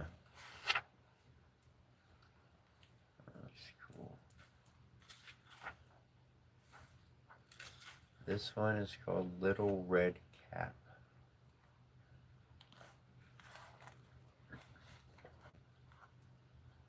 Once upon a time, there was a dear little girl who was loved by everyone who looked at her, but most of all by her grandmother, and there was nothing that she would not have given to the child. Once she gave her a little cap of red velvet which suited her so well that she would never wear anything else, so she was always called Little Red Cap. One day her mother said to her, "Come, Little Red Cap, here is a piece of cake and a bottle of wine. Take them to your grandmother. She is ill and weak, and they'll do her good. Set out before it gets hot, and when you're going, walk nicely and quietly, and don't run off the path, or you may fall and break the bottle. Then your grandmother will get nothing, and then you'll go into her room. And when you go into her room, don't forget to say good morning, and don't peep into every corner before you do it." "I will take great care," said Little Red Cap to her mother, and gave her hand on it, and put her and gave her hand on it. The grandmother lived out in the wood, half a league from the village, and just as Little Red Cap entered the wood, a wolf met her. Red Cap did not know what a wicked creature he was, and was not at all afraid of him. "Good day, Little Red Cap," said he. "Thank you kindly, wolf. Whither away so early, Little Red Cap?" "To my grandmother's." "What have you got in your apron?" "Cake and wine. Yesterday was baking day, so poor sick grandmother is to have something good to make her stronger." "Where does your grandmother live, Little Red Cap?" "A good quarter of a league farther on in the wood. Her house stands under the three large oaks. The nut trees are just below. You surely must know it," replied Little Red Cap. The wolf thought to himself, "What a tender young creature! What a nice plump mouthful! She will be better to eat than the old woman. I must act craftily so as to catch both." So he walked for a short time by the side of Little Red Cap, and then he said, "See, Little Red Cap, how pretty the flowers are about there. Why do you not look around? I believe, too, that you do not hear how sweetly the little birds are singing. You walk gravely along as if you were going to school, while everything else was out here in the wood is merry." Little Red Cap raised her eyes, and when she saw the sunbeams dancing here and there through the trees and pretty flowers growing everywhere, she thought, "Suppose I take grandmother a fresh nosegay that would please her too. It is so early in the day that I shall still get there in good time." And so she ran from the path into the woods to look for the flowers. And whenever she had picked one, she fancied what she saw still prettier one farther on, and ran after it, and so got deeper and deeper into the wood. Meanwhile, the wolf ran straight to the grandmother's house and knocked at the door. "Who is there?" "Little Red Cap," replied the wolf. "She's bringing cake and wine. Open the door." "Lift the latch," called out the grandmother. "I'm too weak and cannot get up." The wolf lifted the latch. The door flew open, and without saying a word, he went straight to the grandmother's bed and devoured her. Then he put on her clothes, dressed himself in her cap, laid himself in her bed, and drew the curtains. Little Red Cap, however, had been running about picking flowers, and when she had gathered so many that she could carry no more, she remembered her grandmother and set out on the way to her. She was surprised to find the cottage door standing open, and when she went into the room, she had such a strange feeling that she said to herself, "Oh dear, how uneasy I feel today, and at other times I like being with grandmother so much." She called out, "Good morning," but received no answer. So she went to bed and drew back the curtains. There lay her grandmother with her cap pulled far over her face and looking very strange. "Oh, grandmother," she said, "what big ears you have!" "The better to hear you with, my child," was the reply. Was the reply. "But, grandmother, what big eyes you have!" she said. "The better to see you with, my dear." "But, grandmother, what large hands you have!" "The better to hug you with." "Oh, but, grandmother, what terrible big mouth you have!" "The better to eat you with." And scarcely had the wolf said this than with one bound he was out of the bed and swallowed up Red Cap. When the wolf had appeased his appetite, he lay down again in the bed, fell asleep, and began to snore very loud. The huntsman was just passing the house and thought to himself, "How the old woman is snoring! I must see if she wants anything." So he went into the room, and when he came to the bed, he saw that the wolf was lying in it. "Do I find thee here, thou old sinner?" said he. "I have long sought thee." Then, just as he was going to fire at him, it occurred to him that the wolf might have devoured the grandmother, and that she might still be saved. So he did not fire, but took a pair of scissors and began to cut open the stomach of the sleeping wolf. When he had made two snips, he saw the little red cap shining, and when he made two snips more, and the little girl sprang out crying, "Ah, how frightened I've been! How dark it is inside that wolf!" And after the aged grandmother came out alive also, but scarcely able to breathe.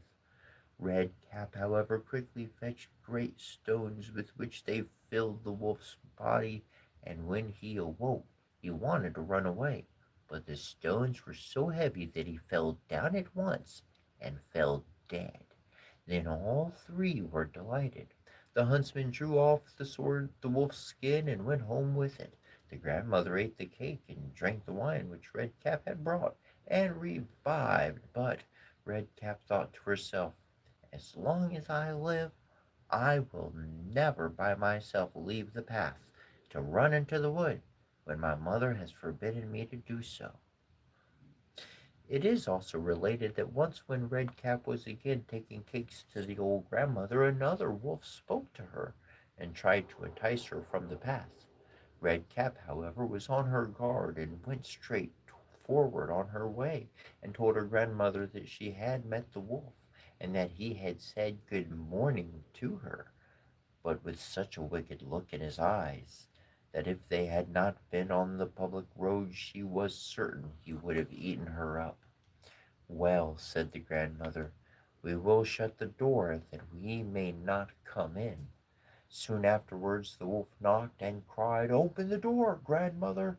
I am Little Red Cap, and am fetching you some cakes." But they did not speak or open the door.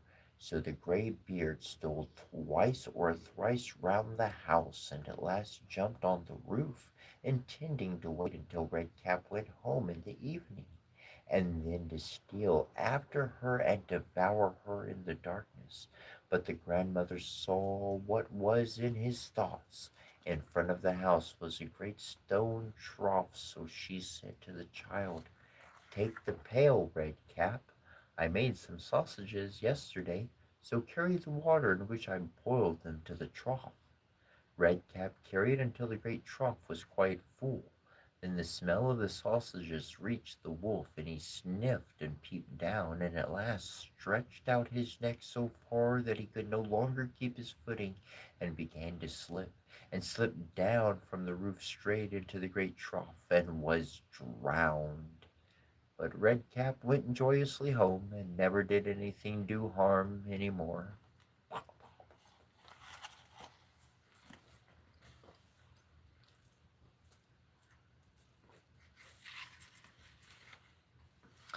It's a two-parter.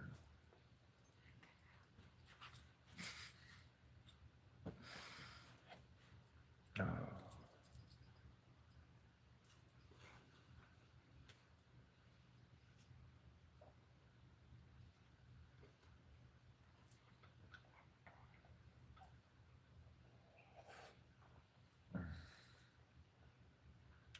I didn't think it was the Red Riding Hood story, but Little Red Cap was like, that seems pretty cool.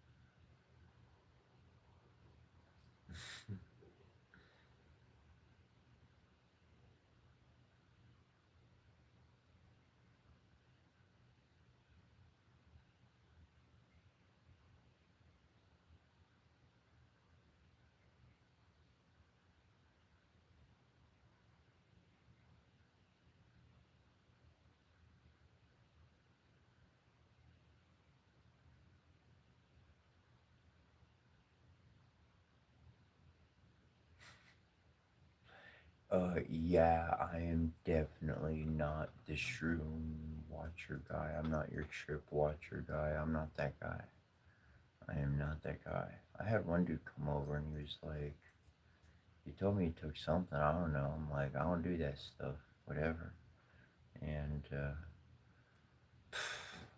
I'm not the babysitter, dude.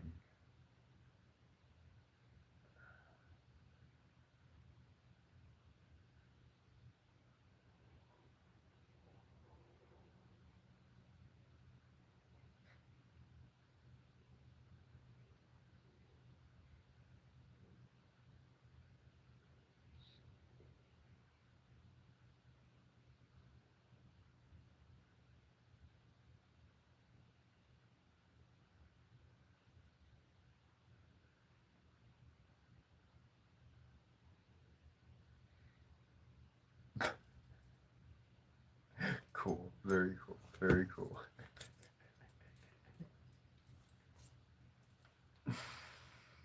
Uh, it's been a journey, man. It's been a massive journey. It's been.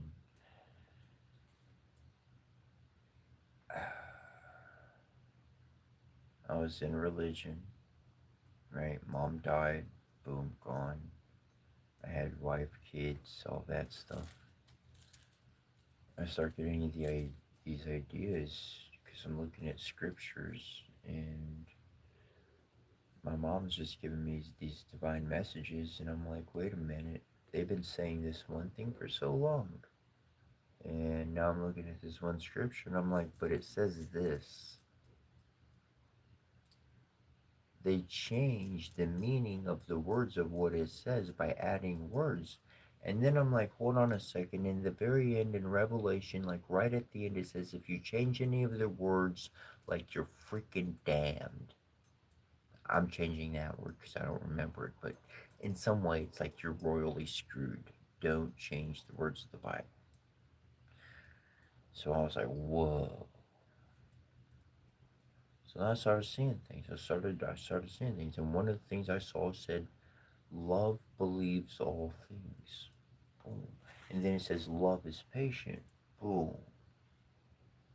So then, as I was ousted from the religion that I was stuck in for like 28 years, then I was like, okay, let me listen to my neighbors. Let me listen to somebody else who has a different idea about God and spirituality. Let me hear some other ideas out there. And I'm going to be patient. I'm going to listen. It doesn't mean I have to join, doesn't mean I have to be a follower, but let me see what it's about. And then I learn a couple of things. I try a couple of things on my own in my own space. And then I find some success, and I'm like, whoa, interesting. People talk about the spirit, they talk about magic, they talk about all these kind of things, but you never really see it. You never see it. I started to see it. And then I started to see it on a regular basis. And it started to become expected. Like, not expected, but it was just so regular that it's just part of life.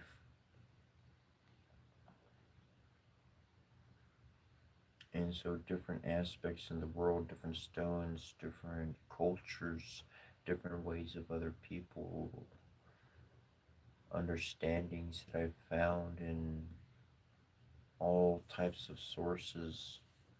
It's interesting how somebody can preserve truth in a world full of judgment, in what one may just call a story.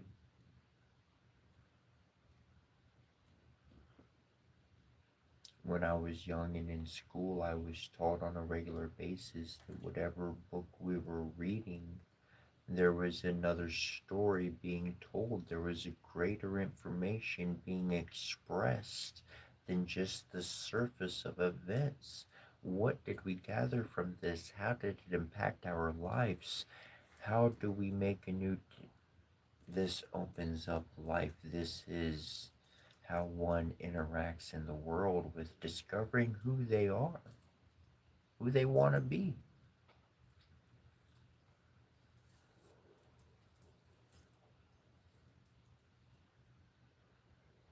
And who you are and what you want to be doesn't have to be by somebody else's predefined notion of what is or what was.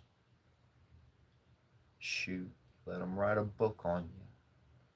Hope you take some notes, because I'm going to keep living life while you just keeping your head in a book. I'm going to learn so much, and then I got to do with my hands. I got to put what I learned to action. Was I learning a bunch of bad stuff? I hope not, because I don't want to put none of that to action. But the philosophical, the good things, the understanding. When I was young, when I was 5 years old, I went through a traumatic event and it changed my life.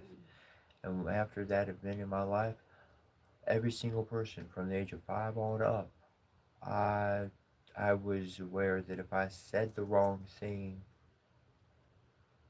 I just might I just might make them remember the worst thing they ever experienced, and they could instantly, practically in life, die, not physically, but in their spirit.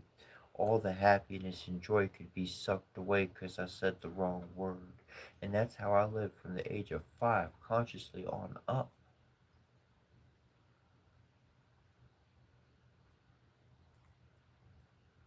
Because I already been there, I already been to the pits of hell that early. But I never lost my innocence, and I never lost sight of goodness, and I never lost sight of what I know we're supposed to bring into this world, and essentially that is the soil of Eden. Your life and your energy is the soil and the watering of Eden, of the Garden of Eden. And our youth and young ones who are in this world, because of you and what you've inspired and what you've put out in forth of your own, that's going to be the environment of what they get to drink up and learn from. You heard of some movies out there that people grow up to be some really... A fool will be a compliment.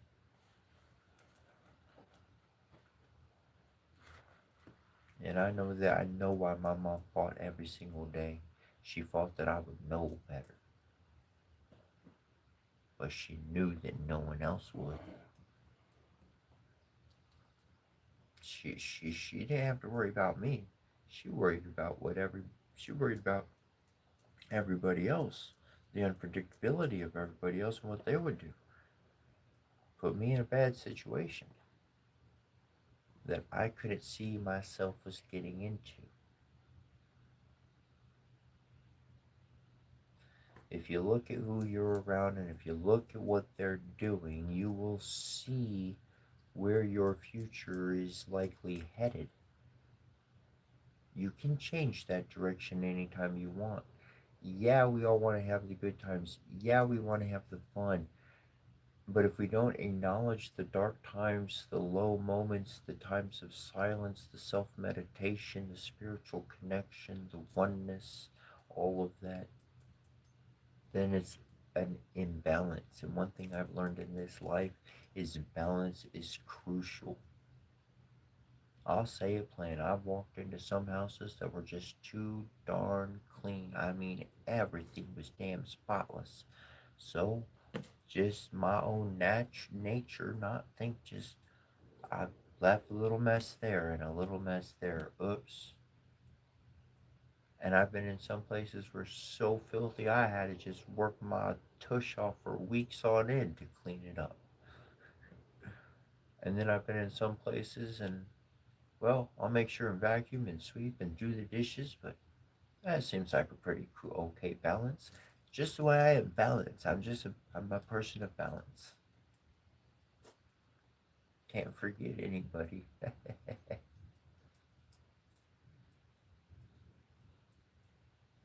That's the connection, man. That's the connection.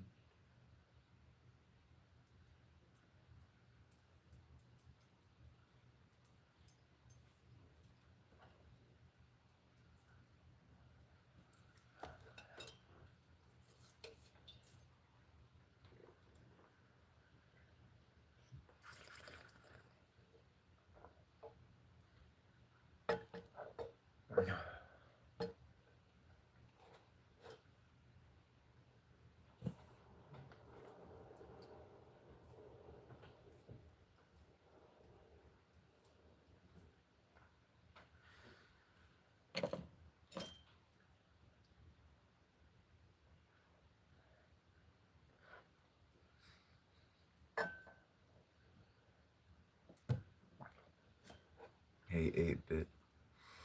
I'm gonna help you. I'm gonna help you out here. If what I learned to do a long time ago, and this is how it works in life too.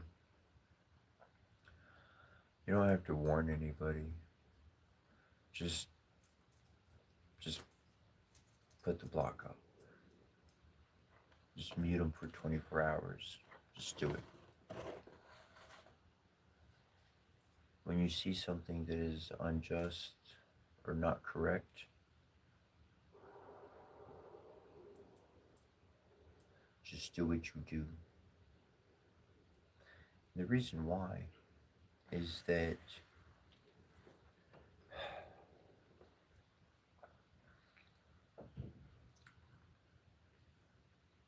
for a general portion,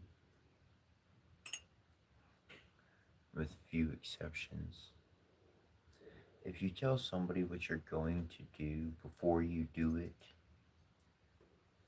they have a chance to further what they were doing in the first place. But if you just take action in the moment, then it just stops.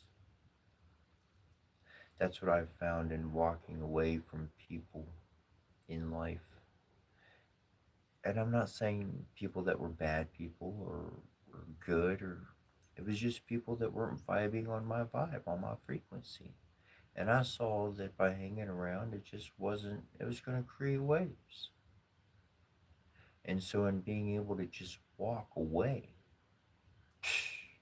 that allowed me to learn how to separate, how to distance. In that distance, that's where the calm, that's where the peace exists. And that's generally not a path that most people are going to learn on the fly with. somebody who really wants to learn, somebody who's very desirous to learn, that is help that's where their focus is, they can pick those things up very quick. But otherwise,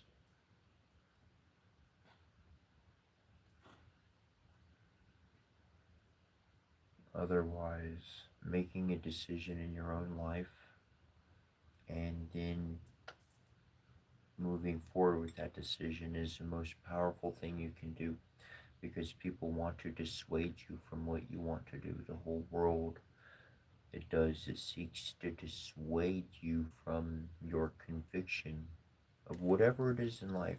To anybody, everyone, I'm not just talking to one person here, but to anyone and everyone, it's people will dissuade you. And that's why it's important to make your decision and to do it regardless of what somebody else's voice is. Shoot, let them heckle and say bad things. Go on. Their words aren't going to be able to stand, and they won't last. They're going to come and go. That's all. I'll still be here.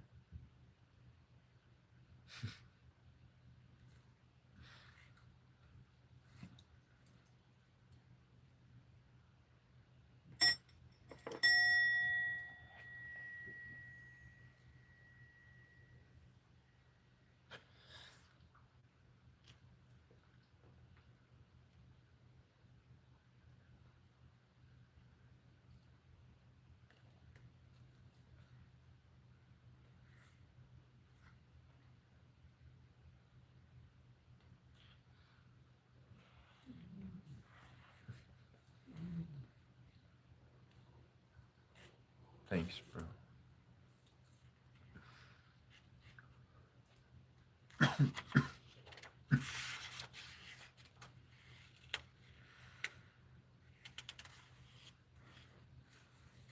It's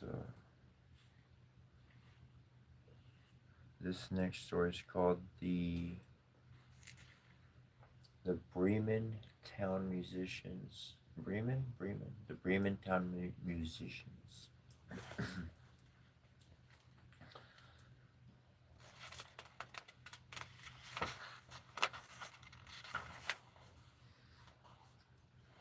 A certain man had a donkey which had carried the corn sacks to the mill for many a long year, but his strength was going, and he was growing more and more unfit for work.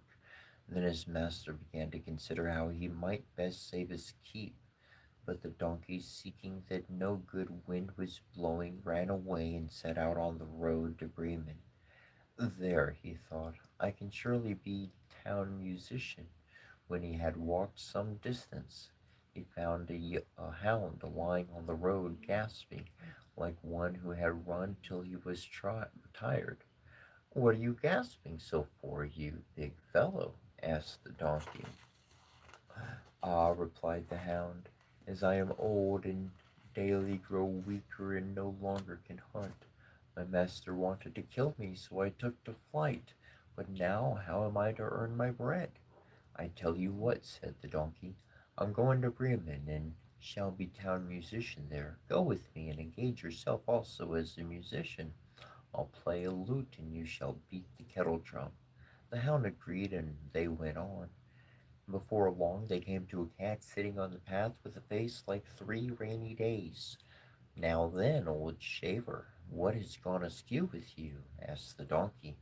Who can be merry when his neck is in danger? Answered the cat.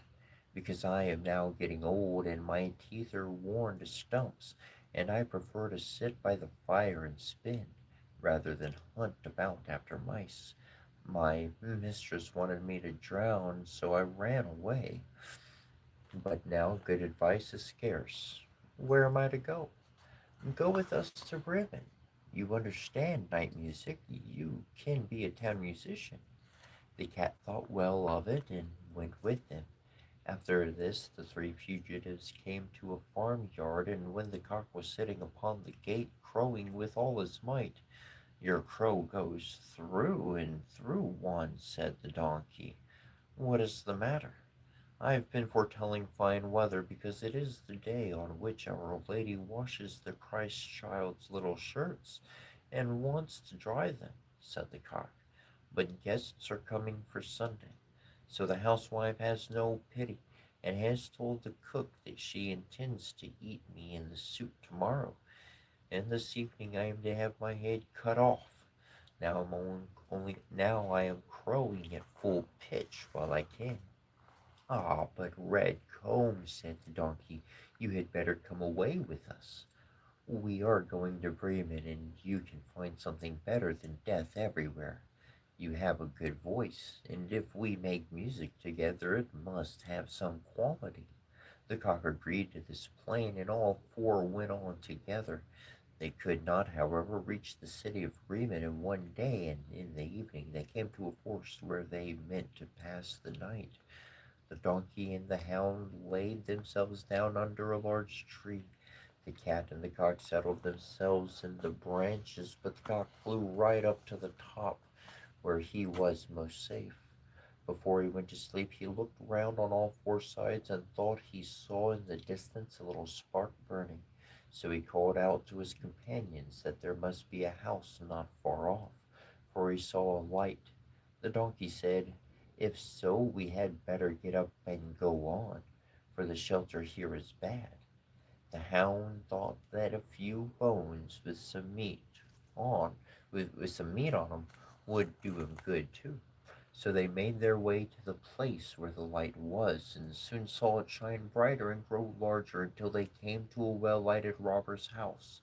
The donkey at the biggest went to the window and looked in. What do you see, my gray horse? Asked the cock. What do I see? Answered the donkey. A table covered with good things to eat and drink, and robbers sitting at it and enjoying themselves. That would be the sort of thing for us, said the cock. Yes, yes. Ah, how I wish we were there, said the donkey. Then the animals took counsel together how they should manage to drive away the robbers, and at last they thought of a plan. The donkey was to place himself with his feet upon the window ledge. The hound was to jump on the donkey's back. The cat was to climb upon the dog, and lastly the cock was to fly up the perch upon the head of the cat. When this was done at a given signal, they began to perform their music together. The donkey brayed, the hound barked, the cat mewed, and the cock crowed. When they burst through the window into the room so that the glass clattered at this horrible din, the robbers sprang up, thinking no otherwise than that a ghost had come in, and fled in a great fright out into the forest. The four companions now sat down at the table, well content with what was left, and ate as if they were going to fast for a month. As soon as the four minstrels had done, they put out the light, and each sought for himself a sleeping place according to their nature and to what suited him. The donkey laid himself down upon some straw in the yard, and the hound behind the door, and the cat upon the hearth near the warm ashes, and the cock perched himself upon a beam of the roof. And being tired from their long walk, they soon went to sleep. When it was past midnight, the robbers saw from afar that the light was no longer burning in their house, and all appeared quiet. The captain said, we ought not to have let ourselves be frightened out of our wits, and ordered one of them to go and examine the house. The messenger, finding all still, went into the kitchen to light a candle, and taking the glistening fiery eyes off the cat of 4 live coals, he held a lucifer match to them to light it.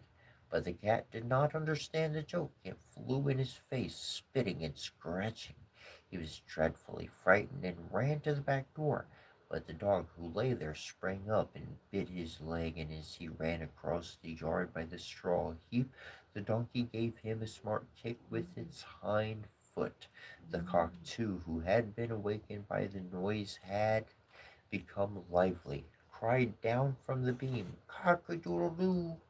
Then the robber ran back as fast as he could to his captain, and said, ah, there is a horrible witch sitting in the house, who spat on me and scratched my face with her long claws, and by the door stands a man with a knife who stabbed me in the leg, and in the yard there lies a black monster who beat me with a wooden club, and above upon the roof sits the judge who calls out, "Bring the rogues here to me." So I got away as well as I could. After this, the robbers did not trust themselves in the house again, but it suited the four musicians of Grimm so well that they did not care to leave it any more, and the mouth of him who last told this story is still warm. Wah, wah, wah, wah.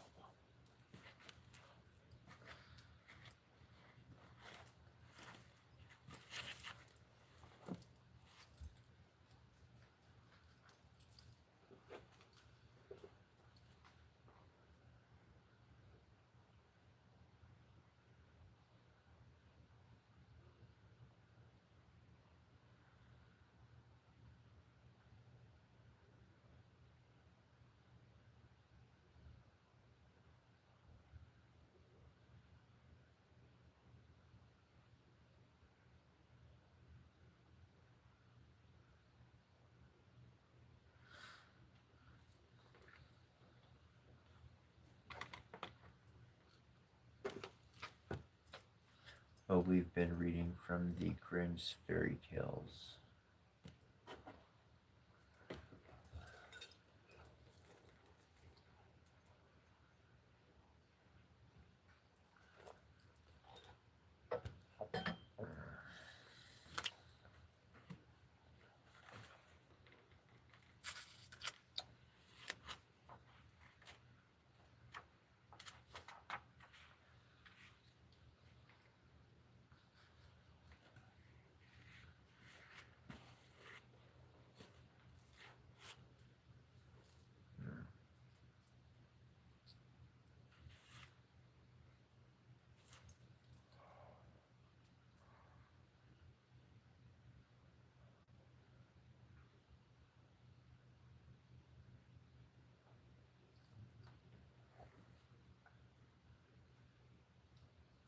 The Singing Bone.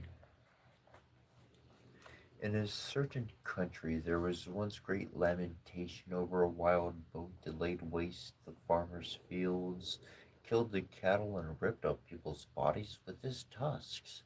The king promised a large reward to anyone who would free the land from this plague, but the beast was so big and strong that no one dared to go near the forest in which it lived. At last the king gave notice that whosoever should capture or kill the wild boar should have his only daughter to wife. Now there lived in the country two brothers, sons of a poor man, who declared themselves willing to undertake the hazardous enterprise. The elder, who was crafty and shrewd out of pride, the younger, who was innocent and simple from a kind heart. The king said, "In order that you may be the more sure of finding the beast, you must go into the forest from opposite sides." So the elder went in on the west side and the younger on the east. When the younger had gone a short way, a little man stepped up to him. He held in his hand a black spear and said, "I give you this spear because your heart is pure and good. With this you can boldly attack the wild boar, and it will do you no harm." He thanked the little man, shouldered the spear, and went on fearlessly. Before long he saw the beast, which rushed at him, but he held the spear towards it, and in his blind fury it ran so swiftly against it that its heart was cloven in twain. And he took the monster on his back and went homewards with it to the king. As he came out at the other side of the wood, there stood at the entrance a house where people were making merry with wine and dancing. His elder brother had gone in here, and thinking that after all the boar would not run away from him, he was going to drink until he felt brave. But when he saw his young brother coming out of the wood laden with his booty, his envious evil heart gave him no peace. He called out to him, "Come in, dear brother, rest and refresh yourself with a cup of wine." The youth, who suspected no evil, went in and told him about the good little man who had given him the spear wherewith he had slain the boar. The older brother kept him there until the evening, and then they went away together. And when in the darkness they came to a bridge over a brook, the older brother let the other go first. And when he was halfway across, he gave him such a blow from behind that he fell down dead. He buried him beneath the bridge, took the boar, and carried it to the king, pretending that he had killed it, whereupon he obtained the king's daughter in marriage. And when his younger brother did not come back, he said the boar must have killed him, and everyone believed it. But as nothing remains hidden from God, so this black deed also was to come to light. Years afterwards, a shepherd was driving his herd across the bridge and saw lying in the sand beneath a snow-white little bone. He thought that it would make a good mouthpiece, so he clambered down, picked it up, and cut out of it a mouthpiece for his horn. But he blew through it for the first time. To his great astonishment, the bone began of its own accord to sing.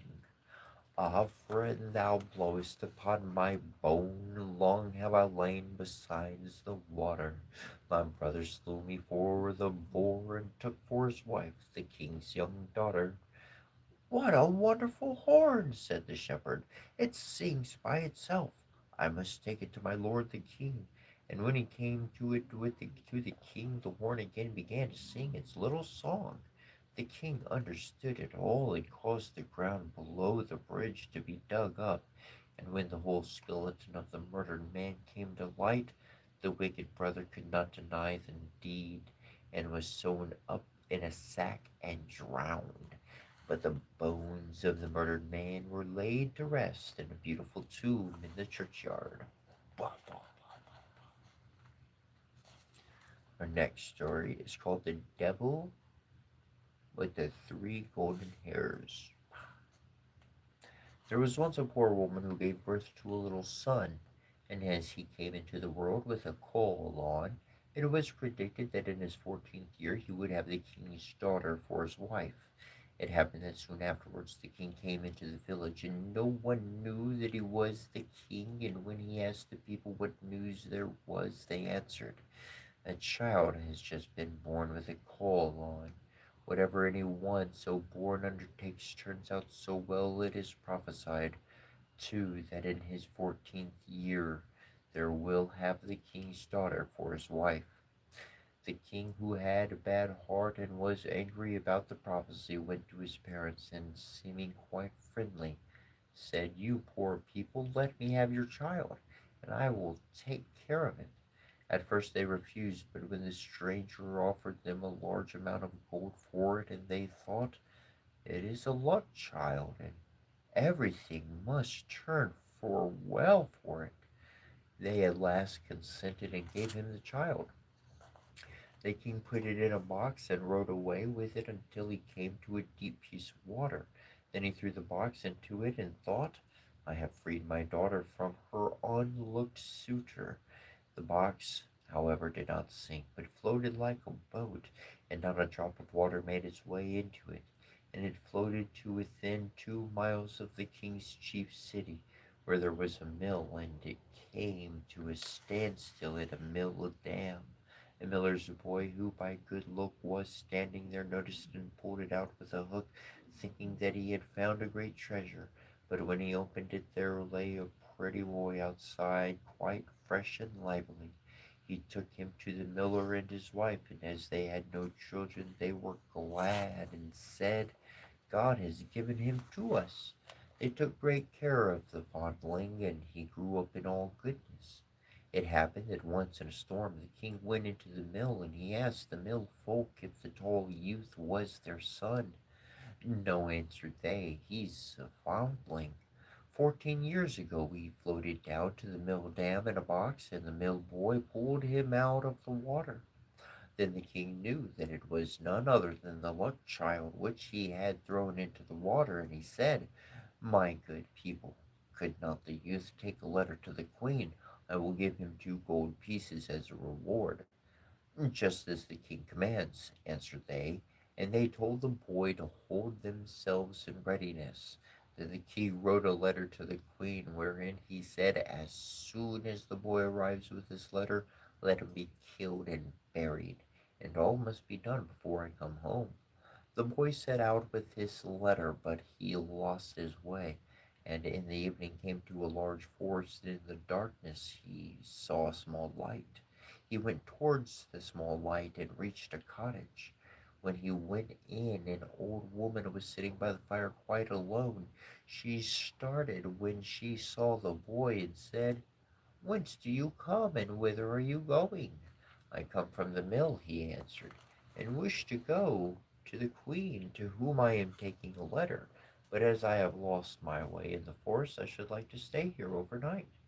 "You poor boy," said the woman, "you've come into a den of thieves, and when they come home they will kill you." "Let them come," said the boy.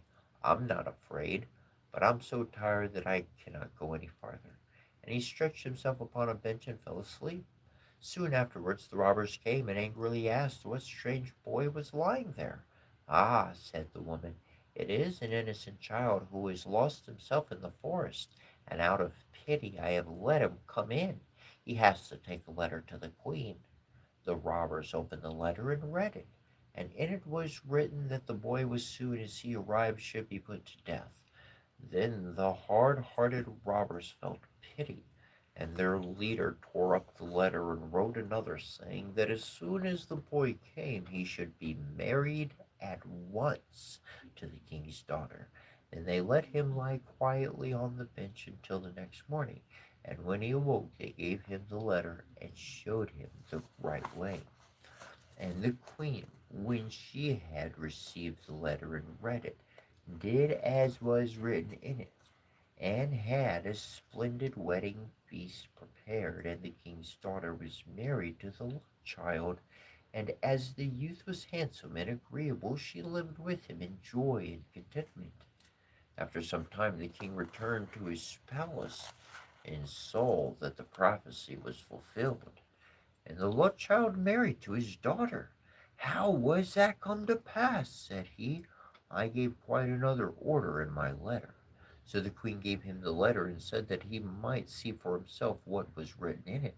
The king read the letter and saw quite well that it had been exchanged for the other. He asked the youth what had become of the letter entrusted to him, and why he had brought another instead of it. "I know nothing about it," answered he, "and it must have been changed in the night when I slept in the forest." The king said in a passion, "You shall not have everything quite so much your own way. Whosoever marries my daughter must fetch me from hell 3 golden hairs from the head of the devil. Bring me what I want, and you shall keep my daughter." In this way the king hoped to be rid of him forever. But the love child answered, "I will fetch the golden hairs. I am not afraid of the devil." Thereupon he took leave of them and began his journey. The road led him to a large town, where the watchman by the gates asked him what his trade was and what he knew. "I know everything," answered the love child. "Then you can do us a favor," said the watchman. "If you will tell us why our market fountain, which once flowed with wine, has become dry and no longer gives even water." "That you shall know," answered he. "Only wait until I come back." Then he went farther and came to another town, and there also the gatekeeper asked him what was his trade and what he knew. "I know everything," he answered he. "Then you can do us a favor and tell us why a tree in our town, which once bore golden apples, now does not even put forth leaves." "You shall know that," answered he. "Only wait until I come back." He went on and came to a wide river over which he must go. The ferryman asked him what his trade was and what he knew. "I know everything," answered he. "Then you can do me a favor," said the ferryman, "and tell me why I must always be rowing backwards and forwards and am never set free." "You shall know that," answered he. "Only wait until I come back." When he had crossed the water he found the entrance to hell.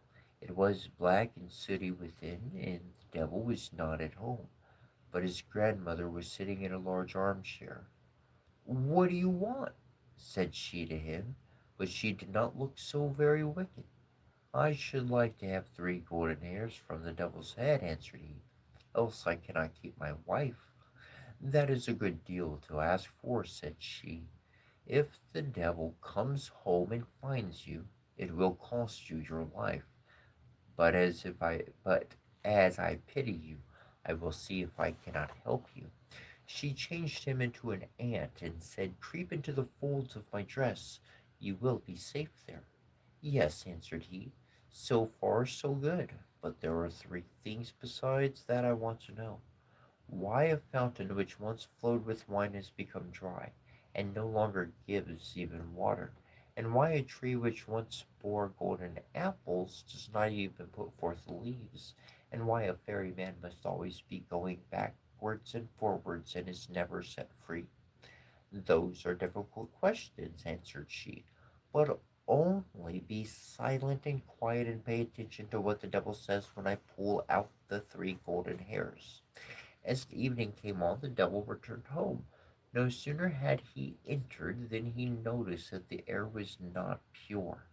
I smell man's flesh, said he. All is not right here.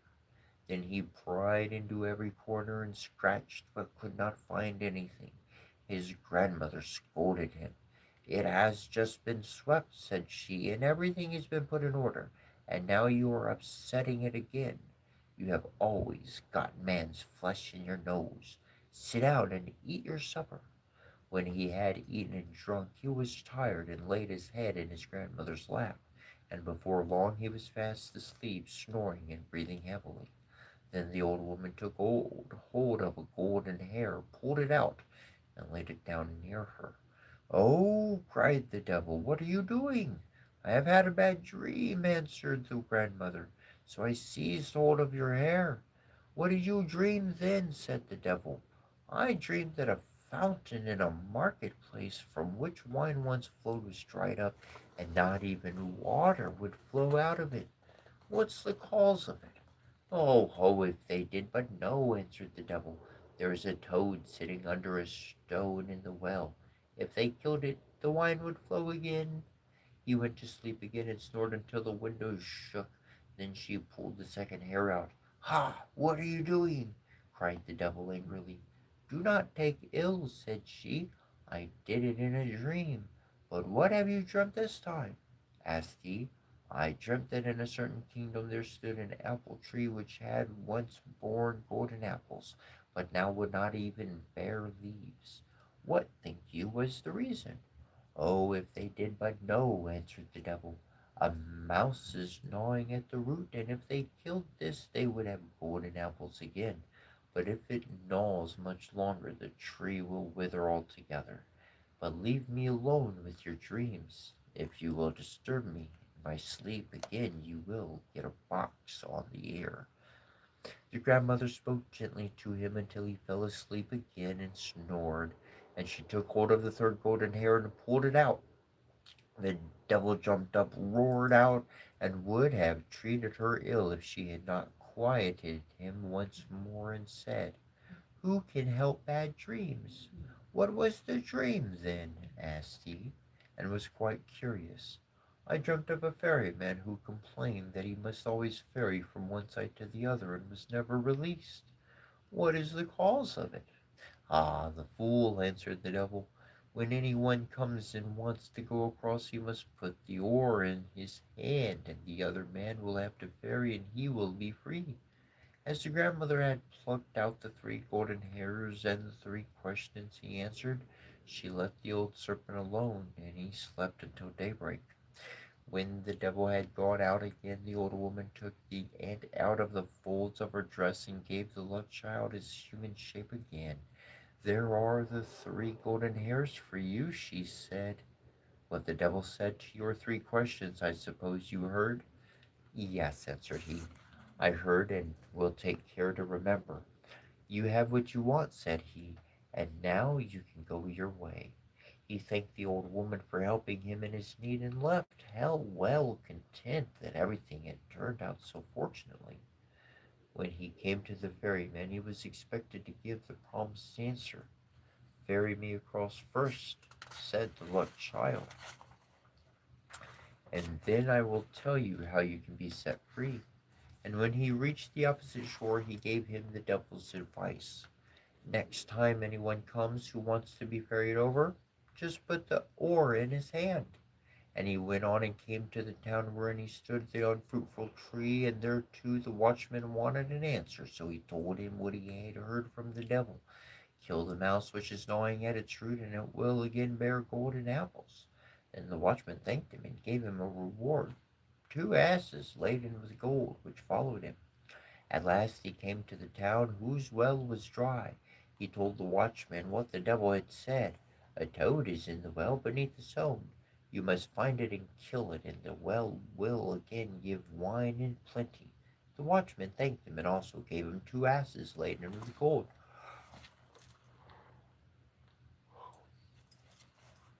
As last the luck child got home to his wife, who was heartily glad to see him again, and to hear how well he had prospered in everything. To the king he took what he had asked for, the devil's 3 golden hairs, and when the king saw the 4 asses laden with gold, he was quite content and said, "Now all the conditions are fulfilled, and you can keep my daughter. But tell me, dear son-in-law, what did all that gold come from? This is tremendous wealth." "I was rowed across the river," answered he, "and got it there. It lies on the shore instead of sand." "Can I too fetch some of it?" said the king, and he was quite eager about it. "As much as you like," answered he. "There is a ferryman on the river. Let him ferry you over, and you can fill your sacks on the other side."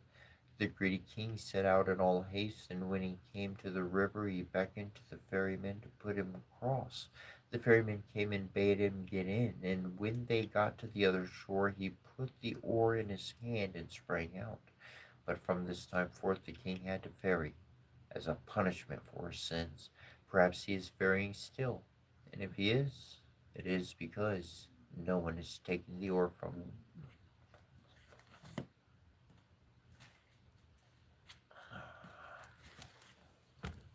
Oh,